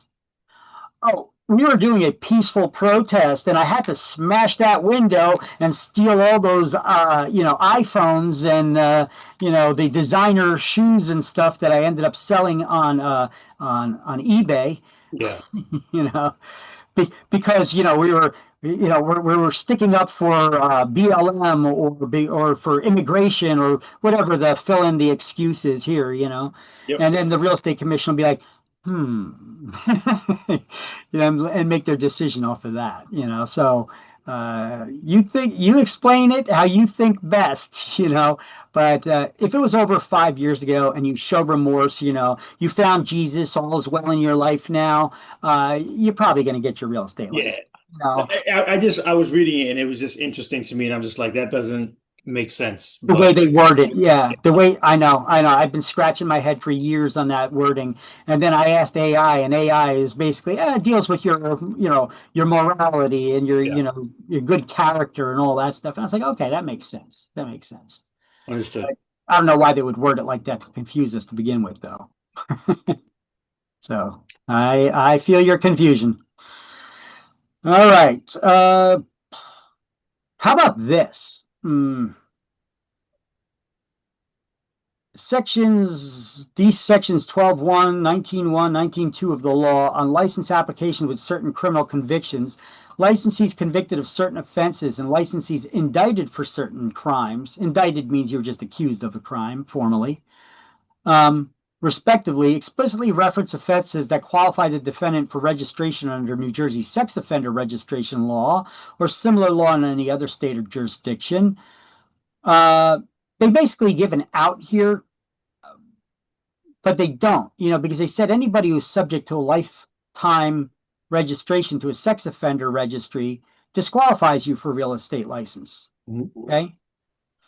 But they're putting some new wording in here that basically makes it kind of cryptic. They start talking about that no provision in the license law shall supersede the provisions of the Rehabilitated Convictor Offenders Act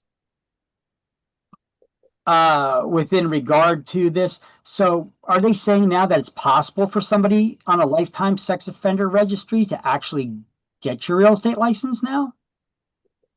I don't know. Consult with an attorney. I don't know how I have to look up this law and see what it specifically says. But with some changes in New Jersey law, as well as federal law, under recent years as Biden as president, and with the Democratic control in Congress and the Senate, they passed a lot of weird laws. Did you know that if you're a landlord in New Jersey, can landlords do criminal background checks on tenants? I'm gonna say no. Like screening, like Yeah, I'm gonna say no because you brought it up. So you don't know why, right? Okay. I'm going to explain it to you briefly so that we can carry on, because I'll get into it deeper in chapter 4. Okay. But in the past, we always did background checks on tenants. First of all, we did tenant screening checks, we called them, where we would check their employment, their credit score, verify employment, things of that nature. And then you do a quick criminal background check. And then it was up to a landlord whether they wanted to rent to you or not their property, right? Do you think the landlord should be able to allow to rent, to make a decision to agree to rent or deny somebody based on their criminal record or their employment record? Yes. I agree with you. But New Jersey doesn't. Federal and New Jersey now, they changed the language a bit too. When somebody has been convicted of a crime, they're called a convict, right? Yep. Now, when they serve their time, they get out of prison, we call them ex-cons. Ex-cons, yep. Don't do that no more. We soften the language. They're now called system-involved people. Oh, so like midget to little people? What the hell is a system-involved person? It softens the language of the crime aspect of what they've done. Okay, hey, because they served their time, we don't want you negatively looking at that. As a matter of fact, if you use a criminal background check and you deny somebody based on their criminal history, you are discriminating against them.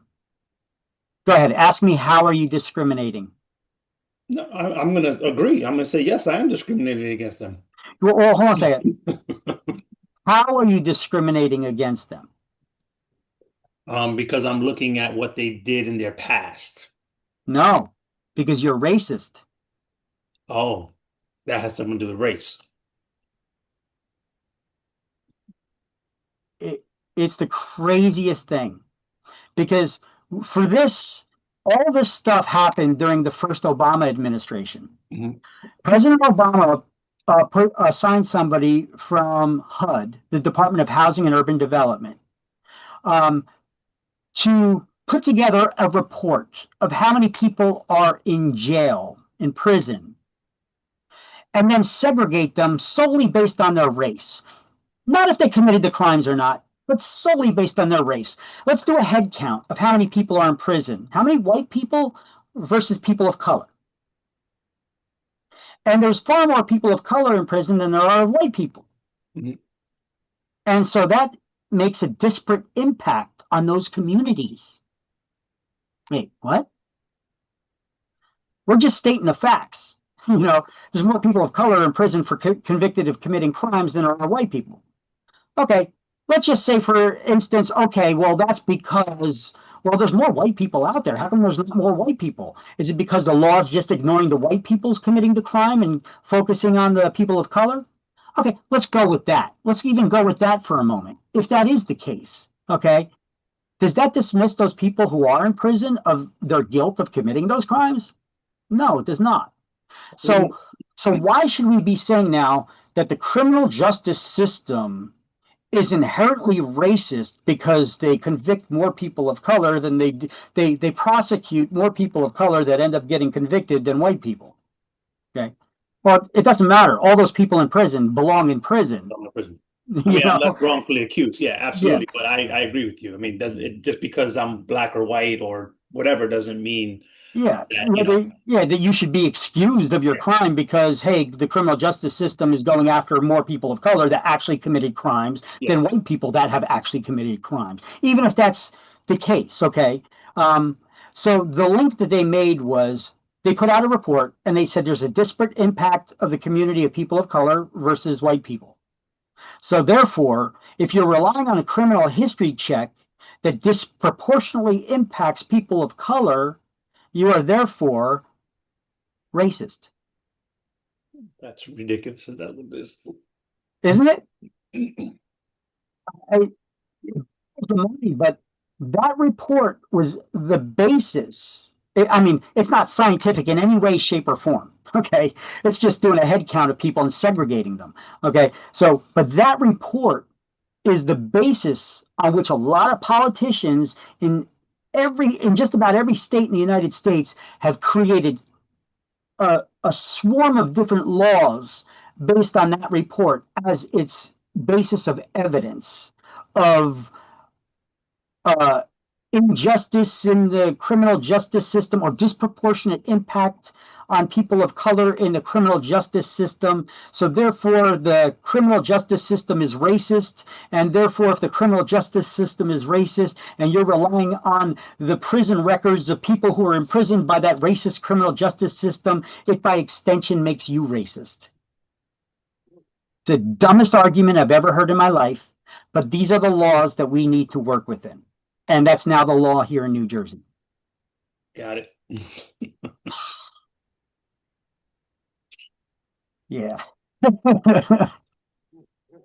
I mean, it's a shame we got to waste that much time even talking about this, So, somebody committed a crime, and I got a multifamily house and I'm here with my little daughter, and I should be able to say, I don't feel safe renting to this guy. I don't want this guy anywhere near my daughter or my family, so I'm not going to rent to him. But that then makes you a criminal now because you are now illegally discriminating against this person because of their criminal record, because you're racist, because you're relying on the racist criminal justice system. I mean, I'm starting to sound like one of these activists now saying this stuff just coming out of my mouth worded like that. But right? it really ties into the same thing in terms of depending on the crime, right? Because if you have to now be on a national registry. No. They don't even care about that. Okay, yeah, you know where I'm going with this one. Yeah. So, but they do say the only instance when there's an exception, if you're going to deny somebody, you better seek legal advice and you better know the instances. There's only certain types of crimes under certain offenses within certain time frames that you can deny somebody. So it gets really specific. Okay. But short of you having a law degree to decipher it, that's why I don't want to be a residential landlord, unless you're going to rent to everybody, not deny to anybody. Yep. But then again, that could open you up to all kinds of lawsuits and things if you didn't keep other tenants safe, because as a landlord, you still are required to keep other tenants safe in your buildings. Yep. So it's like, what do we do? Damn if you do, damn if you don't. Yeah. All right. So let's move on past this for now. We'll talk about it in chapter 4, hopefully not for that long. New Jersey law does not, New Jersey does not recognize licenses issued in any other state. We have no reciprocity. So I showed that to you in my notes before, but here's the first time where you could highlight it on page 6. So page 6, no reciprocity. It's beneath the first paragraph.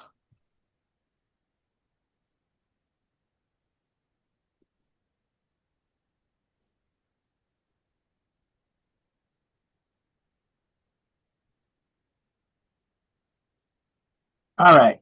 So what is full time? That's your question. We finally got to it. Hey, what is full time? It's not like you're punching in on a time clock in a real estate office, right? As a Yeah. matter of fact, if 40 I got hours. if I got agents and they're sitting in the office, I'm asking, what are you doing?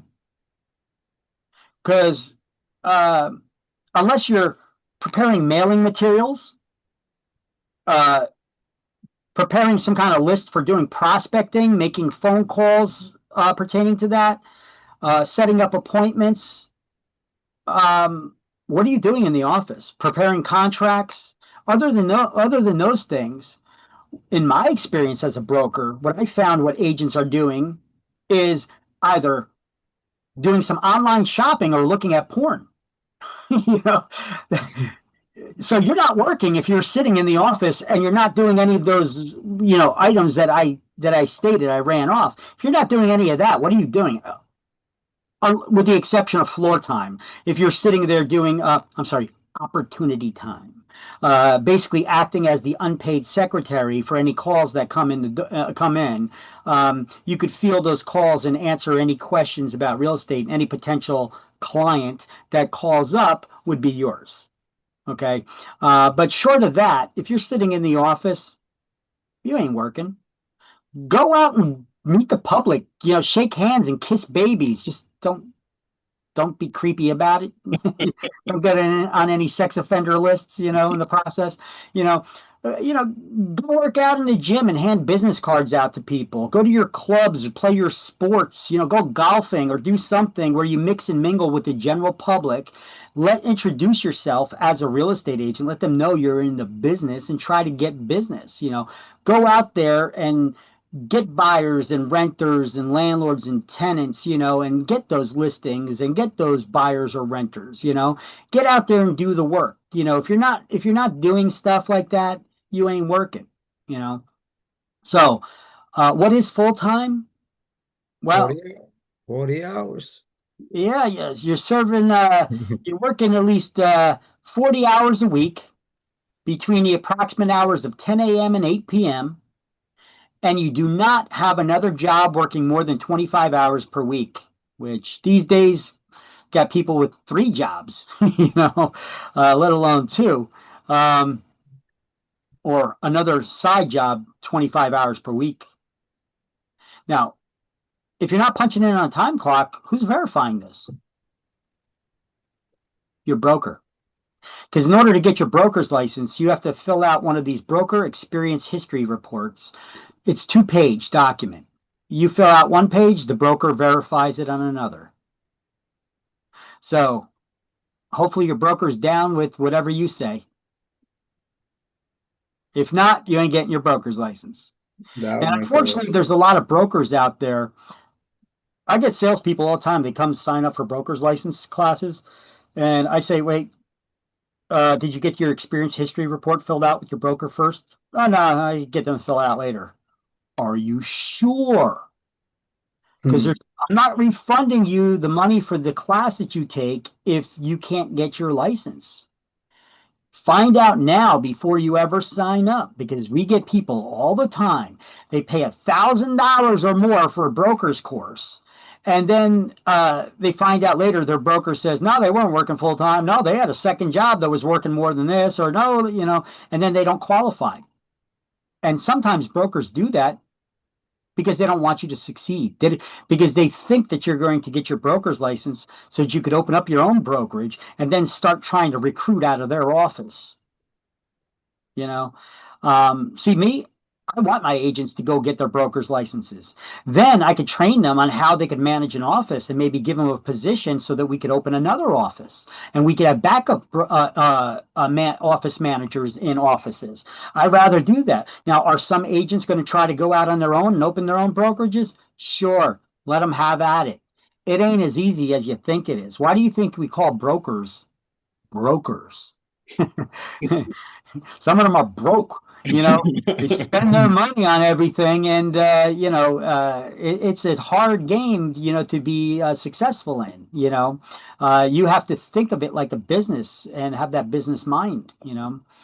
So, uh, so because of this reason, this is why I tell most salespeople that take this class, I say, listen, come up with a standard form.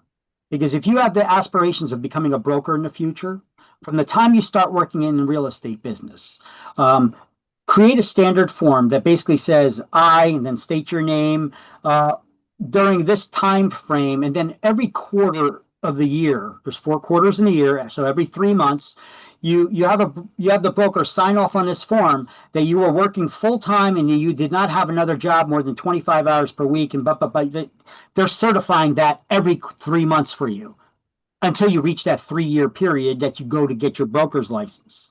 And now if they try to write something different, you're going to be like, well, what about this and this and this paper and this paper and this paper where you certified that? So you at least have some sort of a backup so you don't get screwed 3 years from now. Okay. If you ever get a broker then that says that they're not signing that, they go somewhere else. Okay. But now that, yeah. Do you not have to work for the next broker for 3 years before you get that signed off? Yes. It will be. I have a question on that. Yeah. Let's say you're working with a broker and then you do 3 months, and then the next 3 months you're working like not a full 3 months on like as a full time, let's say, and then you go back another 3 months and work full time, but you get the regular like every 3 months. It's gonna take longer than 3 years, but you're gonna collect the 3 years. Well, you have to work full time for 3 years. You could go on vacation, but you were still working full time. That's why my advice is, every quarter, every 3 months, have them sign. If you want to do it every 6 months, do it every 6 months or once a year, but I'd like to find out sooner than later if they're not going to be signing it, So I would have them do it every quarter, every 3 months. I think everyone should. I mean, Yeah. you don't want to spend $1,000 and then. And listen, I've had plenty of students in brokers classes they got screwed by their brokers. And in many cases, I know the brokers actually lied. So anyway, full time for supervising licensee. Now, once you get your broker's license, what is full time for you? Well, you're physically present in the office at least 5 days a week during normal business hours, whatever they may be. That does not mean that you're sitting your butt planted in a seat in the office all day long, 5 days a week. There's working brokers out there. It's just that you're showing your face in your office during the normal business hours. So if your agents have questions, you could answer them and you could help them and guide them, that you're available to them. That's what that means. It doesn't mean that your butt is planted in that chair all day long. There's working brokers that are going out showing properties and getting listings too. Not every brokerage is, stacked with agents that they could just afford to sit there in the office all day long, and they're not otherwise employed, meaning they don't have another job. Why? Because they're supposed to be supervising. All right. Now, hold on one second. I'm a broker. I'm teaching you guys in class right now. Uh-oh. See, you could read the law straight out, but then there's other workarounds to it as well.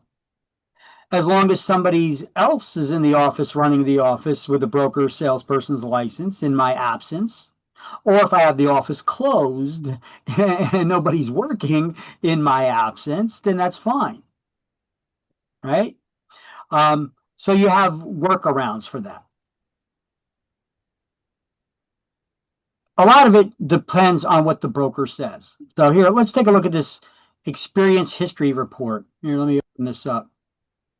Show you what that looks like. How do we go full screen? There we go. So this is the actual form that you would fill out.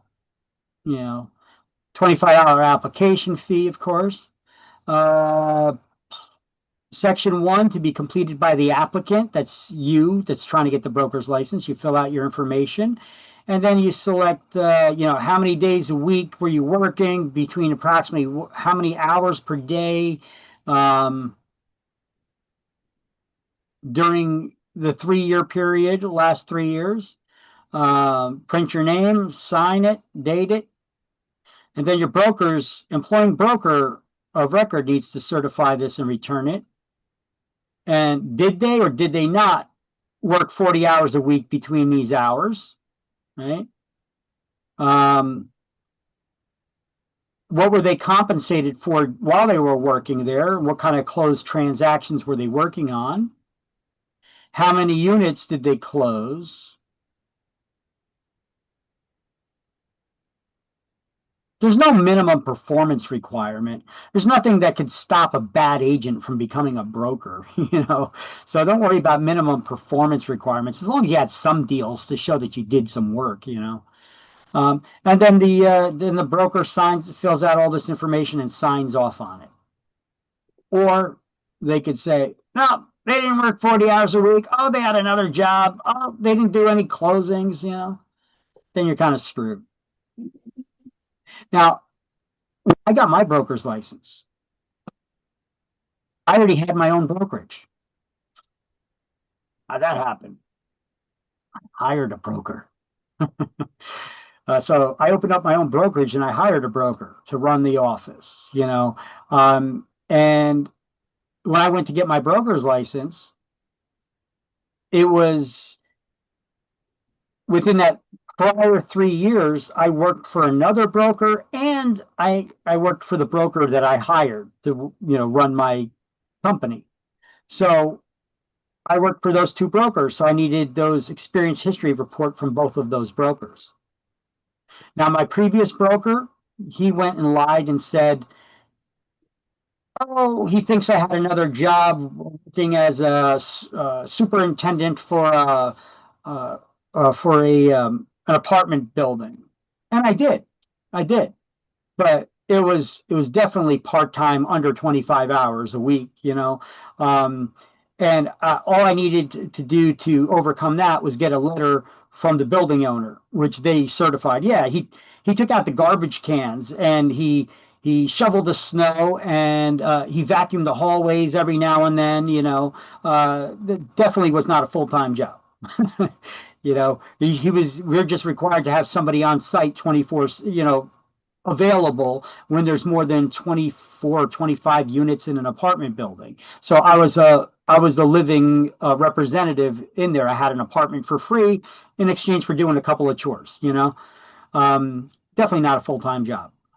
And okay, but he also said that what else did he say? Oh, he said that I wasn't working full-time, which that got me, because I spent so many hours working for that office, and in that office as well as out of that office.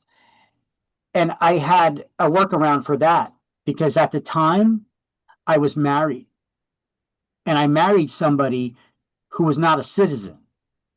Now, if you're familiar with marrying somebody who's not a citizen, you have to sponsor them, meaning you have to show that you have full-time employment and you're making enough money to support the two of you.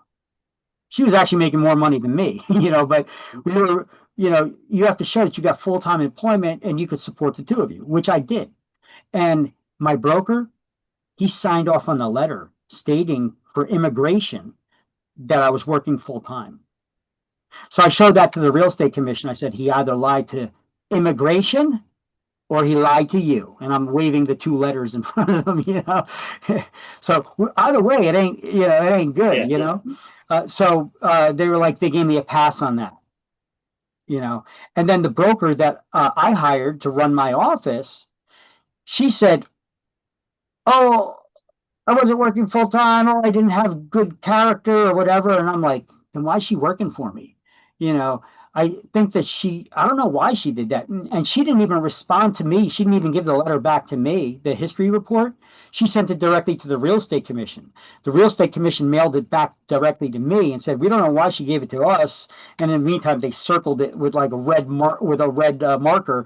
"We don't know why she gave it back to us instead of giving it back to you, like she was supposed to do." Uh, and But they had it circled out there, and her remarks. And so I called up the real estate commission, and I was like, "Well, she works for me. She probably thinks that she's going to lose her job because I get my broker's license. I'm going to fire her, but that's not my intent at all. You know, it's just to have a backup, to have somebody with a broker salesperson license. She goes on vacation. Who's going to run the office? You know, you need to have backups in order to keep the office running. You know, and then I'd like the possibility to expand and maybe open up another office. You know." So I guess she's scared of her job, and that's why she wrote those negative remarks. You could ask her, but I'm definitely working full time. I spend more time here than she does. You know, this is my company. I hired her. I spend more time here than she does, you know. And so the real estate commission, despite two brokers giving negative remarks, I still got my broker's license. Okay. Congrats. Because I had excuses, you know, I had proof too, Yeah. to overcome both of the bullshit from both of them, you know. So you need something to protect yourselves. That's why I'm telling you guys, create that form and, you know, stick with it so that you could at least, if you have aspirations of getting your broker's license, that you'll have that evidence in place there, you know, that you could wave in their face. Okay. So not a bad slide to snap a picture of. You need both of these definitions because you get a question on one, the other, or both. Okay. One shows you what full-time is for a salesperson trying to obtain their broker's license, which is on page 6. And the other is what is full-time for supervising licensee once you already have your broker's license. So I pretty much spelled them out directly here. And then the next slide, I'll give you the screenshots where on these page 6 and page 16, you could go and highlight it. Okay. You ready for that, or Yep. let me stay here for a second? No. Okay. There you go. Page 6 and page 16, these are the highlights. Page 6. There's that definition on page 6. 40 hours a week between the hours approximately 10 and 8. During that time, you're not employed elsewhere except on a part-time basis for no more than 25 hours a week. And then I give a little cross-reference here. I also write, see page 16. And then on page 16, the third paragraph down under the section titled Main Office. Full-time means the supervising licensee is physically present at the office during usual business hours, 5 days a week, and is not otherwise employed.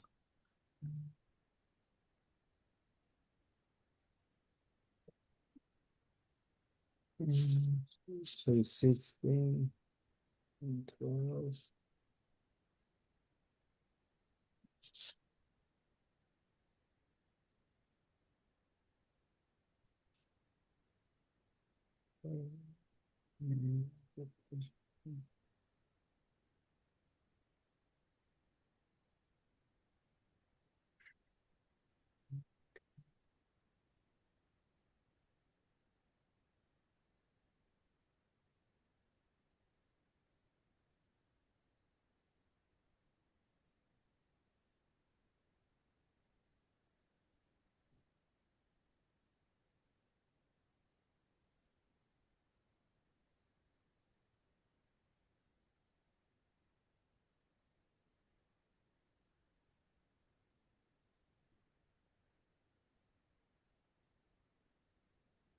A chicken scratch that says this is full-time for an office manager here.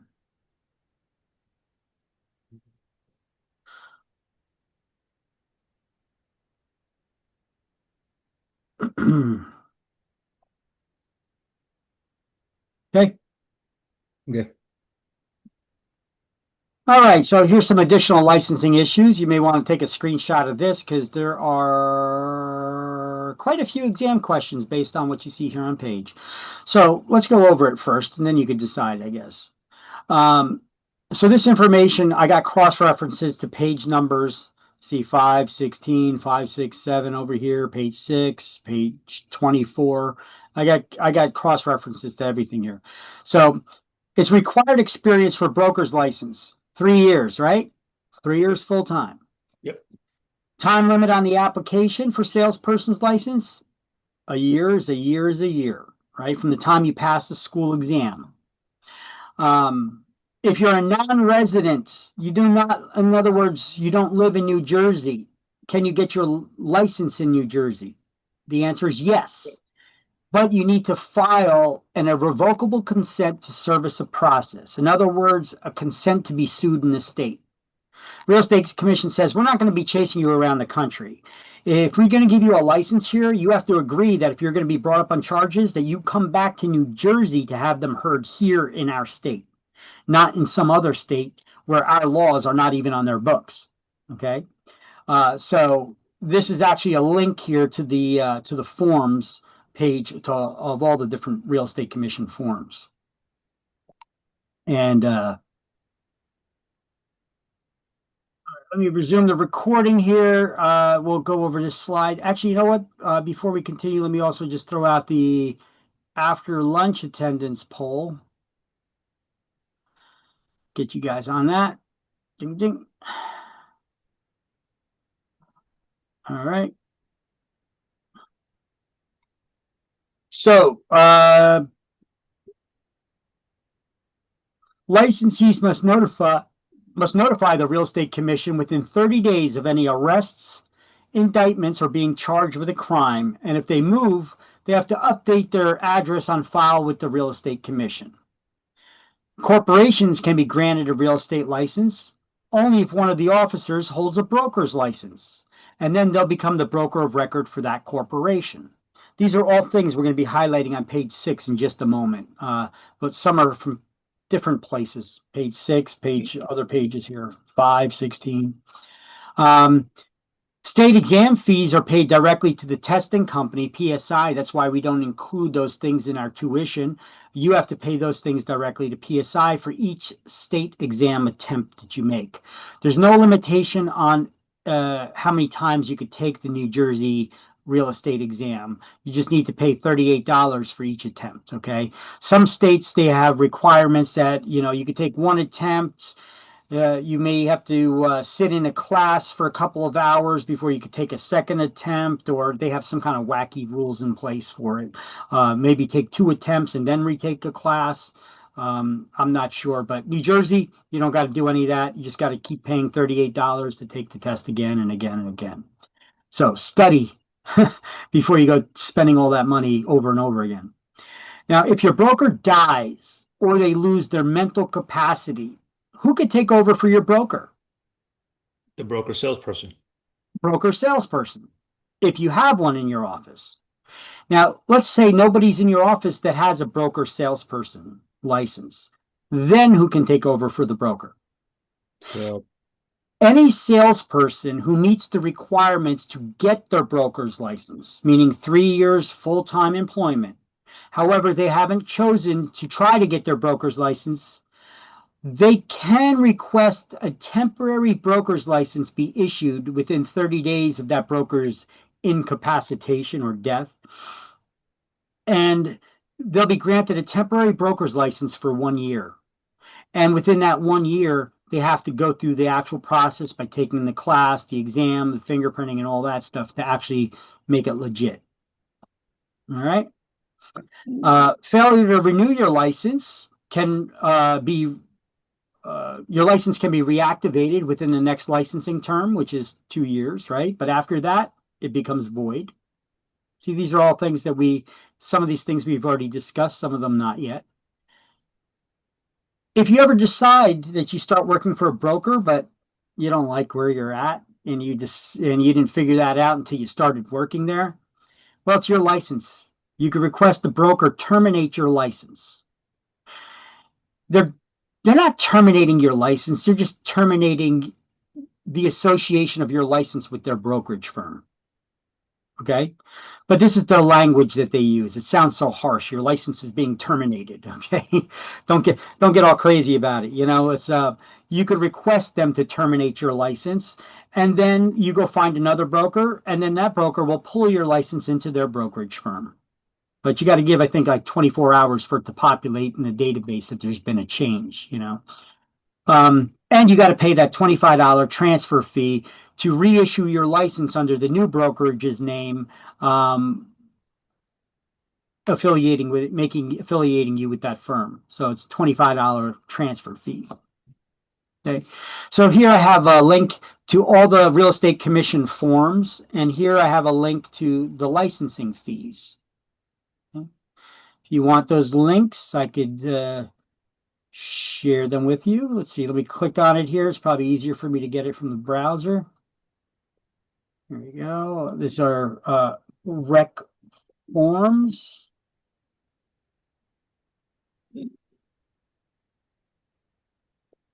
And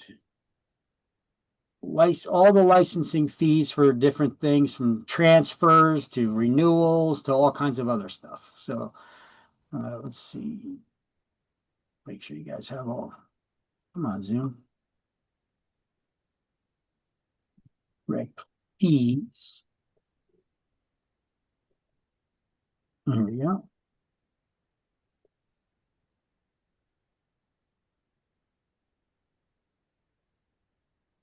So as you can see here, here's the rec fees page. Just shows you licensing fees for all different types of things, license transfer fees, name change fees, and all that stuff.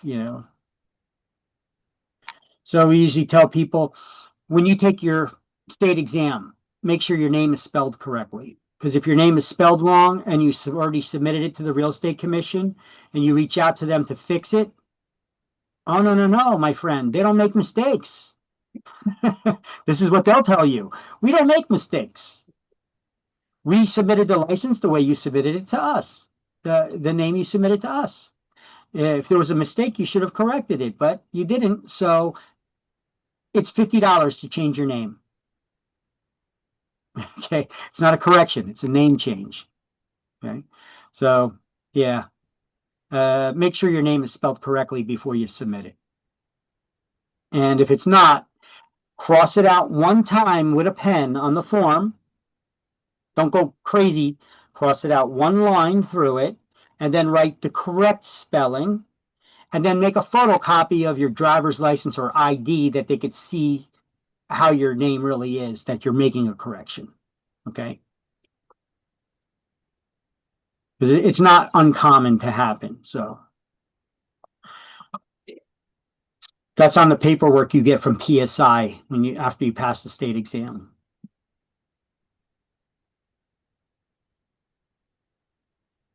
And okay. And then, of course, you also have all these forms. This is their forms page showing many of the forms. This is not the comprehensive list of every form the Real Estate Commission has, but it's a lot of the forms that they have for different things.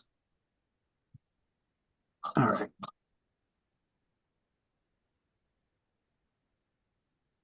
So that's this slide. And a lot of that stuff we just went over, here are the highlights, page 6. Here's a year.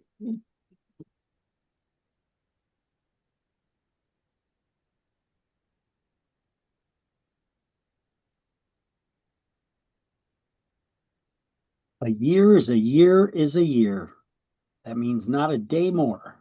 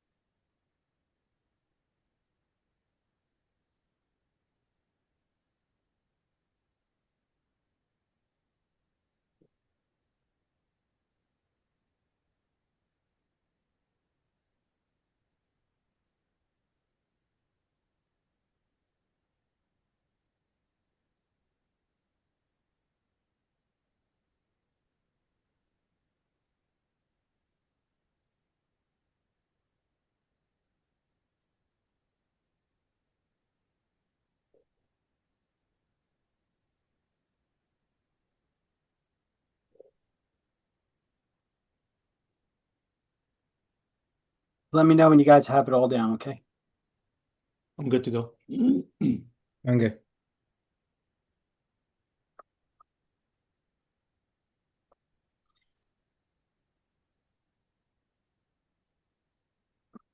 Mm.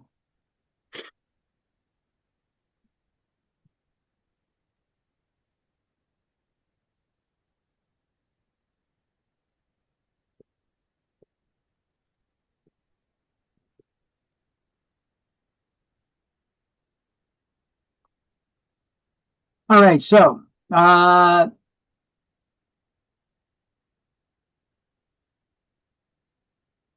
page 7 here. We already went over this stuff. This was about your CE. Remember, I had that one slide with all the details about the CE. Yep. So let's highlight here that, well, it's right in here, late CE completion, and then highlight will subject the licensee to processing fee of $200. The required course should be completed on or before April 30th of the renewal year.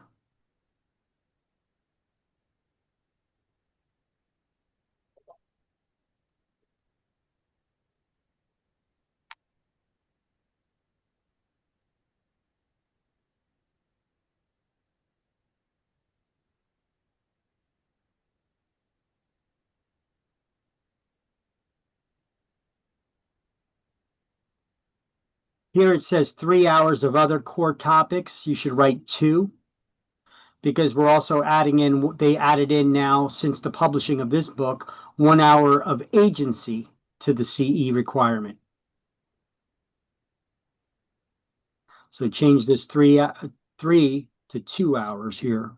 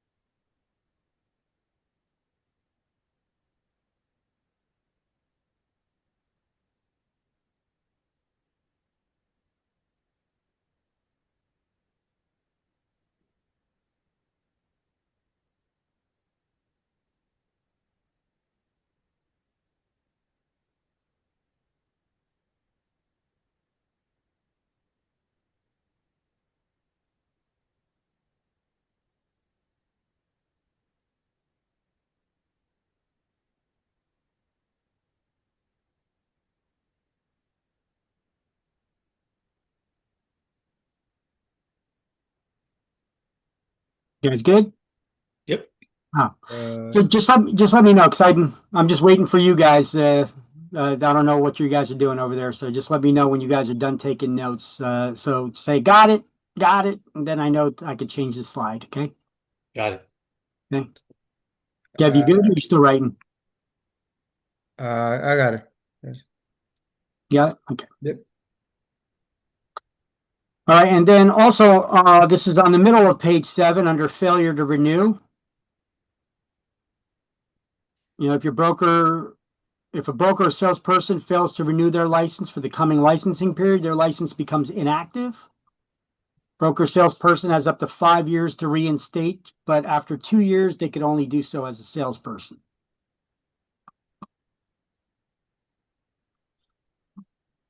Your initial licensing fee is $160, brokers is $270. The renewal fee is $100 for you and $200 for brokers. That's all right there.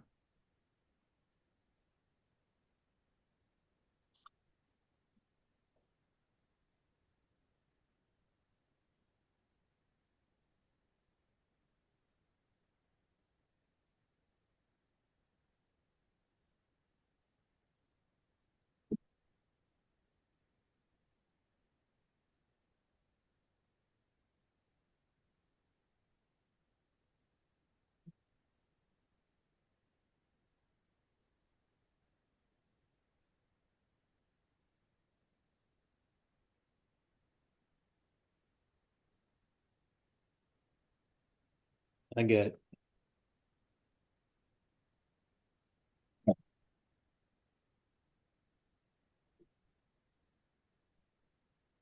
Good? Yep. Yeah. All right, so additional licensing issues. What happened here? You got to notify the real estate commission within 30 days of any arrest, indictment, or being charged with a crime. And these people didn't do so, and so their licenses were put on probation, and they had to pay a $500 fine for not notifying the real estate commission. All right, change of license status. Your brokers can always go in, log into recbrokers.nj.gov, and cancel terminate your license or pull in your license into their brokerage, or they could change your name and do all that stuff through there. Actually, I don't know if we could change the name through there, but we could pull the license in or cancel it with the brokerage. You could pay a $50 fee to change your license status or change your name. $25 fee to transfer the license. So you could also always change your license type from salesperson to referral agent, or from referral agent back to salesperson. So let's say you guys finish this class and then you get you get your real estate license, but you get an unbelievable job opportunity at some dream job. Okay, you got to take that. I understand that. Don't give up your real estate license after everything you went through to go through this course and then pass an exam. And, you could hang your license with a referral agency, which, by the way, I got a referral agency if you should need to do that. You could reach out to me for that. Don't give it up, because I get people all the time, they give up their licenses, and then it could be the same year or years later, they say, "Oh, I wish I never gave it up," and it's a minimal fee to keep your license active as a referral agent. You don't need to complete CE classes. You don't need to pay fees for realtor associations or other things. And you could still send out referrals if you find somebody who's looking to buy or sell and still make money off of it in the process. So it's worth keeping it active. Just don't give it up. Okay.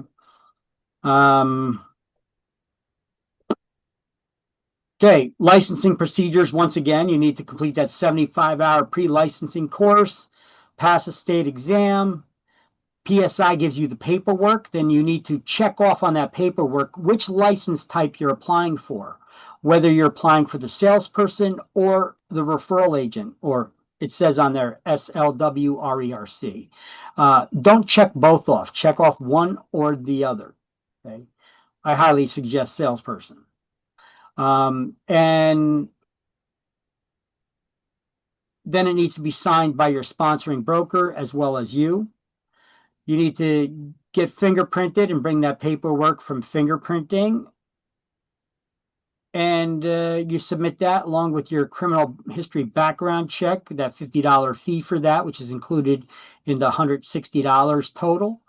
That's in the form of a certified check, bank manager's check, broker's check, or money order, no personal checks, for $160 payable to the State Treasurer of New Jersey to get your license for the first time. What information do you need to bring? Well, you need to bring 2 forms of valid ID with at least 1 U.S. government-issued photo ID. You don't need one to vote, but you need one to get a real estate license. So, the registration for the state exam, it will be here at PSI. You get 4 hours to take the exam. Same thing for the school exam too, by the way. 4 hours to take the state exam, 4 hours to take the school exam. 110 questions on the state exam, 110 questions on the school exam. Actually, I lie. State exam, they're going to give you 120 questions. They give you 10 extra questions, but they're not graded. They're sample questions that they're only testing to see if they're going to use them in future exams.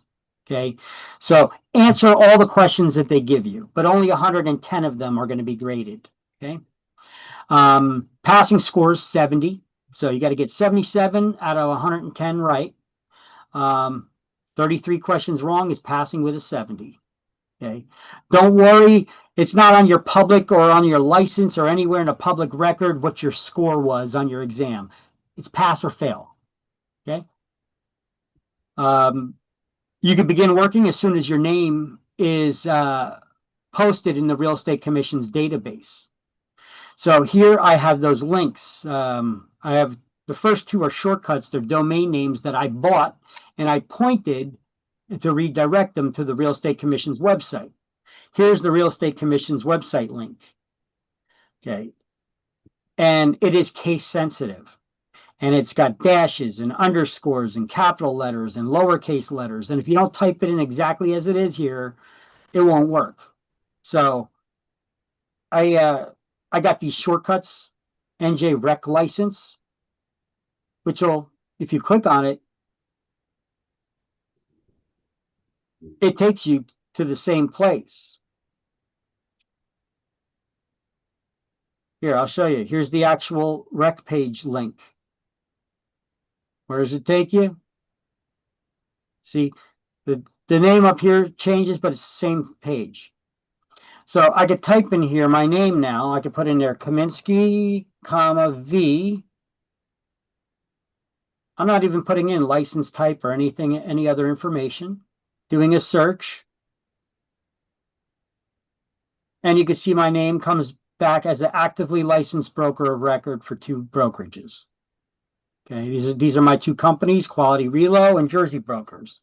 Now, under the reference number, it's the same on both of these. That's my personal license number. Now, the company's license number, the brokerage's license number, that's EMP, that's employer's reference number. I don't know why they call reference numbers instead of license numbers, but that's what it is. The reference number is your license number. Okay, so that's how you find out what your license number is in the commission's database. Okay, so this is mine, 044 8072, memorized it.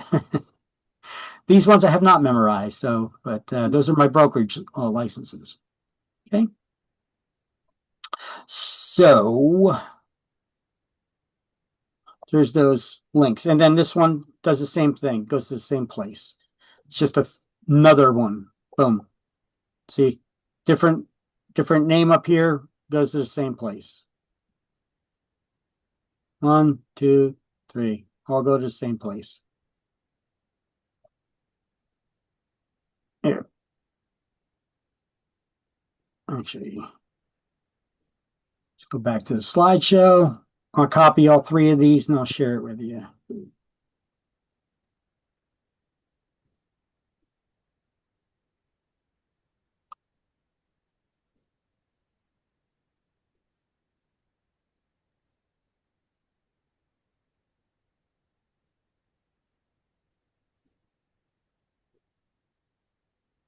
So you cannot begin working until your name is showing in this database. Once your name is in that database, you're licensed. And then you could go to one of these where it says pocket card. You may even get an exam question on this. All real estate licensees are required to carry their pocket cards with them anytime they're conducting business. Okay, it's like a pocket-sized little version of your license. They don't send it to you. They just generate a PDF form and you print it out on your own on plain paper. If you want, you could laminate it, you know. It used to be they sent it out to us on this green cardboard type paper that had a water ink, showing the state seal on there. It looked all official. Well, they're cutting back, saving on money. They just have you generate a PDF and you print it yourself. Okay. So here's where you could go to print out your pocket card licenses.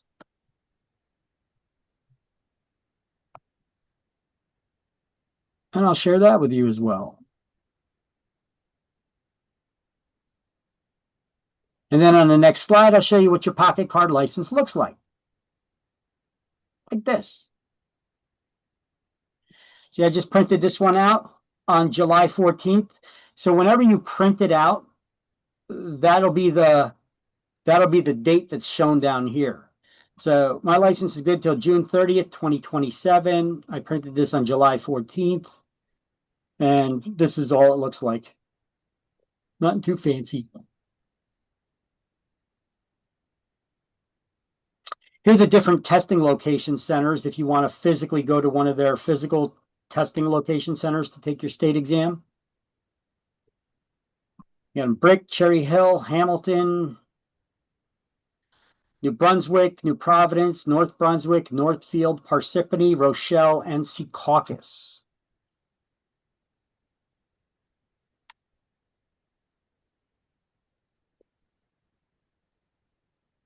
So what do you bring? At least one government-issued photo ID. Primary ID could be a state-issued driver license or a state-issued identification card. U.S. government-issued passport, U.S. government-issued military ID, U.S. government-issued alien registration card, or Canadian government-issued ID. The ID must contain the candidate's photo and be valid and unexpired. Now, the secondary ID may be one of the following: a signed credit card,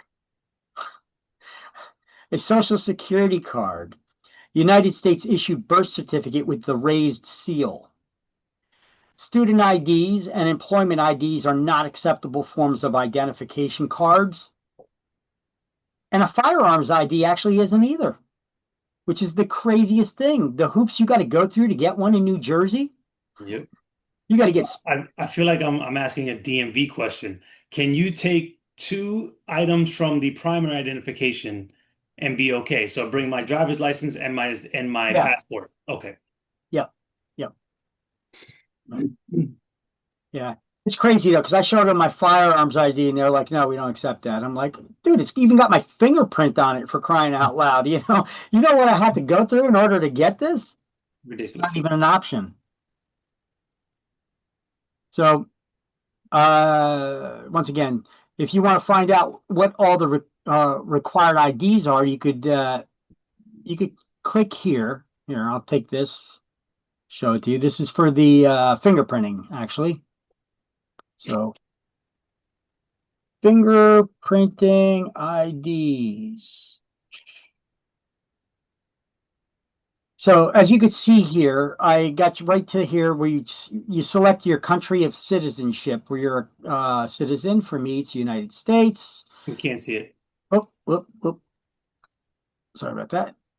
So that link that I just sent you, Yep. Select your, I'm sorry, country of birth. For me, it's the United States. So country of citizenship is the United States. And then it'll show you what are acceptable forms of ID based on that information you supplied in that previous slide. So which ones you could bring with you. No firearms ID card listed here. That is. Yeah. Yeah, global entry isn't on there either, and you got to go through all hoops to get that. It's crazy. Yeah, the limited IDs that they give you here. I mean, you have to accept as a secondary ID a signed credit card. That's an idea. People can get those credit cards, fraudulently, Guess security is not the top priority there.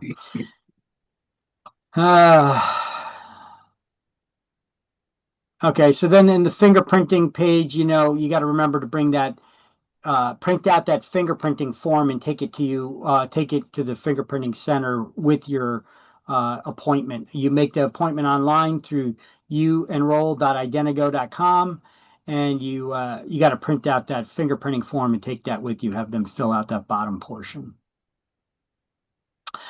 All right, the guarantee fund. I told you about this. I said we were going to talk about this a little bit. Here's what we could highlight. Do these highlights right now, and then on the next slide, we'll go over the guarantee fund.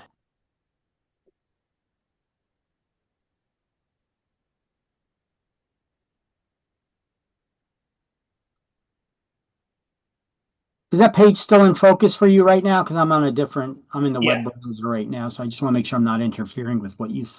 Oh, yeah, no, you're good. Okay.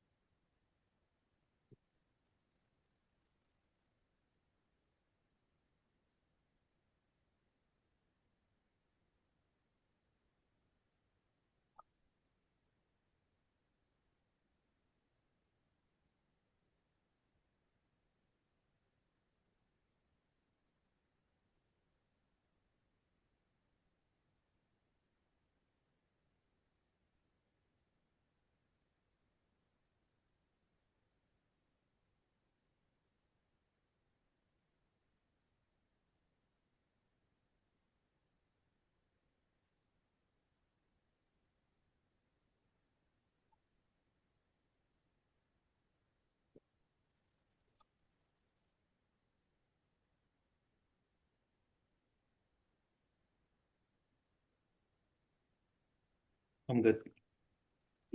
Got it. Okay.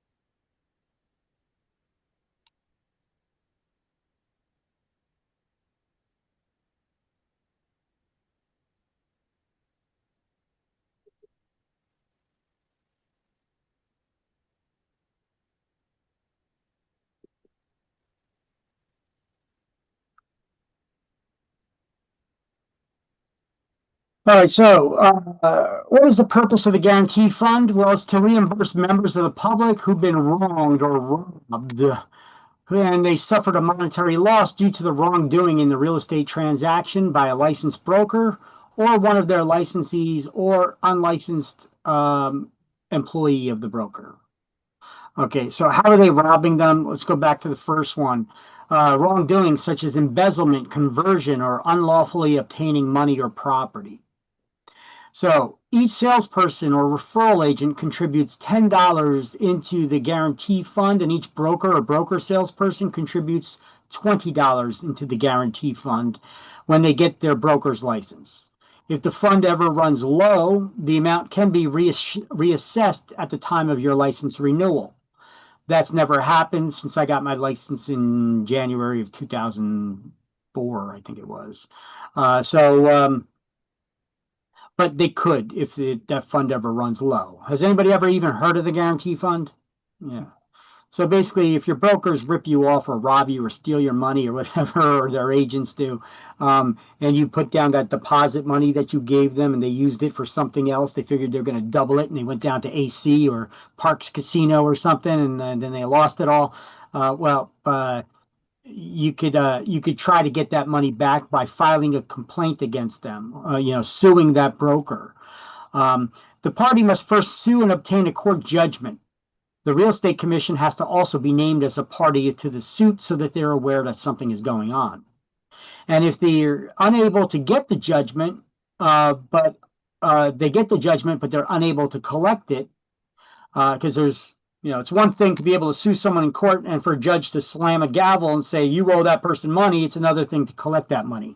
For the last 30 something years, I had somebody that owes me $55,000. I've been unable to collect anything on it. So it's one thing for somebody to owe you money. It's another thing to be able to collect on it. So the real estate commission has to be named as a party to the suit. And let's see, if you're unable to collect on the judgment, the person who had been wronged has 6 years to file a claim against the guarantee fund to get the money from the guarantee fund.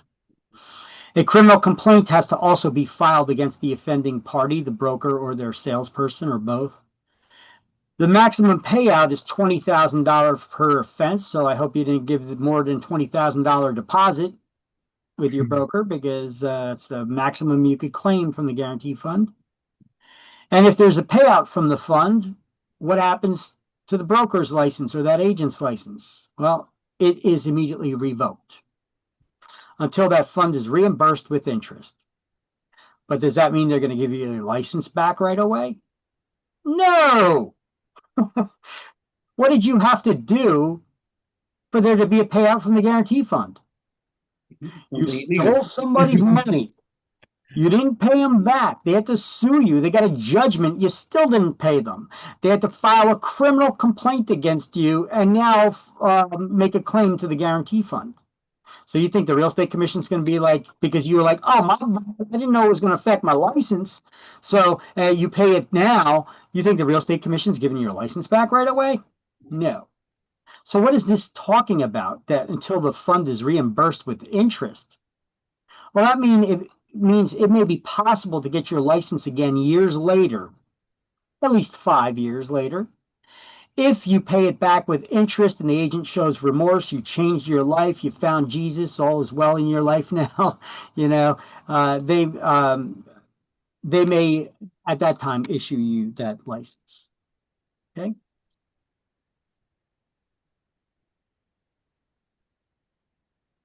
All right.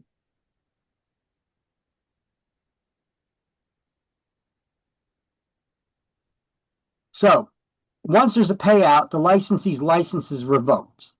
It's possible to get your license back in the future if that fund is reimbursed with interest, most likely years later, at least 5 years, if you show remorse and you go back to try to get your license. The Real Estate Commission is going to look back and they're going to be like, well, there was a payout from the guarantee fund. Have you ever paid it back? If you did not, you need to pay that back with interest before we'll consider giving you your license back. So now you pay it back with interest, and then they'll think about it. Okay, like happened with this guy, Leon Kabarkis. He got his license revoked in 2020. He did all kinds of stuff that looked bad. Kabarkis broker's license is revoked, and he shall be ineligible for reinstatement of his license until he satisfies the judgment in full, including reimbursement to the guarantee fund with interest. See, it does happen. Anybody ever hear of a rental referral agency? No. You know, apartment building complexes, they usually have their own rental offices, right? Yes. So most real estate agents don't bother trying to get listings there. However, there are some companies that specialize in all they do is they approach the building owners of these apartment complexes. And they say, listen, here's an example, bestrentnj.com. They're one of the brokerages. There's few brokerages that do this, but they're one of the ones at the top of my head. They're local here. They basically go to the building owners and they say, listen, we're going to put together a beautiful website, high quality photography. We have a high traffic website. We're going to create a page just for your complex here. We'll show what the rents are, the different models and units that you have. We'll even put together floor plan diagrams that people can see what's in the area. We'll do nice write-ups of everything and put even maps and show what's in the area of this place. And we'll highlight the features of their property. And if we find you a renter that signs a lease with you, you agree to pay us a referral fee. Okay. And that's all they do. So they specialize in renters. Renters come into their office and they help them find rentals. And often it's with large apartment complexes. Mhm. Now, in case you didn't know, let's see, every person working in a rental referral agency who, for a fee, refers prospective clients to rental units is required to have a real estate license and to enter into a written contract with each prospective tenant and landlord or owner of the apartment complex. In other words, you can't offer somebody's property for rent without their permission. Mhm. Make sense? Yeah, of course.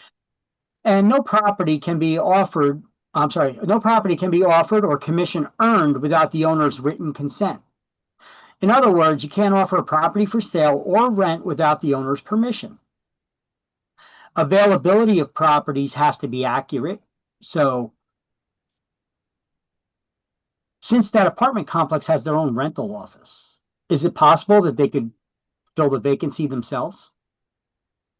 Yes. Yes. So because you may be advertising that property trying to get them renters, you need to check with the owners to see if the units are still available. So advertised properties have to be checked every day. So you need to call that apartment complex every day to see if a unit's still available.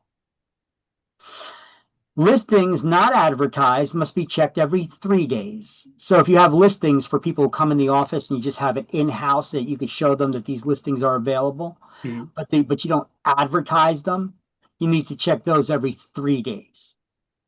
So you need to know this. There'll be an exam question on this pertaining to referral agencies. Advertised properties have to be checked every day. Listings that aren't advertised every 3 to see the status. Otherwise, you could be false advertising if you have it up on your website that there's a unit available when in fact it's already been rented. Right?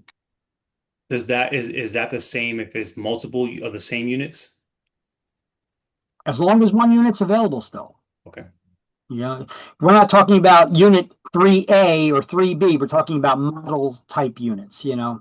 So if this style unit with this layout, this floor plan layout is no longer available, well, you got to show, you know, coming Yeah. soon or not available now. You You have to know, have 3 presidential suites available. yeah, yeah. Now, advance fees of $25 or more that people are paying to you, we have to put into an escrow account or trust account. Escrow and trust account are two names that describe the same thing. It's a bank account where brokers keep other people's money for and only other people's money in for short periods of time, like when they put a deposit to buy a house or to rent, you know, the security deposit or the deposit for the first month's rent or whatever. We got to put that into the escrow account to safe keep for So safekeeping. is a good faith and down payment the same thing? Yeah, yeah. Good. We call a good the down payment deposit. mm, well, the down payment they're required to put down a certain amount depending on the type of loan they're getting. Yeah. But how much they put down at the time they're making an offer, that's referred to as the good faith deposit. You want them to put down the largest deposit possible to show that they're operating in good faith to the seller. Yeah. You know, and if they're not operating in good faith, well, the seller could make a claim against it to try to keep it. However, they got to prove that the buyer wasn't operating in good faith. You know.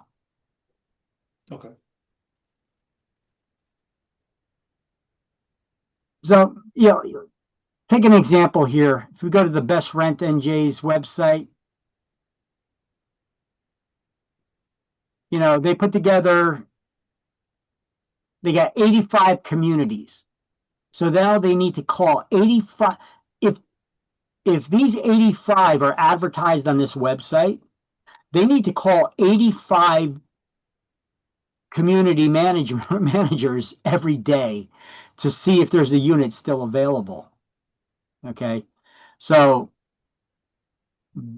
here's one in Bayonne, new townhomes. They do a lot of new stuff lately, I see here. Station Village at Avenel, the Enclave, an Old Bridge, 55 plus community. But they got older buildings in here too. Like look at Edison. Most of the stuff is older in Edison. Oh no, they got some new ones here. Yeah, this one's older. Edison Village. Well, let's just take a look at what they're doing here. They got some nice photography that they put out, nice layouts of the nice pictures that they do, high quality pictures they put out there, right? It's all dressed up, looking nice. And then they have 1 bedrooms or 1 bedroom with a den or 2 bedrooms. And they have different square footage layouts here. So look at all these 1 bedrooms, different 1 bedroom layouts from 730 square feet to 1,500 square feet. Well, 1595, almost 16. Yeah. If you click on it, they'll show you the floor plan. This is the layout of it, of the apartment. Pretty big layout there. Yeah, rec rooms and all kinds of stuff. So you can see the different floor plans have different they have different layouts. The different model units have different layouts and floor plans. So they put together these nice little floor plans for you here. And if a unit's available, look, they're showing you 1 month free rent available, okay, for the smaller one here. That they're charging almost $1,800 a month rent. Holy shit. For 1 bedroom. But all these other ones, it's not showing there's any availability. Well, it says 1 free month rent. Select unit and apply. We apply. Available as of this date. See how they show you only the units that are available? Yeah.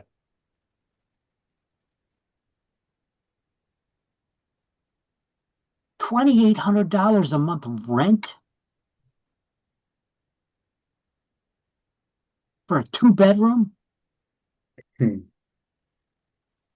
We got to get that person into a house. We got to buy him a house. Got to say, hey, we get your mortgage payments, right? Right away. Jeez. Although the prices in real estate in New Jersey are up there, especially we got now. See, you got to pay close attention. Even I know people hate politics, but you got to pay close attention and look at it with an open mind, not from your political views.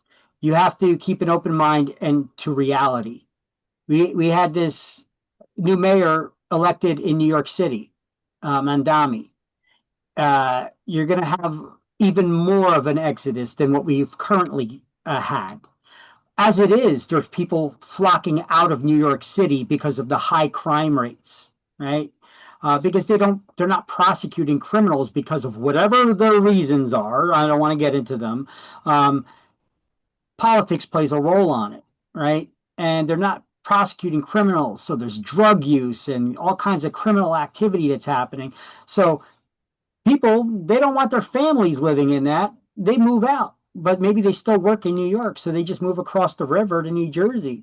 And now New Jersey rents, are much, much cheaper by comparison. Our high rents here are cheaper than those high rents they pay in New York. So by comparison, they're like, wow.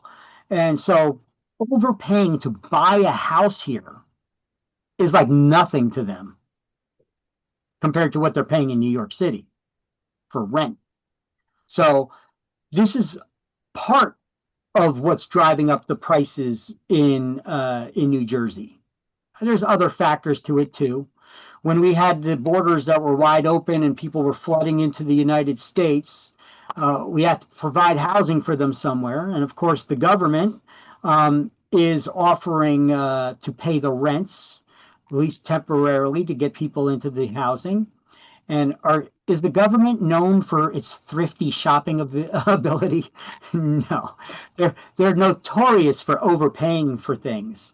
So if people can get more for their rents, this is why we were seeing veterans being kicked out of veteran housing so that they could get illegal immigrants in that the government will pay higher rents for.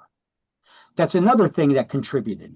See, there's a lot of different factors that contributed to the higher costs of real estate here in New Jersey that is abnormal to being able to dictate what's going to happen in a real estate marketplace.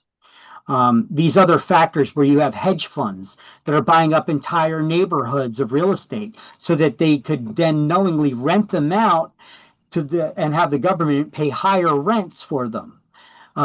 They also were promised that that they were going to do away with single family zoning, which we call suburban communities. Suburbia apparently is a racist thing because apparently black people can't buy single family homes, which is a racist argument all in its own, but that was the statement that was made. So they still don't use that. They still don't say that anymore, but they kind of do.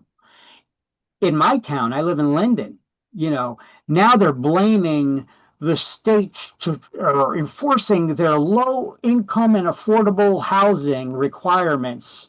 So we now have a rush to fulfill this requirement. Okay, Mr. Mayor, we just built a bunch of high rises and you're still constructing new ones right now. None of them are low income or affordable housing. How come you didn't make that a requirement on the developer that's developing those? Now you're saying you're going to go over in suburban areas and allow them to convert buildings into two-family houses, multifamily houses, apartments. What do you think is going to happen to the neighborhood? Quality of life is going to go down. Why? Because you don't have suburban communities where people are separated from each other anymore. There's no privacy. Now you're going to have people, everything is going to become inner city. You know, you're building up that that inner city area where it's a densely populated area. Quality of life goes down when that happens. Okay. Some people want to live in privacy. They don't want to live in the city, you know? So these are other factors that contributed to developers buying in areas and wanting to convert. And this also drives up the cost of the real estate, because if we know that we could get more money out of them, you know, they're going to get more money out of them. And the owners are going to be asking for more money. Right? If owners know that buyers are willing to pay more for their property, what are they going to want for their property? More money. You know, it's not rocket science, right? But if you're good at analyzing the different factors and seeing what's going on around you in a nonpartisan, get the politics out of it, but be aware, or get your political views out of it, and just take the 50,000 view overlook where you could see the overall picture of what's going on.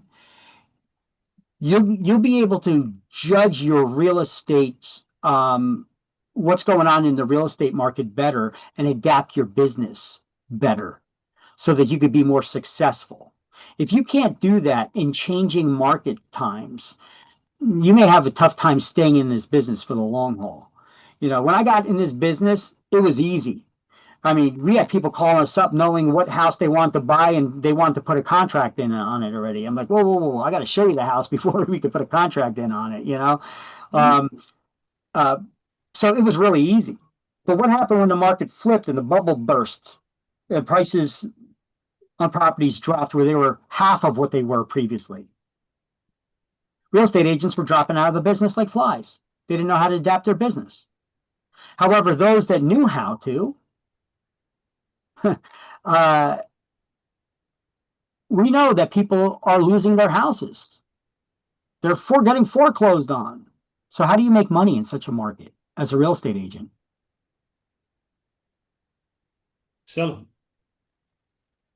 You go to the property owners that are afraid of losing their properties due to foreclosure. How could you sell your property when it's worth half of what you owe your lender? You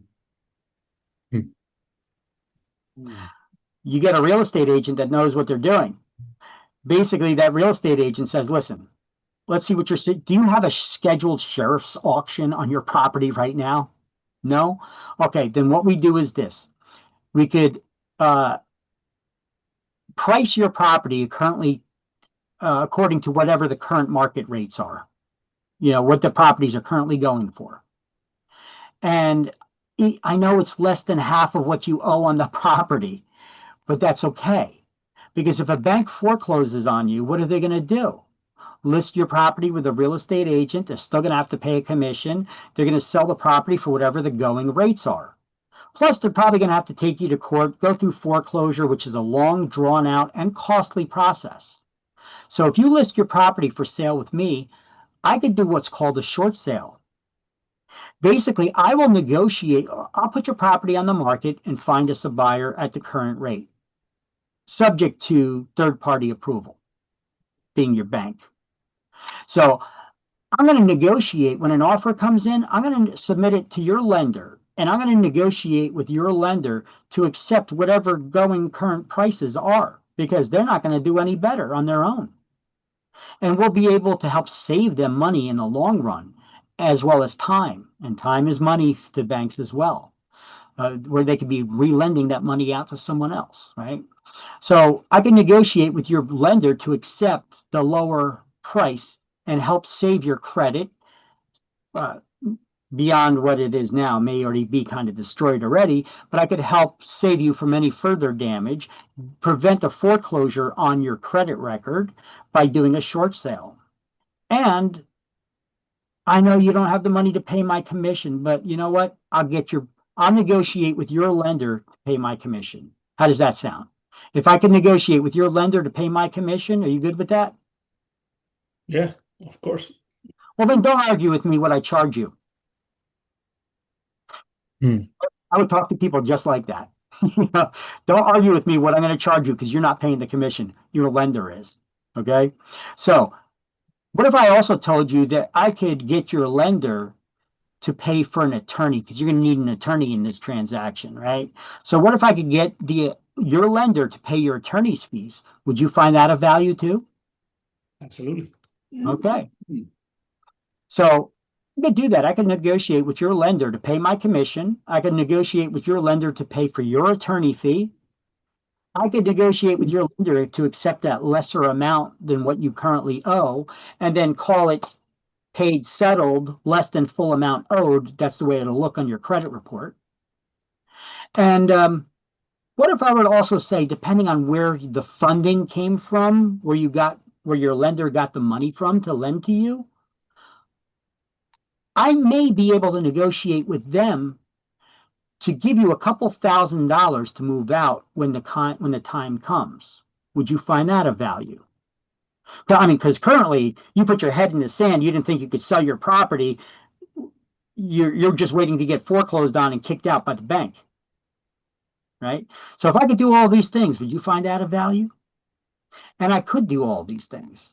And so as long as you learn to adapt. Now, is that easy things to do? No, it's a big major pain in the ass. It requires a lot of phone calls, faxes, sometimes repeatedly doing it, but it ain't rocket science. It's just a matter of doing stuff over and over again and staying on top of communications, you know. And if you guys can do stuff like this and you learn how to adapt to changing markets, you'll do good, you know. Don't panic.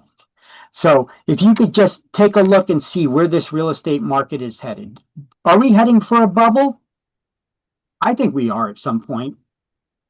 You know, right now they're trying to, the government, Trump proposed this 50-year mortgage to try to make home ownership more affordable. 50 years. Yeah, isn't that crazy? Right now we got a 30-year mortgage. That was unheard of in the past. Do you know in the 1920s, when you went to get a loan to buy real estate, you needed to have 60% down payment. You needed to have 60% of the cash. They'd only lend you 40% of the money to buy a house. Never knew that. How long of a loan they gave you to pay it back? How long? 5 years. 5 years 5 years. to pay the 40% back? Yeah. Wow. Now you may say, well, how much did homes cost in the 1940s or 1920s? Well, how much were people getting paid in the 1920s? Yeah, I was about to say that's You the know, argument. Yeah, that was relative, So, different programs have come out over the years and changed things up a bit, that made home ownership more affordable, like the 30-year mortgage, him coming out with a 50-year mortgage, that could make it even more affordable to get into home ownership. However, the price of the real estate is what you should keep top of mind. You could always refinance a loan, but whatever the price that you bought it for is the price you bought it for. You can't renegotiate that price later, but if you could extend it to a 50-year loan to buy a house to get into home ownership, it brings down the monthly payment more. So it makes it more affordable to get into that home ownership initially. So if the home prices continue rising, this may be a way to get into home ownership still. Me personally, I want to buy a house at these current prices, though, in these areas. Not unless you get a good deal, but that's too much to think about. We're really talking about a lot of stuff here right now. But we're just opening up our eyes to the real estate market and how to adapt to it, because markets change. They fluctuate all the time, right? And if you're aware of what's going on in neighboring communities, like New York, like New Jersey. New Jersey, we got the highest taxes in the nation. Yeah. We're number one on that list. Number one. Hold on. Let me go to our Facebook page. I want to show you something here. Facebook.com/Career Path Academy.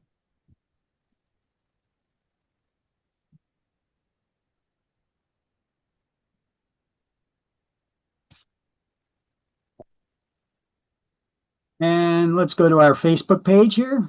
Can you guys see the Facebook page, Career Path Academy? Yeah. Yes. So let me scroll down a bit here. Oh, by the way, while I got it, I'll share the link with you. Go to love us, like us. I'll give you free stuff. I got actually a couple Fire Sticks to give away. I'm going to be giving away soon. See, I post news and stuff here for various things. This lady, she posted a thing about businesses that commonly fail. Real estate wasn't one of them. Well, there's a lot of business failing right now. Well, just in general, over history, over time, just generally talking about if you're going to start a business, what kind of business are you going to start? She goes over a bunch of top businesses that people often get into that she don't like because they fail. And she goes over why. It's actually it's a pretty good watch. It's a pretty interesting watch. I just saw this. I posted it yesterday. Let's see. Let's see. The states with their largest exodus. I posted this yesterday too, I think, November 8th. 1, 2, 3, 4. New York people are leaving in droves. 1.7 million. See, states that lost the most people between 2012 and 2022. And right now, we're seeing that even more so. But this is just between that time period. New York, 1.7 million. California, 1.6 million. Illinois, 881,000. Wow, that's a lot. And New Jersey in fourth with 350,000. And then the closest to that is Massachusetts with 283. And what's in common in all these states? It's the politics. Yeah, I live in the two common ones. Which one? I used to live in Massachusetts and then I moved over here. I live in New York for like a year, but So you're going the opposite way. Oh, okay. Well, you went to yeah, New it's York, and then not. you're like, oh, Nah, hell no. And you came back.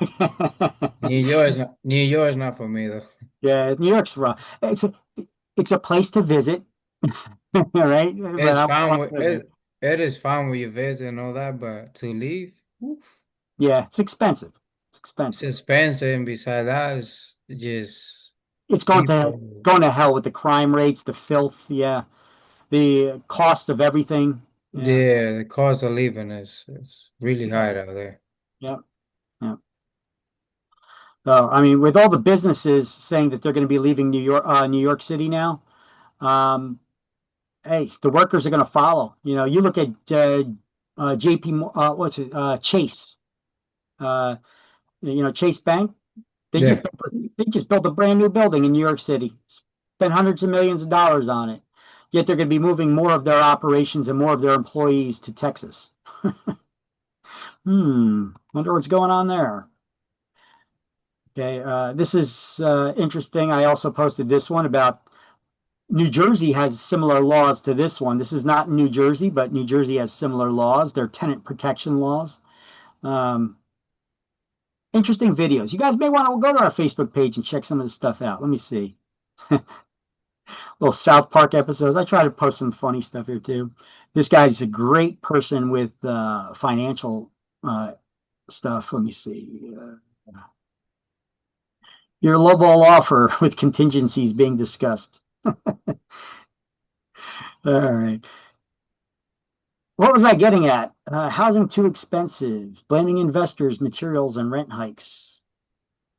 Also, what else contributes to that, to the material costs? Tariffs.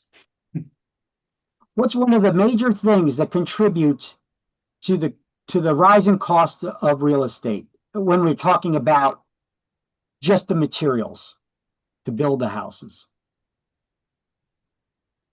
It's not tariffs.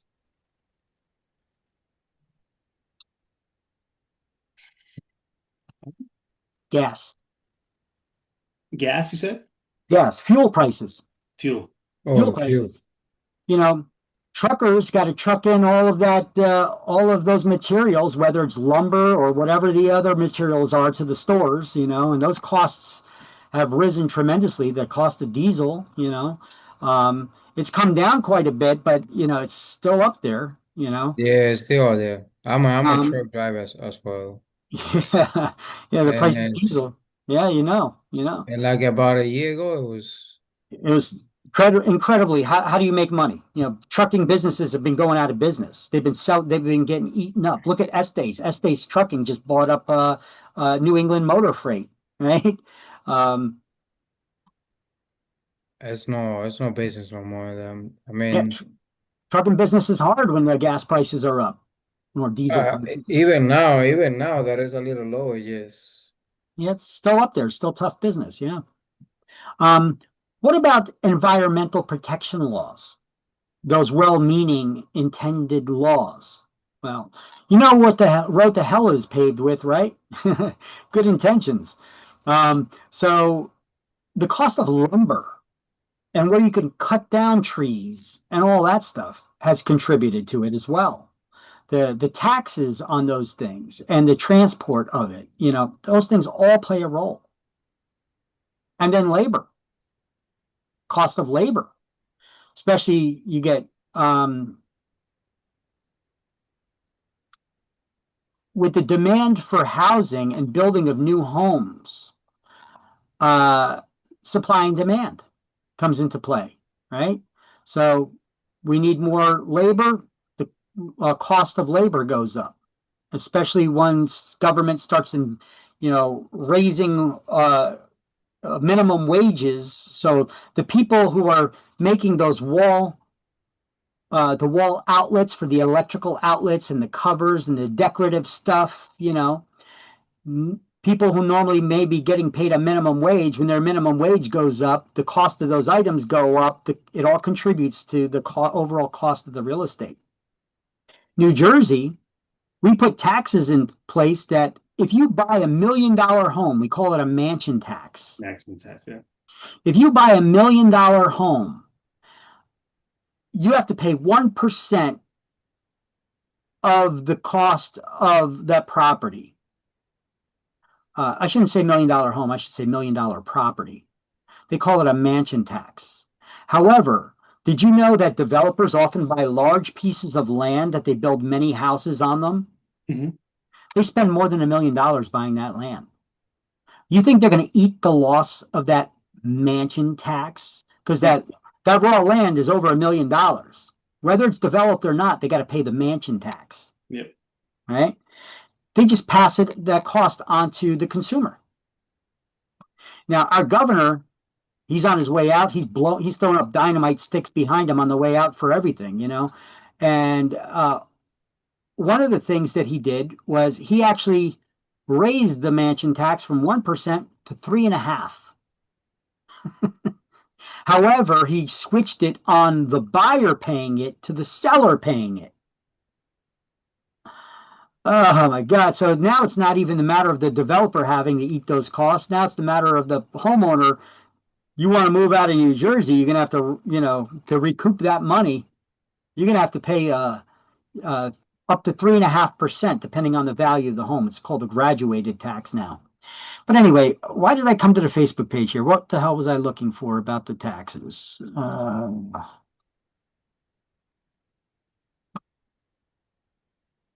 Too much chit chat, and I forget what the hell I was talking about. What was I talking about? Why did I go there to that page? We were talking about the value of this. What was I looking for The on that page? trust, where we talked about the good faith payment versus the down payment. And then we already passed that one, I think. Oh wait, here's that one on what I was talking about. New Jersey politicians would fight this tooth and nail. Raise the mansion tax. Here's what I was just talking about. Here they're talking about this on news. You guys recognize this guy, right? Mr. Wonderful. Yeah. He's Kevin O'Leary. Yeah, he's talking about that responsibility and how this could affect the real estate market here in New Jersey. New Jersey. Oh, I was talking about our taxes, our tax increase. Oh, that's the tax. That's my own article there about that.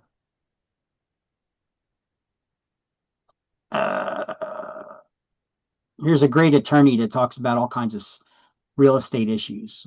I love the way she explains stuff. Property tax relief. Whatever. I forget what the hell I was talking about. I'm just wasting time now. Let's just finish up this chapter and we'll be done here. So let's do these highlights. Page 10 and 11 under rental referral companies. No rental property can be offered without the landlord's consent.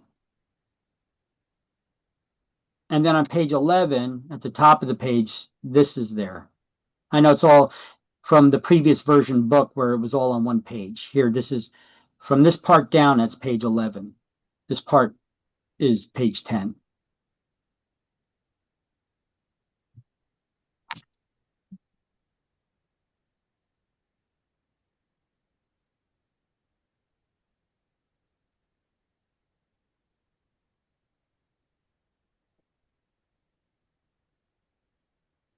You guys got it?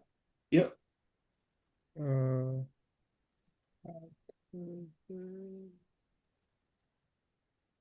I got it. All right. All right. Snap a picture of this slide. It's not in the book anywhere. Okay. We're going to learn about the right of rescission. I don't know if you ever heard the word rescission before, but it's your right to pull back or cancel a contract within a given period of time. We call this rescission periods. Okay. Now they're peppered throughout this book. There's rescission periods for sales contracts and for mortgage financing contracts. I put them all together here, all on one slide to study from. So we have rescission periods for sales contracts that deal with new construction only. Shoot, we're over the time. We have 7-day right of rescission for new construction of out-of-state properties marketed to New Jersey residents. There's 7 days to pull out of that contract. There's 7 days for new large in-state developments for new construction. You have 7 days to pull out. If it has 100 lots or more, or if it's less than 100 lots, but not less than 10 units, and there's common area elements, like it's a condominium complex, a small condo, you have a 7-day right of rescission for new construction only, the initial purchase.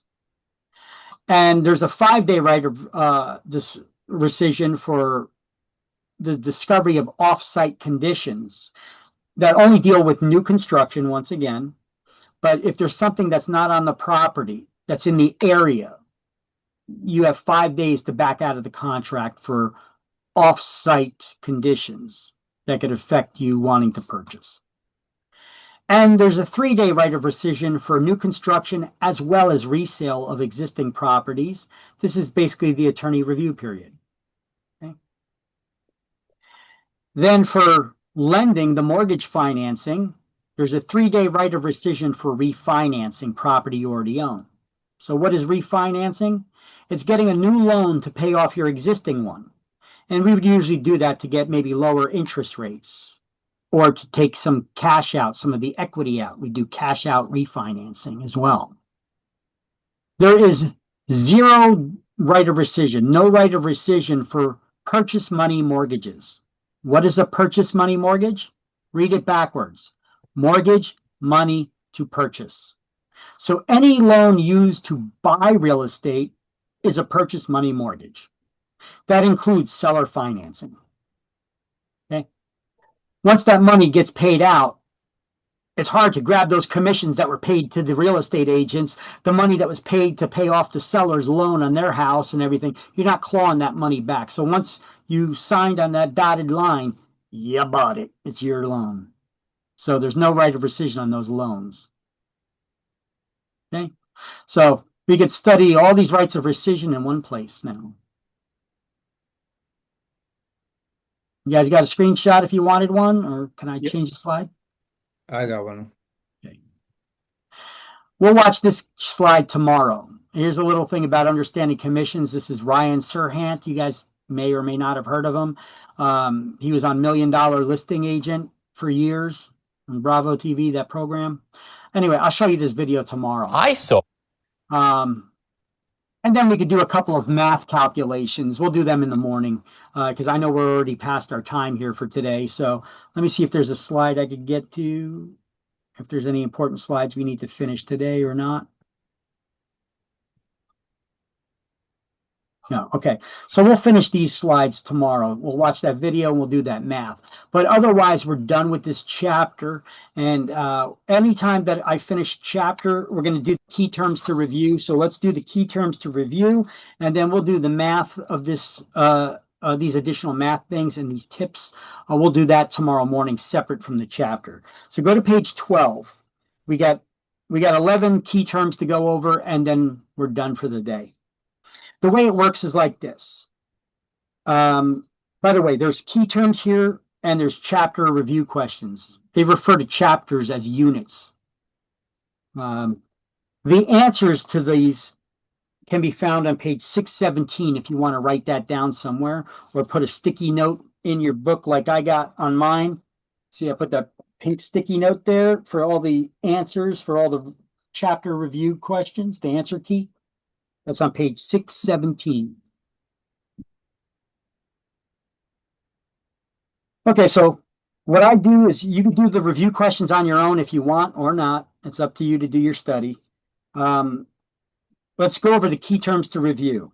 The key term is on the left, and there's the definition on the right. I'm going to read off the definition on the right. You guys are going to shout out what you think the corresponding key term to it is on the left. No penalties for wrong answers, so shout them out as you got them. Are you ready? Yes, sir. All right, let's do this. Kind of like Cash Cab, right? Law governing the practice of real estate in New Jersey. The Real Estate License Act. The Real Estate Licensing Act, 6 is A.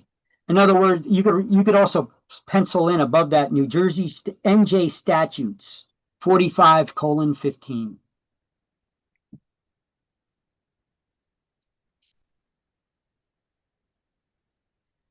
Classes, so 6 is A, that's New Jersey statutes 45:15, the Real Estate License Act. Classes required for license renewal. 3. Continue education. Yep, CE, continuing education. 3 is B. State rules and regulations for real estate licensees. What are those state rules and regulations that we need to follow from the Real Estate Commission? 11. Sorry? 11. Title 11, Chapter 5, the Administrative Code. 11 is C, correct. So you may want to write beneath that Administrative Code, because Title 11, Chapter 5 is also known as the Administrative Code. 11 is C.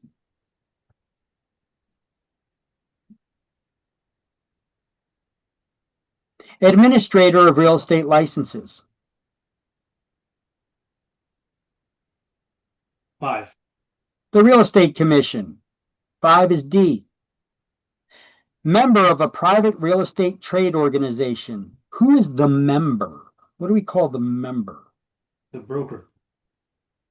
Well, only the member, but what do we call the member of that private real estate trade organization? The realtor. A realtor, correct. 7 is E. 7 is E, the realtor. Money paid another broker for sending a client or customer. Referral. Yep, referral fee. Referral fee. 8 is F, referral fee. One license to assist a broker in real estate transactions. You better get this one. One license. Salesperson is right.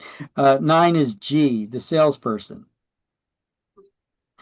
Reimburses people defrauded or badly served by licensees in a real estate transaction. Guarantee fund. 4 is H, the guarantee fund. Individual license to charge the public for real estate services. Broker. One is I, broker. Licensee limited to presenting prospective clients and customers to the broker. That's all they could do. I'm sorry, which one? Real estate broker. Licensee limited to presenting prospective clients and customers to the broker. That's all you could do, though. Uh, Just try to think up the answer. Don't even look at the answer options. Often, if you guys just try to get it off the top of your head, you'll get it. It's a salesperson with a licensed referral company. I got it. For short, you call them a referral agent, right? Yep. A referral, yeah. Yeah, so 10 is J. Correct. Fully qualified broker who remains under another broker's supervision. A broker salesperson. They are a broker salesperson. 2 is K. And on that note, we have completed chapter 1. So let me stop the recording here.